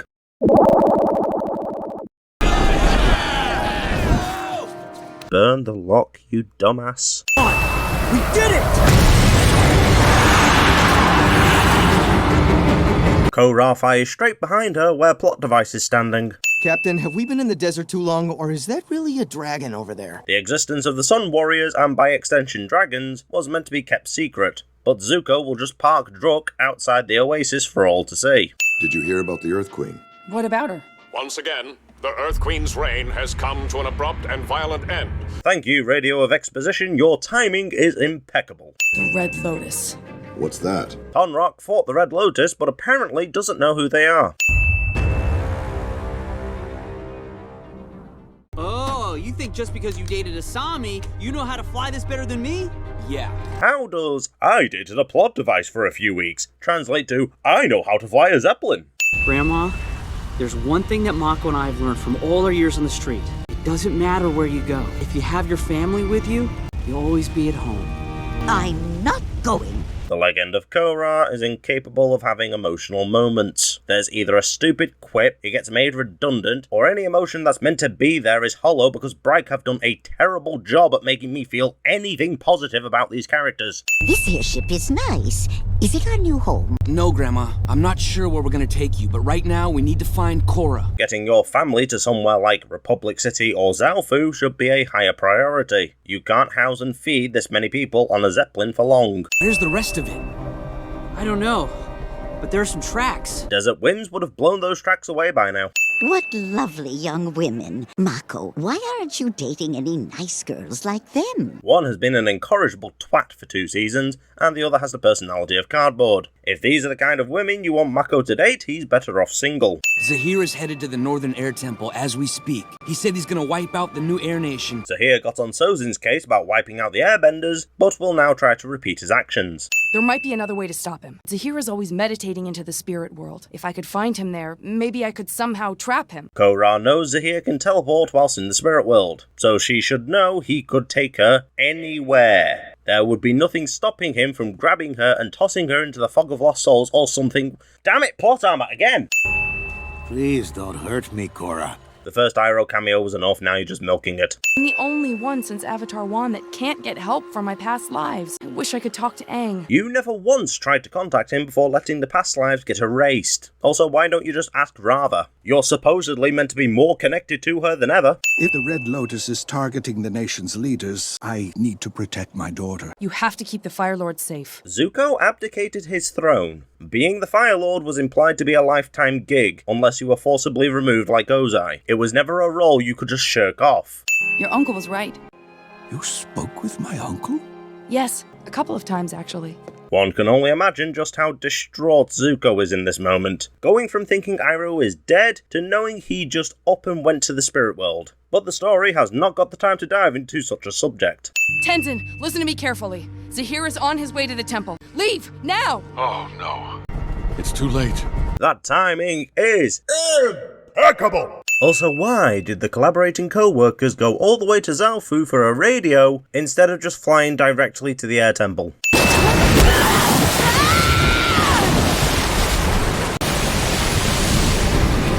No! Bumi and Kaya should have traded enemies at some point. Kaya only makes Ming stronger and Bumi is clearly out of his league. Kai should have just flown into the Zeppelin. Sparky would have been at his mercy because for one, she wouldn't be able to combustion bend without blowing herself and the Zeppelin up. And two, she wouldn't be able to firebend because then she'd risk igniting the hydrogen, keeping it airborne. Yes, it could be helium, but could Sparky really take that risk? Also, he survives this, and still has his hearing afterwards. Alright, Boomy, let go and break your fall with airbending. Or just break your bones, I guess that works too. He survives this. Wait, I got it. I'll disguise myself as a lost hiker, and once I'm in the temple, I'll distract the Red Lotus with my bird calls. Stop forcing in jokes where there doesn't need to be any. Is this being written by DeMartino or Joss Whedon? I hope he and Naga are doing okay back in Zaofu. The longer this show goes on, the more I wonder why they bothered adding in animal characters. Not one day went by in that prison when I didn't think of you. The years apart only made my love for you stronger. Zahir and Sparky's relationship comes across as an afterthought. They've only had one other scene expressing love for each other, and him being in a relationship conflicts with his desire to achieve enlightenment. And Dad, watch out for Zahir. He's not very fond of world leaders. Hey, let him go last time. Tell Ghazan to let the Airbenders go! When did Korra learn Ghazan's name? And don't bother trying to metal bend out of these. They're platinum. Always with the platinum. Other high purity metals exist, Bryke. Oh no, a double cross. How could we have not seen this coming? Get the Avatar on the airship. I'll deal with them. Why run up to them when you can just blow them up from a distance? Is it just me? Or is it, getting really warm in here? Oh, this is not good. Why were you not periodically doing that whilst fleeing? How is Tonrock able to counter Zahir's attacks so easily? He shouldn't be able to see them. He survives this. You saved me from becoming that warlord's killing machine when I was a girl. You've shown me what true freedom means. They gave Sparky a half-assed backstory, then killed her off in the same episode. Korra's Rather State should have triggered here. It's over, Zahir! In the time he spent muttering to himself, they could have put him in an earth cone, locked his feet in earth, restrained him with their wire thingies, but instead chose to stand there and let him drop. No! Stop! Flight was originally a Sky Bison only thing, until Guru Ligma Nuts became emotionally dead inside and started floating. Appa very clearly had an earthly attachment in the form of Aang. He went all the way back to the library to look for him, dreamed about him, and even went all the way to Ba Sing Se just to find him. If that's not attachment, I don't know what is. So why the distinction for humans? Why do they need to be dead inside when the Sky Bison don't? And why does Zahir need Superman-style flight when airbenders can just fly on clouds? I'll tell you why. Bright wanted a sky battle and did not think on it any further than that. Bolin has no training nor knowledge of lava bending, but will be able to just do it. Because at our lowest points, it makes it easier to pull things out our ass. Man, the Mechanist is going to be livid when he gets back. We need to get to those caves. How? I don't think we can all fit on my bison. Plot devices airship? Tenzin took it in the 4th episode. Where is it? Why didn't you ever tell us you can fly? Only one other airbender in history had the ability. I am no longer bound to this earth by worldly desires. So despite many air nomads achieving enlightenment, only one of them could fly? Where's Pali? She sacrificed her life for our cause. Why do characters always say a friend or ally sacrificed themselves when they were very clearly murdered? Do writers just not know the definition of sacrifice? Bring the poison. So this right here is mercury, as that is the only true liquid metal. And guess what? It's a high purity metal, and on average, 4% more pure than platinum, meaning these guys should not be able to bend it, yet they can. The show is breaking its own rules just to torture Korra. You know what? Double the damage.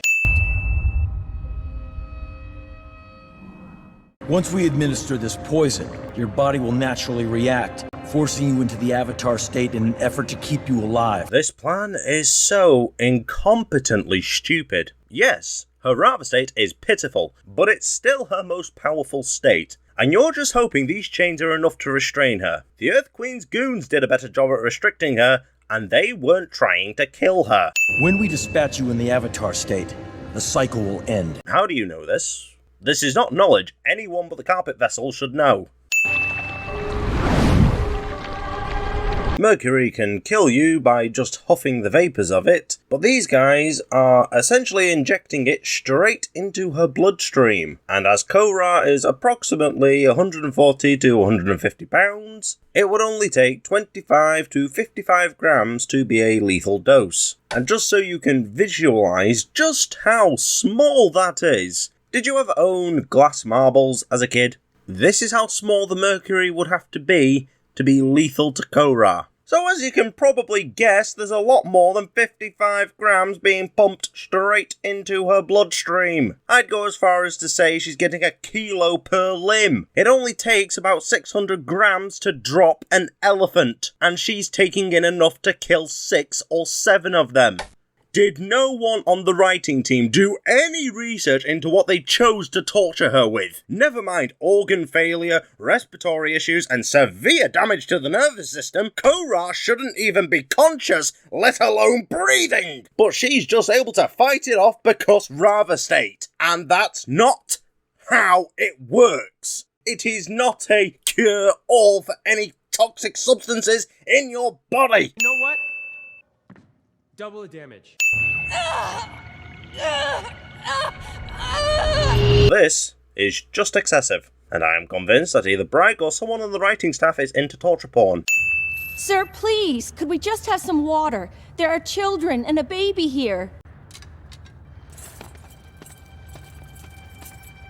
Nameless characters being dumb to progress the plot cliche. I don't know how we ended up here in daycare while everyone else gets to watch the Avatar being destroyed. Legend of Korra will show multiple characters dying or being murdered, but will censor the word kill. Avatar used it multiple times and even came up with more creative ways of saying it, but this show just keeps saying destroyed. Hey, what do you think you're doing?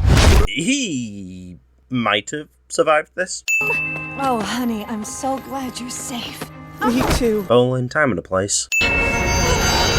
Book 2 establishes that Radha and Vaatu can't exist without each other. Destroy one and the other grows back. So since Vaatu should be regrowing inside Radha, what happens if you kill her? Would both of them just pop back up in the next 10,000 years? Would a baby Vaatu slither out of Korra's corpse like a demonic chestburster? Something tells me Bright did not consider any of this.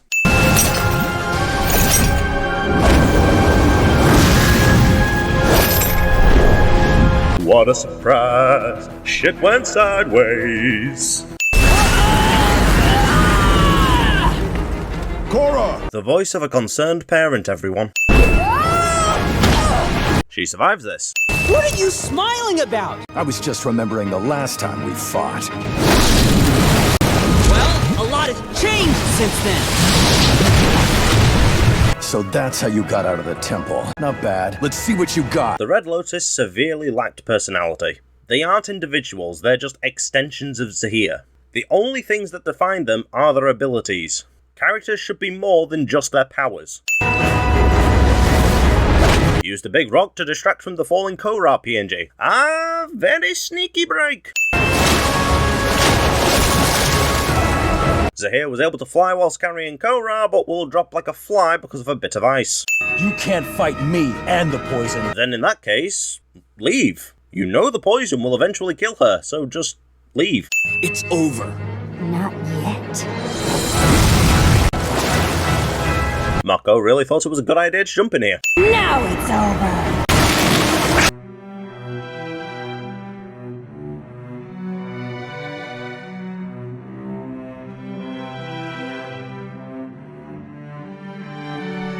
That's not how it works. Give up, Kazan! You can't win! When did Bolin learn Gazan's name?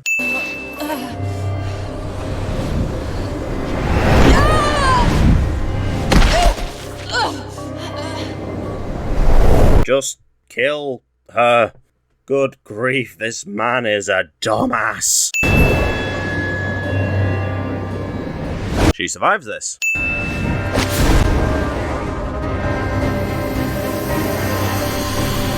Why did you not do this sooner? Why did you choose to knock her around first? Oh yeah, so that you could be low enough to be affected by Jinora & Co.'s tornado. Just so we're keeping track, Korra wins Book 1 because Amon is an idiot. She wins in Book 2 because of a Deus Ex Machina. And now wins Book 3 because the Airbenders made a super tornado. She really cannot do anything for herself.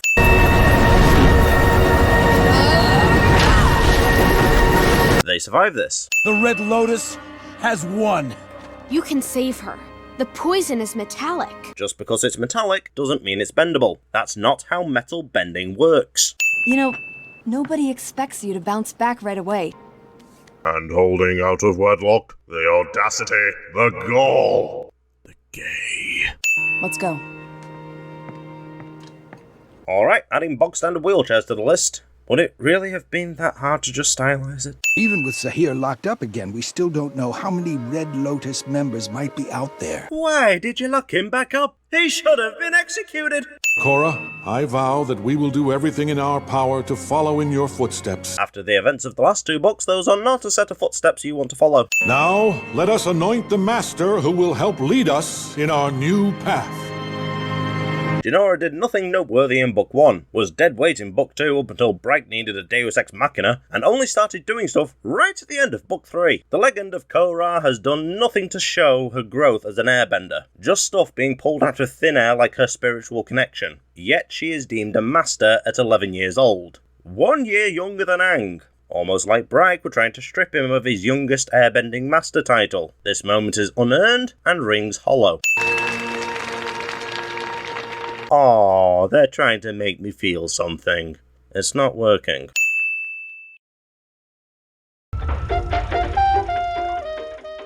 Take us stroll through beautiful Avatar Korra Park. The ego stroking continues. Maybe you can give me a personal tour sometime. What do you say? I do like the idea of putting you on a train and sending you far, far away. Oh, so that's where Korra's bitchiness went. I like funny dames. Maybe I should introduce myself. I'm Prince Wu, future king. Don't let my reputation intimidate you. I'm still human just like everyone else. This is getting out of hand. Now there's 4 of them. It's good to see you, Mako. It's been too long. You hear from Bolin lately? I haven't talked to him for a while, but he's coming in a few days for the coronation. And Korra is getting in tonight. It's gonna be weird having the old Team Avatar back in the city. You are not Team Avatar. By the sounds of it, you're not even the collaborating co-workers anymore. You're the detached underheads. Are we all positive that the Earth Kingdom is safe enough for me to return? Kuvira has the Earth Kingdom pretty much stabilized at this point. Well, the roving bandits have mostly been dispersed. The chances of you being assassinated are almost zero. They make it sound like they want something unfortunate to happen to him. Get out of here! We don't have anything left! Now you don't have anything left. No, judging by how much you picked up and how much was there, she still has stuff left. Whoever approved this redesign for the air nomads needs to be flogged.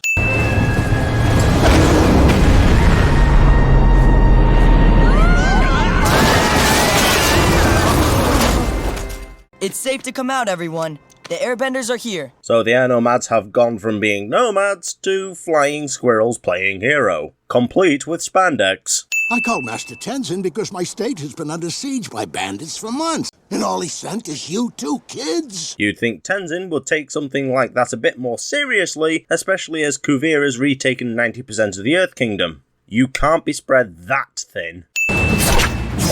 This shot implies these sheets of metal come off of her from somewhere, but in others, she just fires them out like she's Spider-Man, and she seems to have an unlimited supply of these. Couldn't she have just done that without the metal? All that to flip 1 girl and throw 2 guys. Of course, if you don't want to join, you could always stay right here. Hopefully, someone saves you before the next train speeds through. She says that like they're magnetized to the tracks. Bolin does refer to these as magnet trains, which would mean they're maglev trains, and how those work is the train's electricity generates a magnetic field, which makes the tracks magnetic. So if they are magnetized, that means the train is turned on, but that would also mean Kuvira should be pinned to the tracks along with them. What are you having done that takes 4 hours? A rejuvenating tea leaf skin wrap. Have you ever gotten one of those, Mako? He has lived as a triad member and as a pro bender, which netted him little to no money. I doubt he's even heard of one of those. Woo, we have to get you out of here! Not only do we have people stood around with their mouths wide open, but now we've gone to generic stock sound effects. And what was with the pies? How's Mom doing? She still hasn't forgiven you. You know, for someone who claims to be so enlightened, Mom can really hold a grudge. I guess when her son betrays her. Maybe instead of whatever that opening scene was, they should have summarised what everyone's been up to so we don't get weird scenes like this. I've heard how you help towns, by conquering them. Would be great if you showed that rather than told that. Your fiancé? Your brother and I are getting married. Kuvira and Bata aren't related, but Kuvira is apparently Suyin's adopted daughter. I guess it's the final season and we've already had torture porn, so sure, throw incest in there as well. I know how you manipulate states and force them to join up under you. Would be great if you showed that rather than told that. I know the only reason you want this region is because it's rich in ore. Would be great if you showed that rather than told that. They might call you the Great Uniter, but you're destroying everything. Would be great if you showed that rather than told that. I want to help, but if the governor wants us gone, there's nothing I can do. I'm sorry. Hey. Leave if that's what you're going to do. Women. You and Bolin doing okay? I don't know. He's changed a lot since he's been around her. Bolin has not changed one bit. You hear that? Flying a biplane, despite them only being around for 3 or 4 years, is something everyone just knows how to do. We're hooked! Oh, thanks, Captain Obvious. I never would have guessed. Something that would have been a neat little detail is if this bandit was one of the guys from the train scene under orders by Kuvira to disrupt the delivery in order to force the great state of Yar into accepting her terms. But no, this is just some random bandit who somehow got his hands on a biplane. Now you see, you wouldn't be having this problem if you stuck with the glider staffs. 10 more floggings for whoever designed these. When Korra gets here, I bet she's not even going to know who I am. Because Milo the boy has turned into Milo the man! I miss Avatar. I'm not even an Earth Kingdom citizen. I work for the Republic City Police Department. Not anymore. You're just a pawn in Raiko's diplomatic game. That's not how citizenship works. Mako is not the president's to give away. They somehow managed to make Book One's mechs look better. Tunrock? Wrong handshake. I assure you, your daughter's not here. Then where is she? Getting her ass kicked as per usual. Ripping off the name of a much better Avatar episode. The hallucination throws her into the air despite there being no one there to trip her up. Can I take you to a doctor? No, I don't need any help. Yes, you do. Are you sure you don't want some company in the Southern Water Tribe? I'm happy to come with you. Hey, now slow down there, plot device. People might start to think you're gay.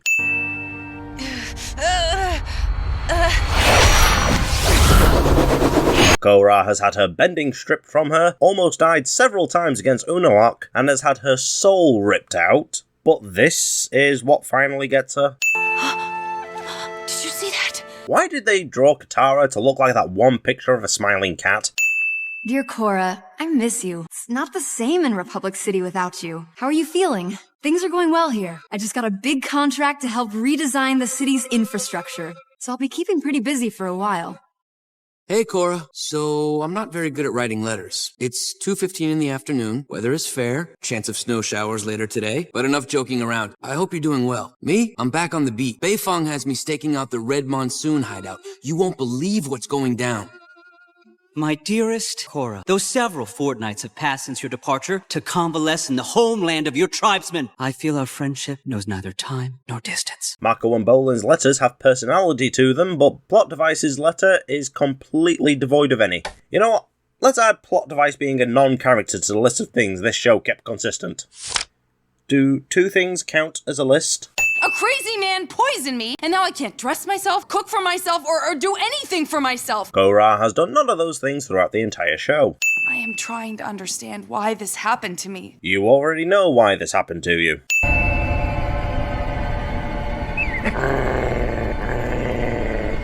You can see her too? This hallucination is induced by the mercury poisoning from last season, as it is still in her system. But this dog, who is a spirit, can see it, meaning it's not a hallucination. Is it a spirit, then? I just think you need to... If you say be patient, I swear I'm gonna water smack you in the mouth. No, I was... Tenzin, grow a pair and tell her to be patient. Please don't tell Mako and Bolin I wrote to you and not them. Haven't pointed out one of these for a while, but the pen Korra is using is another Western invention. I can't tell if it's a fountain or a ballpoint, though. If she was using a quill, I could probably give it a pass. But really, she should be using a brush. I don't want to hurt their feelings, but it's easier to tell you about this stuff. Why is it easier to tell Plot Device about this stuff? Is it because she has no character? And have some time to clear my head. It'll be good for me. I am sorry, Naga, but why are you even in this show at this point?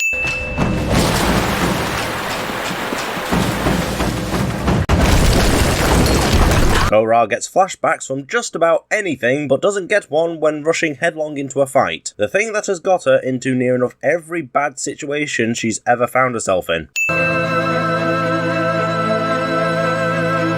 Alright, we've barely got any budget left. How do we savor it? Let's cut Korra's hair. Everyone, come here! It's the Avatar! Why can these random kiddie spirits speak when the likes of Heibai couldn't? Dear Mom and Dad, I arrived in Republic City a couple weeks ago and couldn't be happier.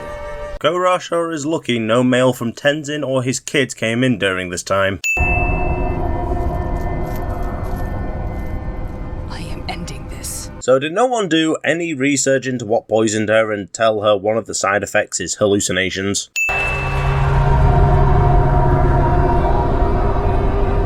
So this time, it makes sense why she's getting whacked around. She's fighting another person. But then later, she's getting whacked around, but presumably no one is there. Did Toph just see her and go, "Oh boy, I get to kick another Avatar's ass"?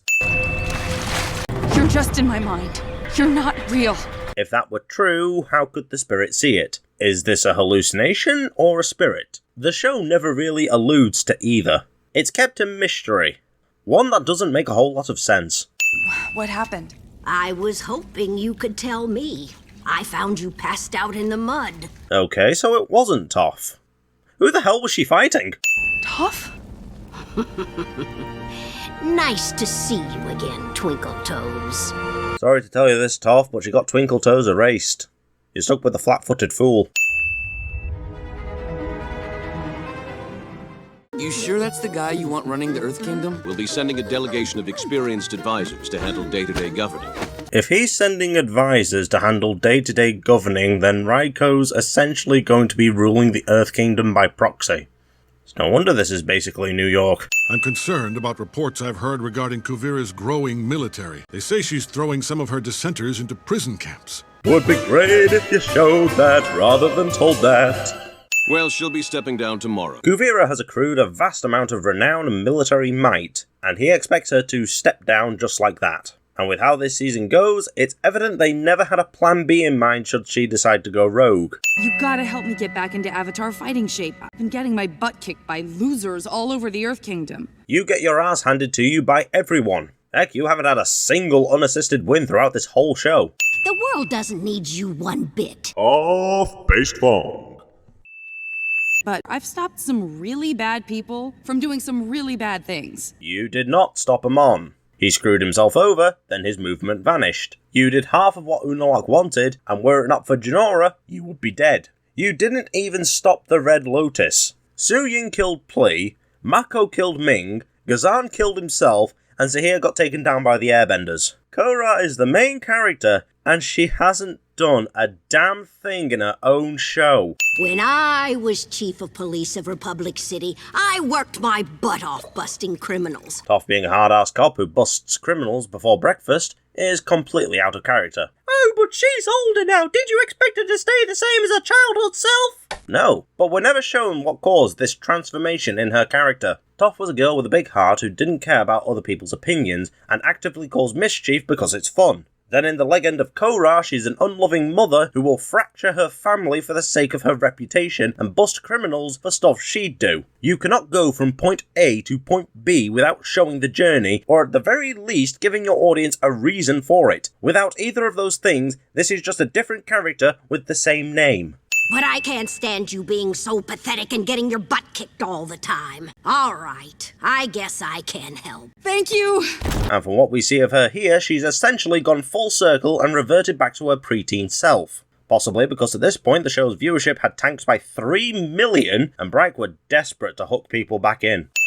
I see you have replaced me with a new girlfriend. Oh, no, that's Kuvira. She's kind of my boss. Boss, girlfriend, same thing. Who is the cook that wrote that line? We have you and your brother booked in the same room with only one bed. It's no mistake. Desna sleeps in the tub. I do not have words to describe just how weird that is. Now that you've seen all the good we've done since we left Zaofu, you must be sorry that you didn't come and help us. I don't know if I'd call marching all over the Earth Kingdom, forcing people to bow to Kuvira. Would be great if you showed that rather than told that.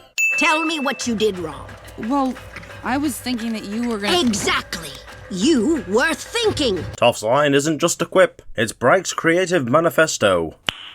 Nice. One of them deserves special attention. Kuvira, rise. Despite Wu facing away from the microphone, his voice doesn't change. It was the pathetic rule of kings and queens that caused the Earth Kingdom to descend into such incredible disarray. Oh, so I guess the Red Lotus just had nothing to do with it? I have created a new Earth Empire, and I will continue to lead it into the future myself. So you're essentially going to be a queen by another name, because calling it an Earth Empire implies you're ruling over multiple nations or kingdoms. Won't this turn all the world leaders against us? Kuvira controls the whole nation now, and Republic City is begging for the metal that we're mining. Would be great if you showed that rather than told that.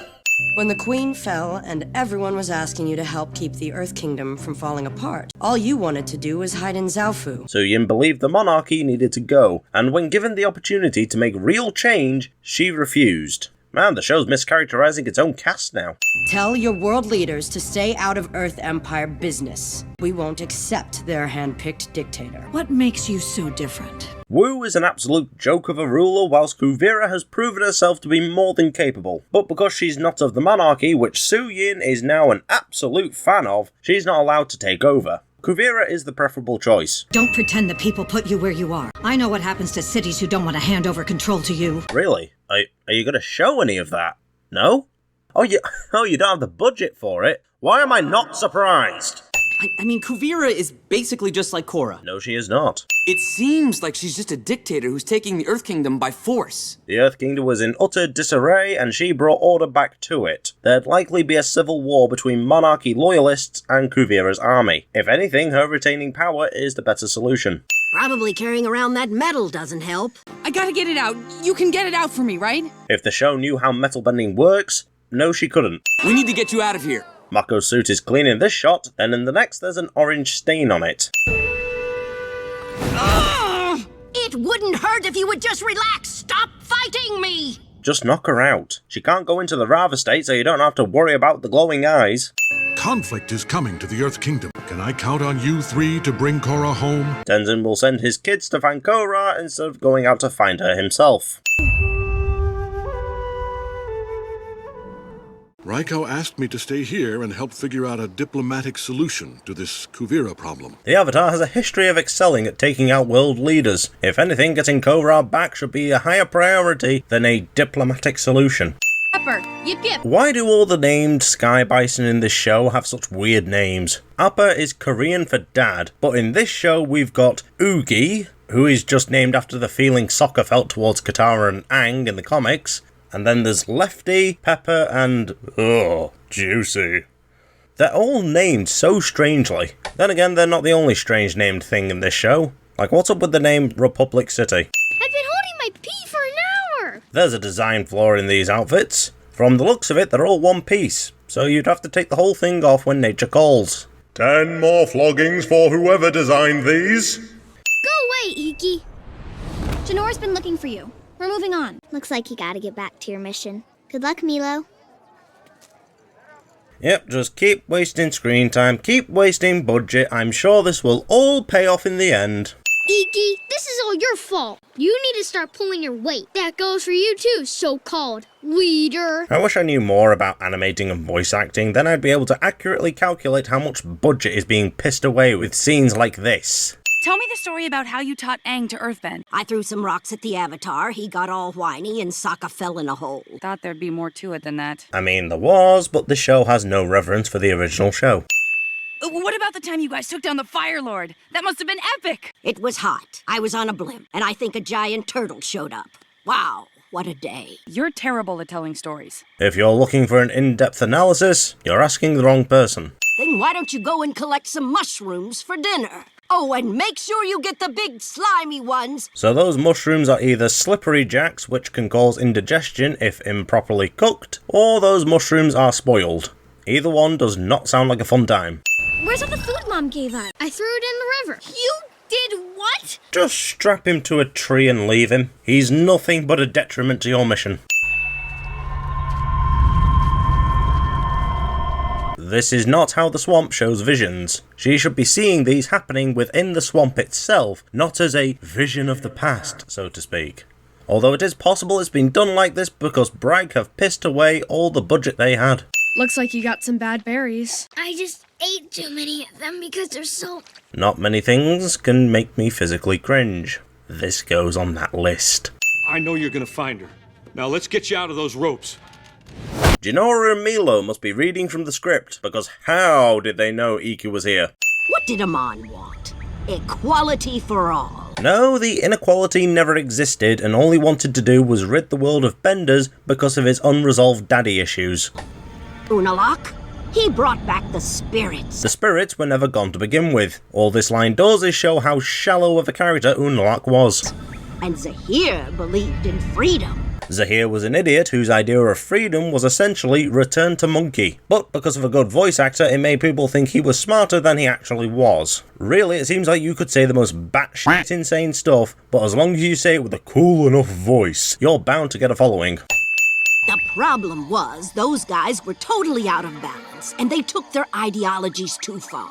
Why are we retconning the villain's motives? There are so many things we could be getting on with right now. We just got here. Let's at least look around. I'm with Milo on this. I don't think we're going to find her here. Let's go, Pepper. Sometimes I find myself wanting to make a comment, like here, I would have said something about how irritating Janora and Milo are being for no real reason, but then the show seems just self-aware enough to go, no, don't give it the satisfaction!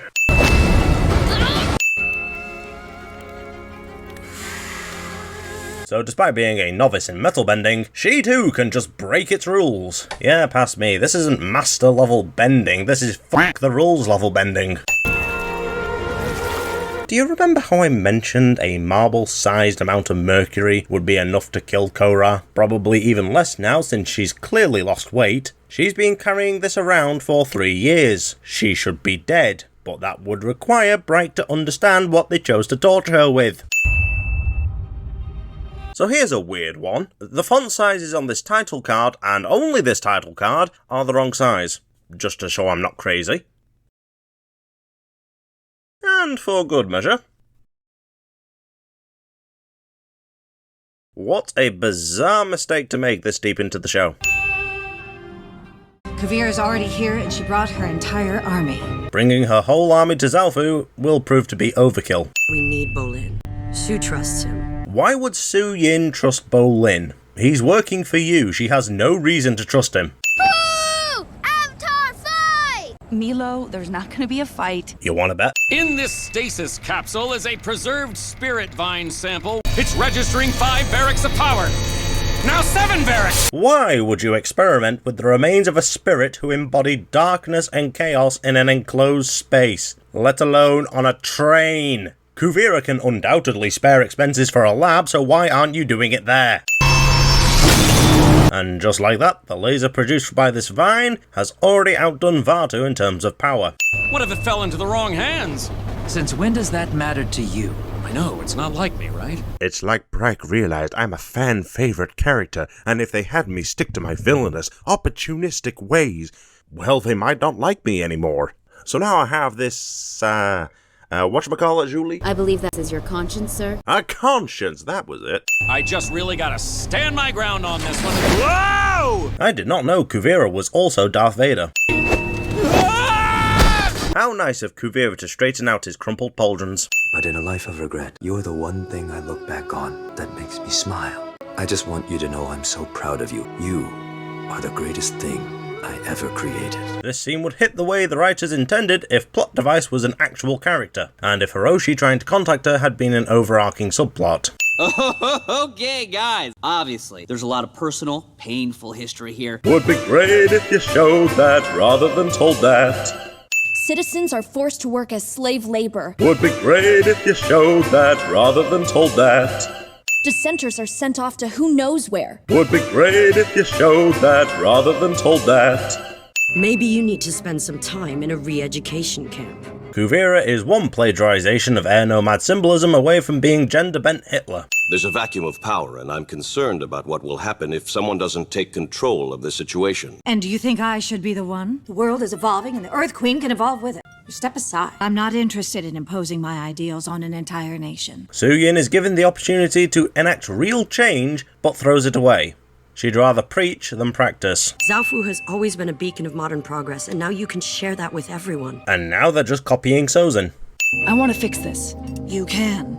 Remove Kuvira from power once and for all. So basically, you want to set things back to square one when Zahir killed the Earth Queen. You are thicker than the rocks you bend. Julie, hold your breath. I'm not holding my breath. So I've been able to deduce from the Earth Empire uniforms that green chevron means earthbender, grey chevron means non-bender. So my question is, why does the non-bender Julie have a green chevron? I'm here to ask you to back down. Please, take your army and leave. She didn't even try to persuade her. She just flat out told her to leave, and she expected it to work. Bryke, why have you written Korra to be such a dumbass? The world was descending into chaos while you were gone. In order to fix it, I had to make some tough decisions. I know what that's like. I've had plenty of people mad at me about decisions I've made. You have made a grand total of 1 decision, and it wasn't tough at all. It was Should I or should I not dump the spirit world on top of people? The answer was pretty obvious, and you still managed to choose the wrong one. Have you seen Bolin? He came by to see Varric, but we turned him away. Open the door. So Bolin went up to these guards, got turned away, then managed to sneak in through a hatch without being heard. And they didn't close it when leaving. It sure is convenient that these mech suits are colour-coded, or else this will get confusing very quickly. And speaking of which, these mech suits are an eyesore to look at. Reich once again demonstrating that physics is a foreign idea to them. He survives this. Am I meant to be taking this fight seriously or not? You tainted our past and destroyed our future together. No, you did that by refusing to try and reach out to him, you blame-shifting little shit. I'm not sure I'll ever be able to forgive you, but that doesn't mean I shouldn't try. I thought we could play some Pai Sho, like we used to. Once again, the scene would hit the way the writers intended if Plot Device was an actual character, and if Hiroshi and her had actually been shown playing Pai Sho together. Please, have mercy on me. Don't send me away. Take me back. Why would I? Because my only mistake was being loyal to the wrong person. You'd think Kuvira would have tried to learn the lie detector technique for a scenario such as this. She's becoming a controversial figure, so knowing who's being genuine and who's trying to worm their way into sabotage her would be crucial for such a person. But no. Where's Sue? I have to talk to her. She took wing and way. They're going to sneak into Kuvira's camp and put an end to this. So Su Yin just had no hope in Korra. Not that I blame her, but then why did she bother suggesting that she go into the Rava state and wipe out her army? Most of this army has been forced into service by Kuvira. Would be great if you showed that rather than told that. If we take her out, they'll have no reason to fight. Banking on the idea that the army will refuse to fight with their leader gone is incredibly stupid. They're more likely to burn Zaofu to the ground than surrender. Also, why do Su Yin and her sons just have ninja suits on hand? You know, this is something I can also call out Avatar for, because Katara and Zuko just have these appear out of nowhere in the Southern Raiders. I can guess they got them from off screen, but in the case of Su Yin, the lady who lived inside the world's most protected city just has 3+ ninja suits on hand. Both shows pull their stealthware out of thin air, like their standard issue for emotionally fraught assassination attempts. Take them. They survive this. We have to go break out Mom and my brothers. You swore an oath of non-aggression when you became an airbender. You can't just attack Kuvira. And would. If Toph were captured by Ozai or Azula, he'd get in there without a second thought. Your mom attacked the camp. Kuvira was just defending herself. Korra is actually being reasonable. I'm not sure if I should take away a sim for finally doing it, or give it one for taking so damn long. I guess that decides it. Defending herself? She was going to attack our city. Attacking the city was a last resort. Fine, you want to fight the Avatar? Then let's finish this. Right here, right now. And thus begins the march back into her old self. Korra has metal on her arms in this shot, then doesn't have any in the next one. The 4 elements are based on distinct martial art styles from the Eastern world. Yet Kuvira and Korra, to a degree, fight like they're boxing, which, the modern version anyway, is a Western martial art style. It is kinda wild to imagine how fast Avatar would have lost its identity if Ihaz wasn't there to steer the ship. We would have had Aang doing spin kicks and Nikes by book 2. You know, when I started working with the Vines, the point was to find a clean, unlimited source of energy. Why are they having clean energy concerns? Your electricity is already clean, it's pumped out by human batteries. More vanishing metal sheets. No! I can handle this. You are coping and seething. So I see how the current interacts with the vine. Bright are trying to use this angle so we can't see what absurdities Varric's working on. But it's clear to see he isn't working on anything. There's nothing there. You know what? I'd get out of here if I were you. This is the first time I built a timer, and it might run a little fast. Bolin and I are ready to go down with the ship, but you seem like you have a lot to live for. You're bluffing. Stick around 5 minutes, and you'll find out who's bluffing. You'll be sorry you left me, Julie! You had a really good scene going for Varric here, but you just couldn't help yourselves. You just had to force in a comedic bit because, oh, the funny men are on screen. We've got to have the funnies. More vanishing metal sheets. You have to go into the Avatar state. Do it! Suyin says this like it didn't make any amount of difference. Also, that was Kuvira's weakness all along. Palm puffs. Korra is no longer poisoned, but is still having hallucinations. Because it just wouldn't be the Legend of Korra if its main character got a win. Korra gets her ass handed to her way more than a protagonist should. Keep them back! I'm calling for help! Jinora claims to need a calm and quiet place to meditate properly, but will be able to do so amongst a swirling tornado whilst Kuvira's army charges at her. Because it just wouldn't be the Legend of Korra without glaring inconsistencies. This hatch should have opened inwards instead of outwards. I want you to know, I hate you. Bolin had no way of actually earthbending an escape hole since the track is made entirely of metal. Also, I am pretty sure them plummeting straight down whilst the train is moving would end up with these two cut in half. Varric claimed the spirit bomb would blow up anything within a few hundred yards. So to lowball it, that's a detonation range of 300 yards. There's a 3-second time frame between the funny men escaping and the train exploding, meaning the train would have to be going 204 miles per second for them to avoid getting caught in the explosion, which even the fastest maglev trains can't do. But despite all that, they survived this. So what was the plan to get Korra out of there if she didn't regain consciousness in time for the pickup? Get some butter and give her a good twist and tug?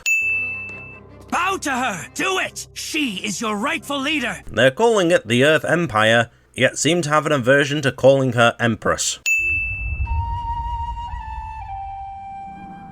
Well, aren't you a sight for sore eyes? Good lord, they even roped Boomy into spandex. Bumju and I sure missed you. Why does Boomy claim to have missed Korra? I don't think these two have interacted any more than 2, maybe 3 times. And I'm loving the hair. Thanks. Was that a blush?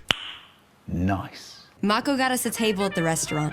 With how the show frames this, Korra walking in from the left and leaving the way she came makes it look like she walked right past Mako just to get to plot device. I wrote to Asami while I was away. Why didn't you ever write to me? Or Bolin? I didn't know what to say. Hello would have been nice. Sorry, Mako, it would have ended up invalidating her sudden onset of homo. I went to visit my father for the first time. You sure you can trust him? He might just be manipulating you again. You think I don't know what my own father is capable of? These two have been together for less than 5 minutes and are already having arguments. Is this how Bright view relationships? Being unable to be near each other without causing a conflict? Mako, I need you to stand guard. Go to the bathroom on your own for once. Mako is aware of Kuvira's goons being in the city and that they are out to get Wu. He should be more cautious about leaving him alone, but then that'd mean they'd have to write around this little niggle, and if the Legend of Korra is good at anything, it's choosing the laziest way to write. I don't suppose you could help us out of this net? I'm guessing they ran out of characters and hairstyles, because here we've got Vegan Grills' scruffier descendant and someone who had Korra's original hairstyle at home. What was so suspicious about this? Ah, right, yes. Wu being in the laundry came to her in a dream. Get the car! I'm going after them! Also, there is another moment where they're called cars. It also turns out there was one more mention of Satomobiles being called cars in Book 1. Car! Oh, we're good. I do not know how it snuck past me, but it did. And why is there a PNG driving one? Get in! Either that car's had a paint job or they forgot what colour it was. Where is the clutch? Where's the prince? Halfway to Kuvira by now. What, did you strap him to a booster rocket? Does the Avatar world have those now? They must have moved Wu to a different vehicle when we lost sight of them. Oh, come on now. You know damn well the police do not respond that quickly. There are thousands of cars in the city. Right, demonstrating once again how little of a shit they give about continuity. Kuvira's been purging states of anyone who's not of Earth Kingdom origin and locking them up. Would be great if you showed that rather than told that.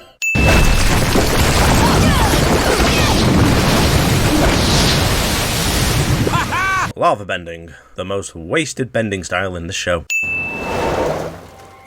Aha! You thought you could sneak it past me with that cheeky redesign, but I see it! Seriously though, why does she have this on her at all times? Is this Republic City's version of pepper spray? Is there a sexual harassment epidemic? I need answers here. Bolin and Varric should not have wanted posters out for them. They got captured before they could get far away from Zaofu and are currently presumed dead.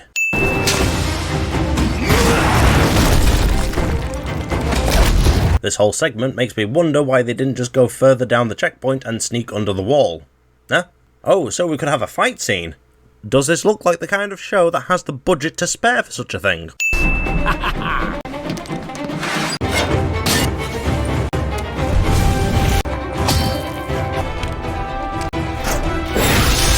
This works. So she can just do the spirit connection thing anywhere. No vines needed. Is there one underneath? How would she know if there was? How do you know for sure he's here? I don't, but I had a feeling, okay? You could have just said, I did the same thing as last time. But I suppose if you didn't have this outburst, then they couldn't force in another fight scene. It's no wonder the next episode is a bloody clip show. I owe you my life, Avatar. If only there was some way to repay you. Oh, I know. How about I take you out for a night on the town? You're asking me out right now? So, I'll put you down for a maybe? How about a never? You could have at least humoured the potential next Earth King. Not exactly what I imagined for our first day back together. It was kind of like old times, except for the getting on each other's nerves part. That is like old times for me and Korra. That's like old times for every single one of you. You guys are the greatest friends a guy could have. Wu clearly doesn't know many people. You don't know anything about me, do you? Yeah, I'm drawing a blank. Why is that? Yeah, why? Did the rest of the royal family not do a background check on Mako? I wanted it all, but all that changed when I met Korra. All that changed when I met Korra. Then proceeds to show him completely blanking her. Really should have kept that up. Korra proved to be an amazing pro-bender, and a loyal friend. She betrayed Bolin's trust when she went on a date with him just to spite you. She is the furthest thing from loyal. Wait, that was the first thing you said to Asami? You really gotta work on your introductions. When you got charm like mine, you don't need introductions. You have all the charm of an ogre. What I'm trying to say is, as much as you drive me crazy, I also think you're pretty amazing. This show really hopes you're stupid and or forgetful enough to not recall that this is the part where Mako confesses he's confused, then gets molested mid-sentence. Utterly scummy writing. Everything wasn't so cut and dry. I wasn't dating Asami. Do you want to spit on the grave of Iroh's late voice actor some more, or are you done? My feelings for Korra became clear when Tarlok captured her. Felt like a piece of me was gone. Everybody was worried about Korra.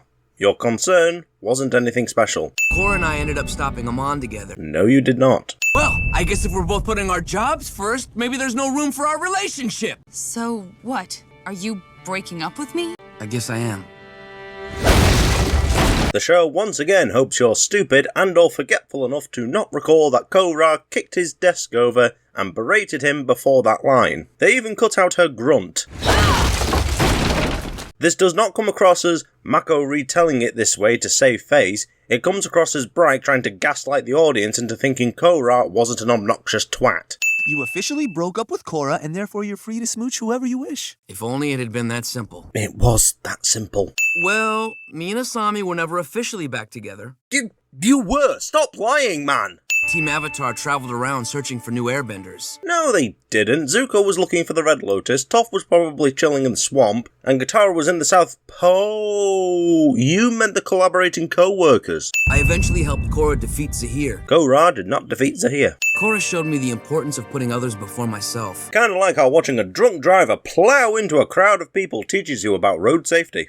I've just been thinking about something Toph said. She told me that the world doesn't need me, and it's basically pointless to try to stop Kuvira. The world will always need the Avatar. It's never going to not need them, because the Avatar needs to become what the world requires. The question of, does the world really need that guy known for saving the world when we're neck deep in despair, is an indescribably stupid question. And my worst nightmare came true. For all of, about 12 minutes. Korra, you're forgetting about all the good that happened after you exposed Amon. He exposed himself?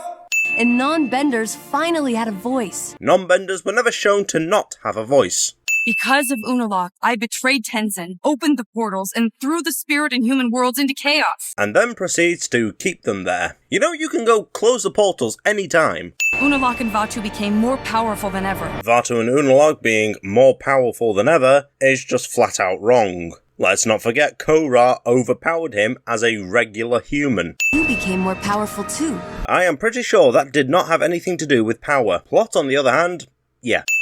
And opening the spirit portals turned out to be a good thing. No, it didn't. You brought back the Airbenders? Can you really credit her with bringing back the Airbenders? Because she didn't intentionally do it. That's like if I open a window, then 5 minutes later, a hatchet comes flying through it. It'd be more accurate to say the universe brought back Airbenders. Yes, but Zahir got airbending too, and nearly killed me. For someone suffering from PTSD because of that event, you say that line with such nonchalance. If it weren't for Zahir, the Earth Queen would still be alive. There would have been no crisis in the Earth Kingdom, and Kuvira wouldn't be in power. She was portrayed as a tyrant. You undoubtedly would have had the same problems with the Earth Queen, if not more. When you first came here, you were hot-headed and a bit selfish. But then I read the Turf Wars comic and realized nothing has changed. Tenzin out. Plot devices lines throughout this whole scene were so devoid of character, you could replace her with anyone else and nothing would change. Bolin had a reputation as the world's greatest ladies' man. That title belongs to soccer. But it turns out the Airbender recruits are a sorry lot, so Bolin brings them to a secret mountaintop training facility. How does Varric know about all that? That part seems a little unbelievable. This is no time for thinking, kid. We're heading into the big finale! Oh, would you look at that? It's the mantra of the show. Kuvira has been secretly harvesting spirit vines from the swamp. Behold, the pinnacle of discretion.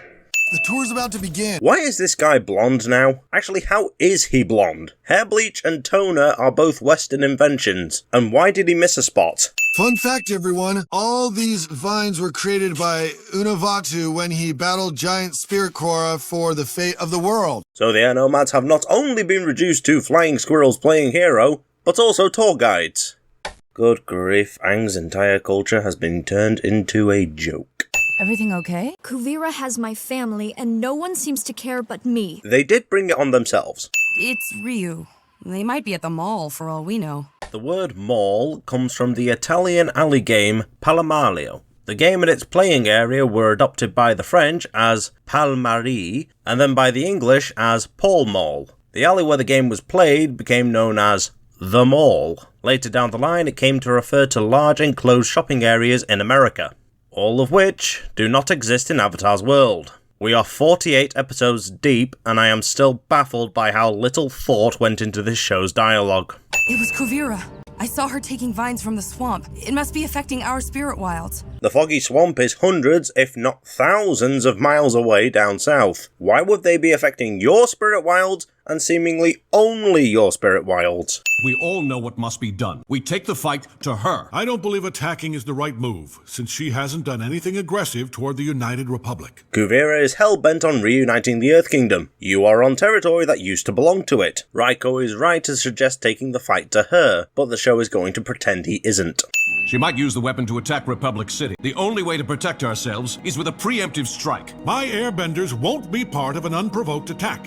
Neither will the Fire Nation. Raiko is right, but Tenzin and Azumi just say, "No, fuck the United Republic." The Fire Nation has spent too much of its history fighting nonsense wars. Get off your bloody high horse and face reality.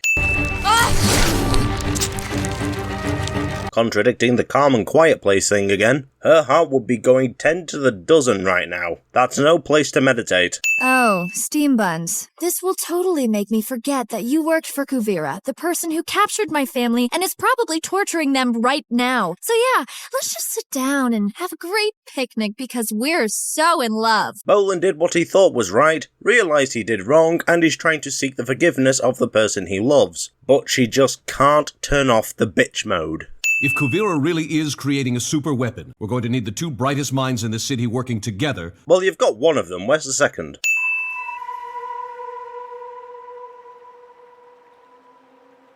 So why did Zahir get a new prison? What was wrong with the old one? How has Zahir's hair and beard got this long after 3 years? Mine never got that long after 3 years. You can meditate into the spirit world from here? Doesn't feel very spiritually charged. You do not need a spiritually charged area to enter the spirit world. Sure, it helps, but entering is based more on the person's spiritual affinity rather than the area itself. People used to think I was unstoppable, but now they don't think I'm capable of anything. So they finally learned the truth then. That poison should have killed you, but you were able to fight it off. You think your power has limits. I say it's limitless. No, Zahir, that would be the plot armor and Bragg not doing their research. Before, you were always talking about chaos and freedom. Then you took out the Earth Queen and created the worst dictator the Earth Kingdom has ever seen. Making a lot of assumptions there. Let it play out. I can't! Accept what happened to you. Don't fear what might have been. I have no control! Don't be afraid. Hold on.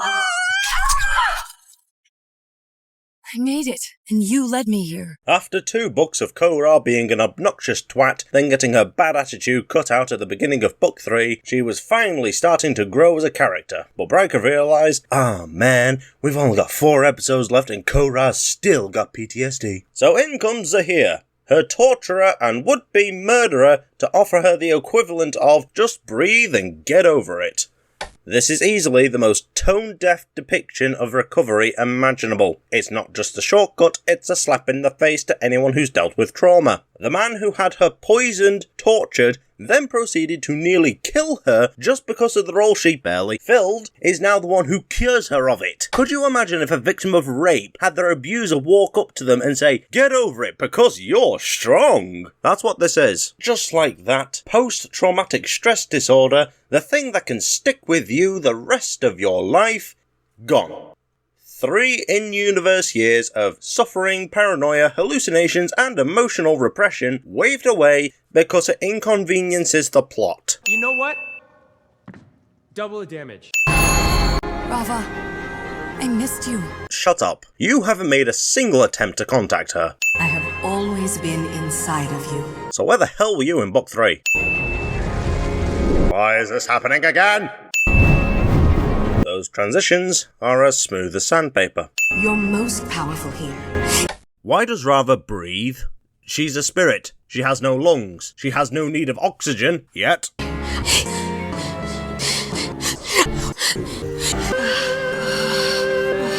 But I'm powerless in the spirit world. No, you're most powerful here. But she doesn't have a body. She doesn't have her chi paths. She can't bend. Can you go 1 fucking season without breaking the rules? There is one thing you could do to win me back. What is it? Yes, I'll do anything. Bloody hell, someone get that Sky Bison a vet. Oh, man. I can't. Bolin has fanboy moments for everyone except Katara. I snooped around town and heard that they were taken away to some nearby prison camp. How the heck did Toph Beifong, of all people, sneak around the city without being spotted?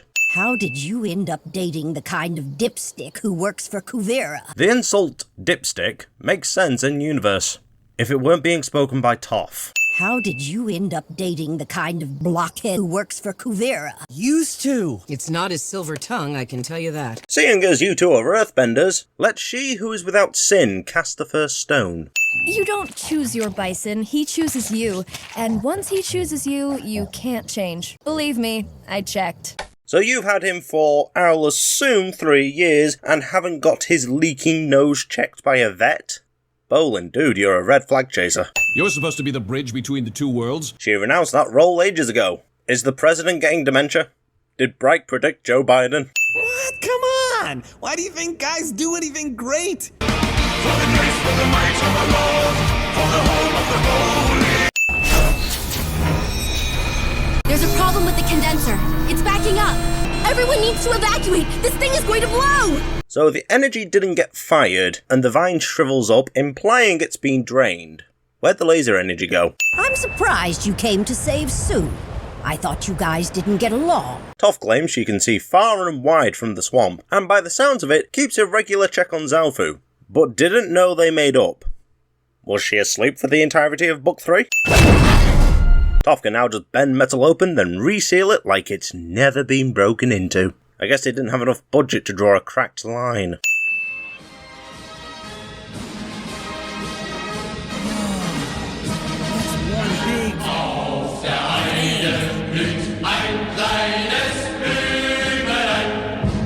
Kuvira wants every single one of her people to see the weapon test tomorrow. So the factory will be mostly empty then. That's our best chance to sneak in and free Sue without being spotted. Good thinking, Bolin. Kinda have a headache now. Bolin finally has a good idea, and the show has him take the piss out of himself for it. I did learn how to lava bend. You did not learn it. You pulled it out your ass at the 11th hour. So here's something I've always been curious about. Who's Lynn's dad? No, Bolin, you haven't been curious about it. The audience, though, maybe. He was a guy named Kanto. Nice man, but it didn't really work out between us.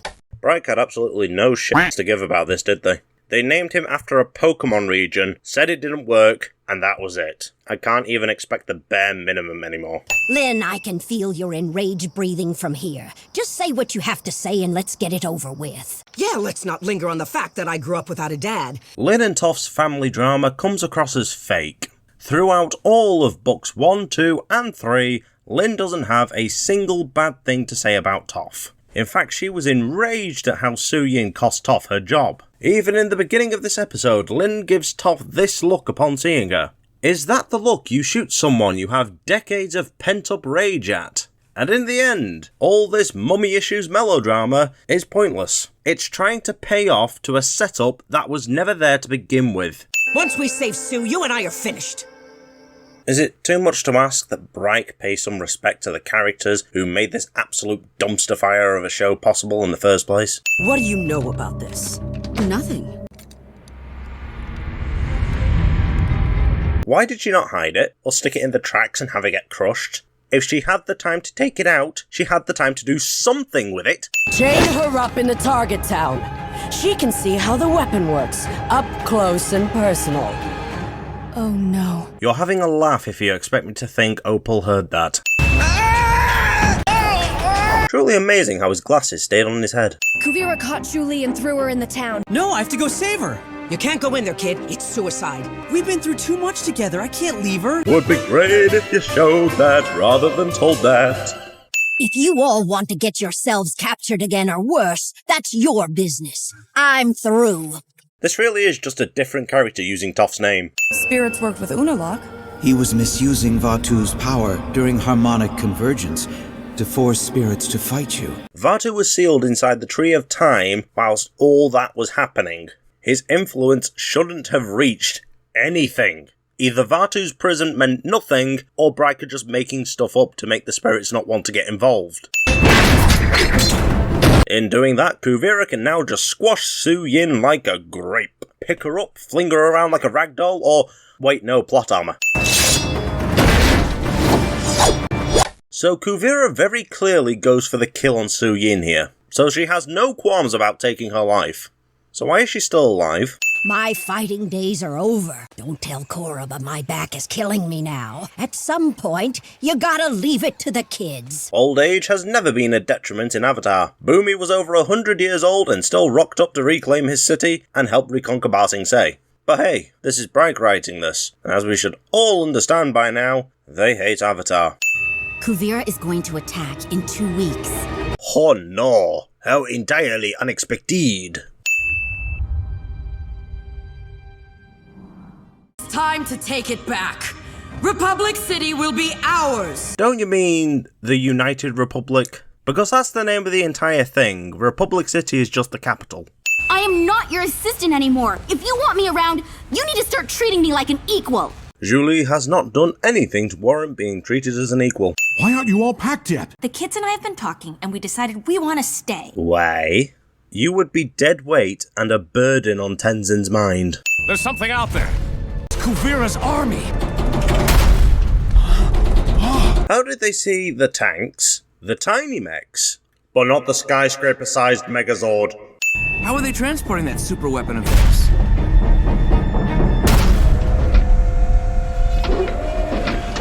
This thing was never once alluded to throughout the entire season. The Heavy Gustav being built, sure, I can believe that. But this would take years, perhaps even decades to construct. And you're expecting me to believe it got built in less than a week?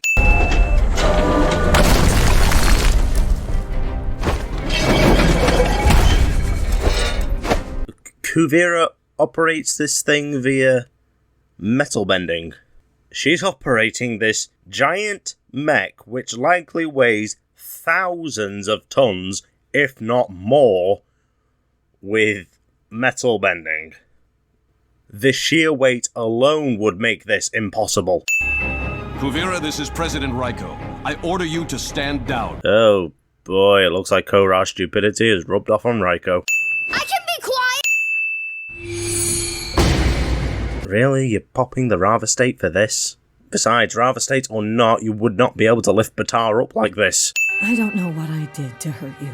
I don't think even Bright know what you did to make him like this. This city isn't worth sacrificing our life together. I love you, Batar. So I'm gonna blow you up! Let her take the city for now. We'll think of some way to come back and beat her. I couldn't stop Kuvira from taking Zaofu. I'm not letting her conquer Republic City. We should live to fight another day. Oh, we only got greenlit for 4 seasons and we're out of runtime. And budget. Not all of them. There are the prototypes back at my office. Well, ain't that just convenient? Now everyone, grab some paints and find me some balloons! Rubber balloons. Another Western invention. I will admit it does feel silly bringing those up when the show's already gone off the deep end. But this isn't everything wrong with. Not some things wrong with. Clear the glass! So she just planned for that? How? The glass is nowhere near clear enough for a bird to fly straight into it. The joints are platinum too. We can't metal bend any of it. This entire thing is made of platinum. Just to recap, Hiroshi's trap wall, made of platinum. Hiroshi's mechs, made of platinum. Kuvira's mechs, made of platinum. Sparky's cuffs, made of platinum. Korra's chains, made of platinum. Zaofu's domes, made of platinum. Do Bryke have any idea how rare platinum is? Not just rare, do they know how deep underground it's found? It can be found from 1,100 to 2,300 meters beneath the surface. And you expect me to believe enough has been mined to produce all of this? In the real world, we've mined just over 10,000 metric tons of platinum since its discovery. This 20-story opulent monstrosity would need at least 4 times that amount. And you expect me to believe that much has been mined in 70 years, if not less, since I presume the usage of platinum only came about after the advent of metal benders. Where did she get it all? Did she crack open the Earth's core like an egg and scoop it out with a shovel? Did Varric invent a 3D printer for it? Oh, she took the domes from Zaofu. Let's not pretend those make sense either. They'd snap off whatever hinges are keeping them on and lifting them up. Not a bloody chance. Platinum is over twice as dense as steel. This thing should not even be able to walk, let alone stand. It would crumple under its own weight, sink into the ground like a brick in a swimming pool, and then explode from joint failure before it could even swing an arm.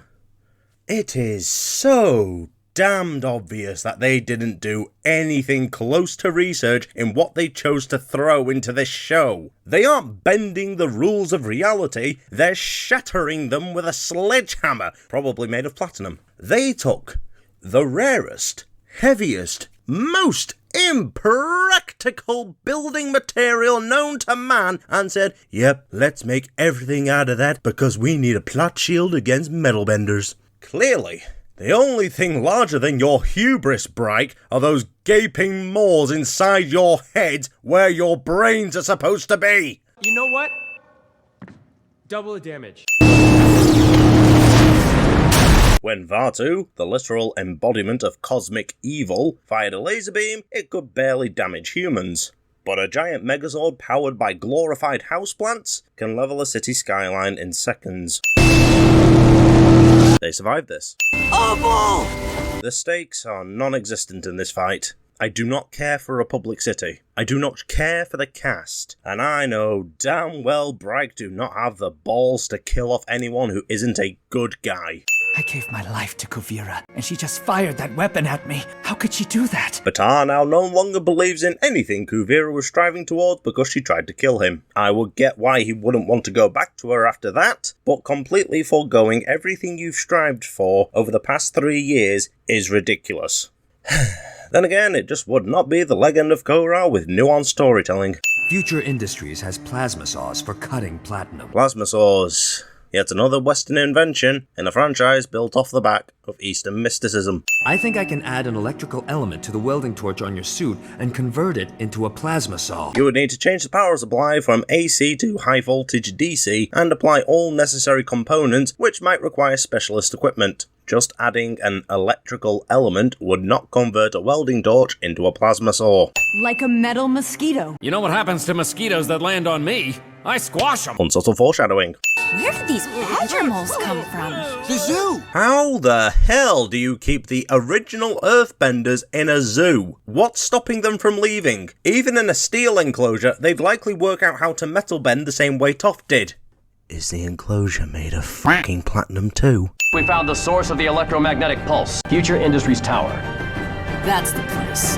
Kuvira is headed our way. Kuvira could blow up Future Industries Tower like that, but won't because plot armor. Why have you stopped? Just keep walking and squish the plot armor! Why does Korra flex when she goes into the Rava state? It's not meant to be a Super Saiyan power-up, but I guess that's what it is now. This giant mech fight really goes to show just how comically weak the Rava state is. This is the one time Korra could really let loose with it, and the best she can do is toss some rocks. The laser did not even touch them, yet they are knocked out. You know what? I'm going to take a sin away here, because they very well could have had Milo save him with his flatulence, but they chose not to. If we stop that mecha giant, it will all be because of you. You're the one who designed these incredible suits. Screw Varric then, I guess. Julie, I need to attach this ring to your finger. Why these two get married?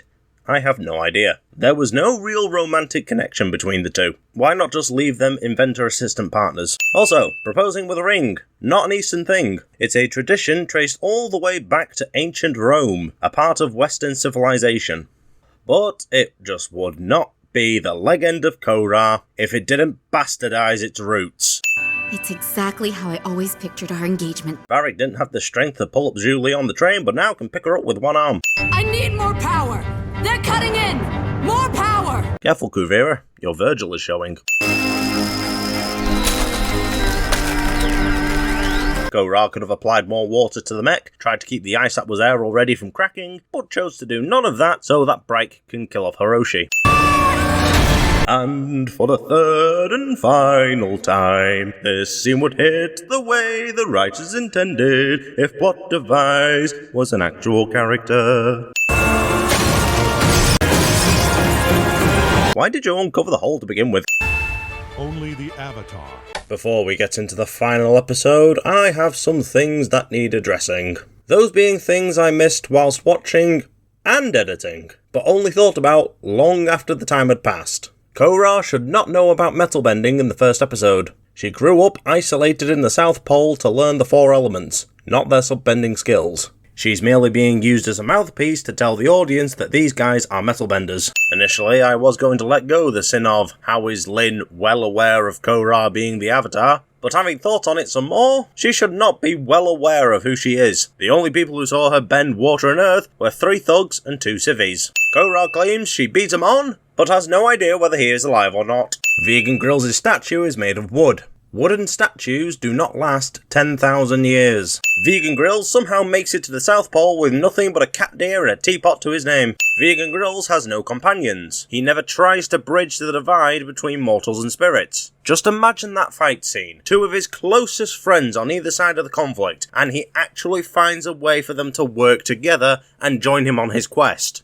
But that would require competent writers. I do not know how it snuck past me for the entirety of this show and this video, but the camera is a Western invention. I didn't really have a place to put this one, but the music in Book 4 is too bloody loud. Have you noticed that some clips had no music? I had to do that for most of them, just so what characters were saying was actually audible. Can master all 4 elements. I've been waiting to bring this up, but despite Korra getting a significant design change, her look in the intro has stayed the same. When you fought Kuvira before... I know, she almost destroyed me. No one talks like this. She could have just said, "Last time we fought, I was no match for her, but this time, it's going to be different." Why do they insist on saying destroyed? Oh look, even Mako's got the boxing style. Northern Shaolin who?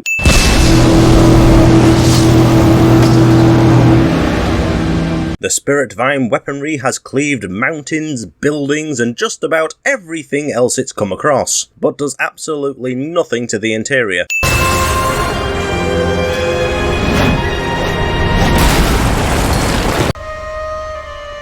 They survived this. How did she just know those 2 guys were there? She's had meteorite there the whole time? What purpose did they serve up until now? That would not have knocked him out. There are 2 emergency levers. If you switch them off at the same time, you'll cut the power. 3!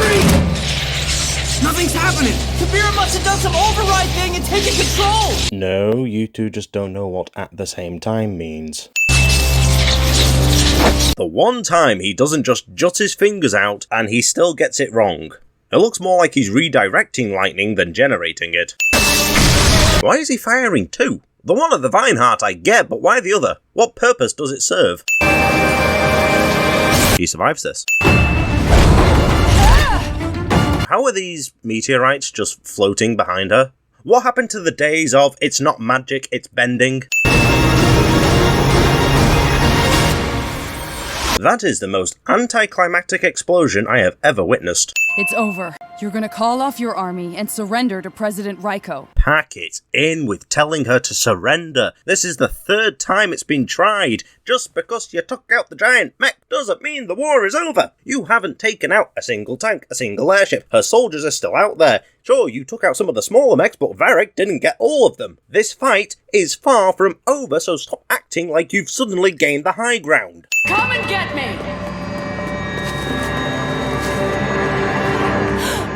How did you not see this before stepping through the bush? Don't! This cannon has been mounted to a tank and a mech. Why does it have hand controls? Being able to energy bend a giant laser beam, I can get, having expanded my imagination on the technique. My gripe is, how did Korra know how to do this? Let alone that she could. She has no past lives to pull knowledge from, and has only used energy bending 3 times.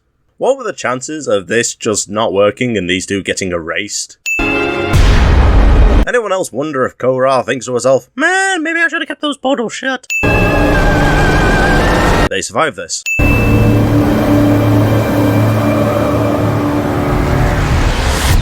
She will face no repercussions for this. There's no sign of her. Keep looking. Korra! Korra! Maybe we should check the portal. Nah, I'm just gonna shout her name real loud. We are nothing alike. Yes, we are. We're both fierce and determined to succeed. If that's what makes you 2 the same, then you and every single villain in Avatar and this show are the same. The only thing you 2 have in common is that you're both women. The funny thing about all this is that the character who is actually the same as Korra is Opal. This wasn't how I wanted things to end. Then why did you bring a giant mech? Why were you so trigger happy with the laser? How else did you expect this to end? I was cast aside by my own parents like I meant nothing to them. How could I just stand by and watch the same thing happen to my nation when it needed someone to guide it? Her reason for conquering the Earth Kingdom, usurping the monarchy, putting non-Earth Kingdom citizens in prison camps, sending off people who disagreed with her to re-education camps, murdering people just for being on the opposing side, and all the other shit she does, isn't because she was answering the call to action when no one else would, but ended up getting drunk on the power she gained. It was all because she was an orphan. That is so stupid that I'm at a loss for words. The spirits have returned. Thank you, General Obvious, I never would have noticed. So is Korra! Thank you, Colonel Obvious, I never would have noticed. Stand down. This battle is over. I owe the Avatar my life. Her power is beyond anything I could ever hope to achieve. Kuvira will throw away 3 years of blood, sweat, and probably tears, all because Korra gave her a half-hearted pep talk. Bright really had no idea how to end this conflict, so they're just making Kuvira throw her ambitions away for no real reason. Sir Icknick Blackstone Barrack, take the Lady Julie Moon. These two having full names implies they are nobility, and from what we've seen of them, they are not. I really think the Earth Kingdom would be better off if the states were independent and had elected leaders. This action will be ultimately pointless. I bet Aang never could have imagined there'd be a spirit portal right in the heart of Republic City. Yeah, because they never existed in the original show. You've transformed the world more in a few years than most avatars did during their lifetimes. And absolutely none of it was for the better. I finally understand why I had to go through all that. I needed to understand what true suffering was, so I could become more compassionate to others. You needed to have your power stripped away, your soul ripped out, and then be tortured and almost murdered just to feel a basic human emotion. I don't think I ever really apologized for being gone all that time. Really? You're apologizing for that? Not for cooking her twice? For being gone a few years? You don't need to apologize for anything. Are you fucking sure about that? I don't think I could have handled losing you and my father in the same day. I am so sorry about what happened. Yeah, you better be. You could have stopped it from happening. I could use a vacation. Let's go on a vacation, just the two of us. Anywhere you want. You have just nuked a city and you're trotting off on a vacation? A romance so unbelievable, so undercooked, so lacking in chemistry that Bright had to confirm it after the fact. They really chose to end this show on queerbaiting. And that is that. If you've watched my videos before, you might have wondered why I made this one. No, the answer is simple. I've been wanting to remaster my older videos. I voiced them with a phone mic, edited them with Movie Maker, and they were recorded at a time when my knowledge of Avatar wasn't nearly as deep as it is now. I also felt like I went far too easy on books 3 and 4. Honestly, I felt that way ever since I made them, but I can safely say I've corrected that now. And having watched this series for the final time, I came to realise it was so much worse than I originally thought. I came into this thinking, I'm just refining the old. But as I went through it, scene by scene, moment by moment, more started surfacing. Inconsistencies, production flaws, bizarre language choices. The X thing is a Western invention bit wasn't even in the original script, but it kept happening, so I kept calling them out. The Legend of Korra had no right to be this bad. It is a show that begs for you to be stupid. If it was truly meant to be a couple of miniseries, then it should have been an anthology, each season exploring a different part of an Avatar's journey. They had 4 lifetimes to choose from, 4 eras of history, but instead of building off what came before, they ignored it and tried to destroy it. The writing isn't just flawed, it's careless. There's no love for Avatar here, no passion for the world, not a single ounce of respect for the foundation they had. The Legend of Korra had everything going for it. They had the budget, the legacy, an audience that wanted to love it. But even that wasn't enough to stop it from collapsing under the weight of its own ego.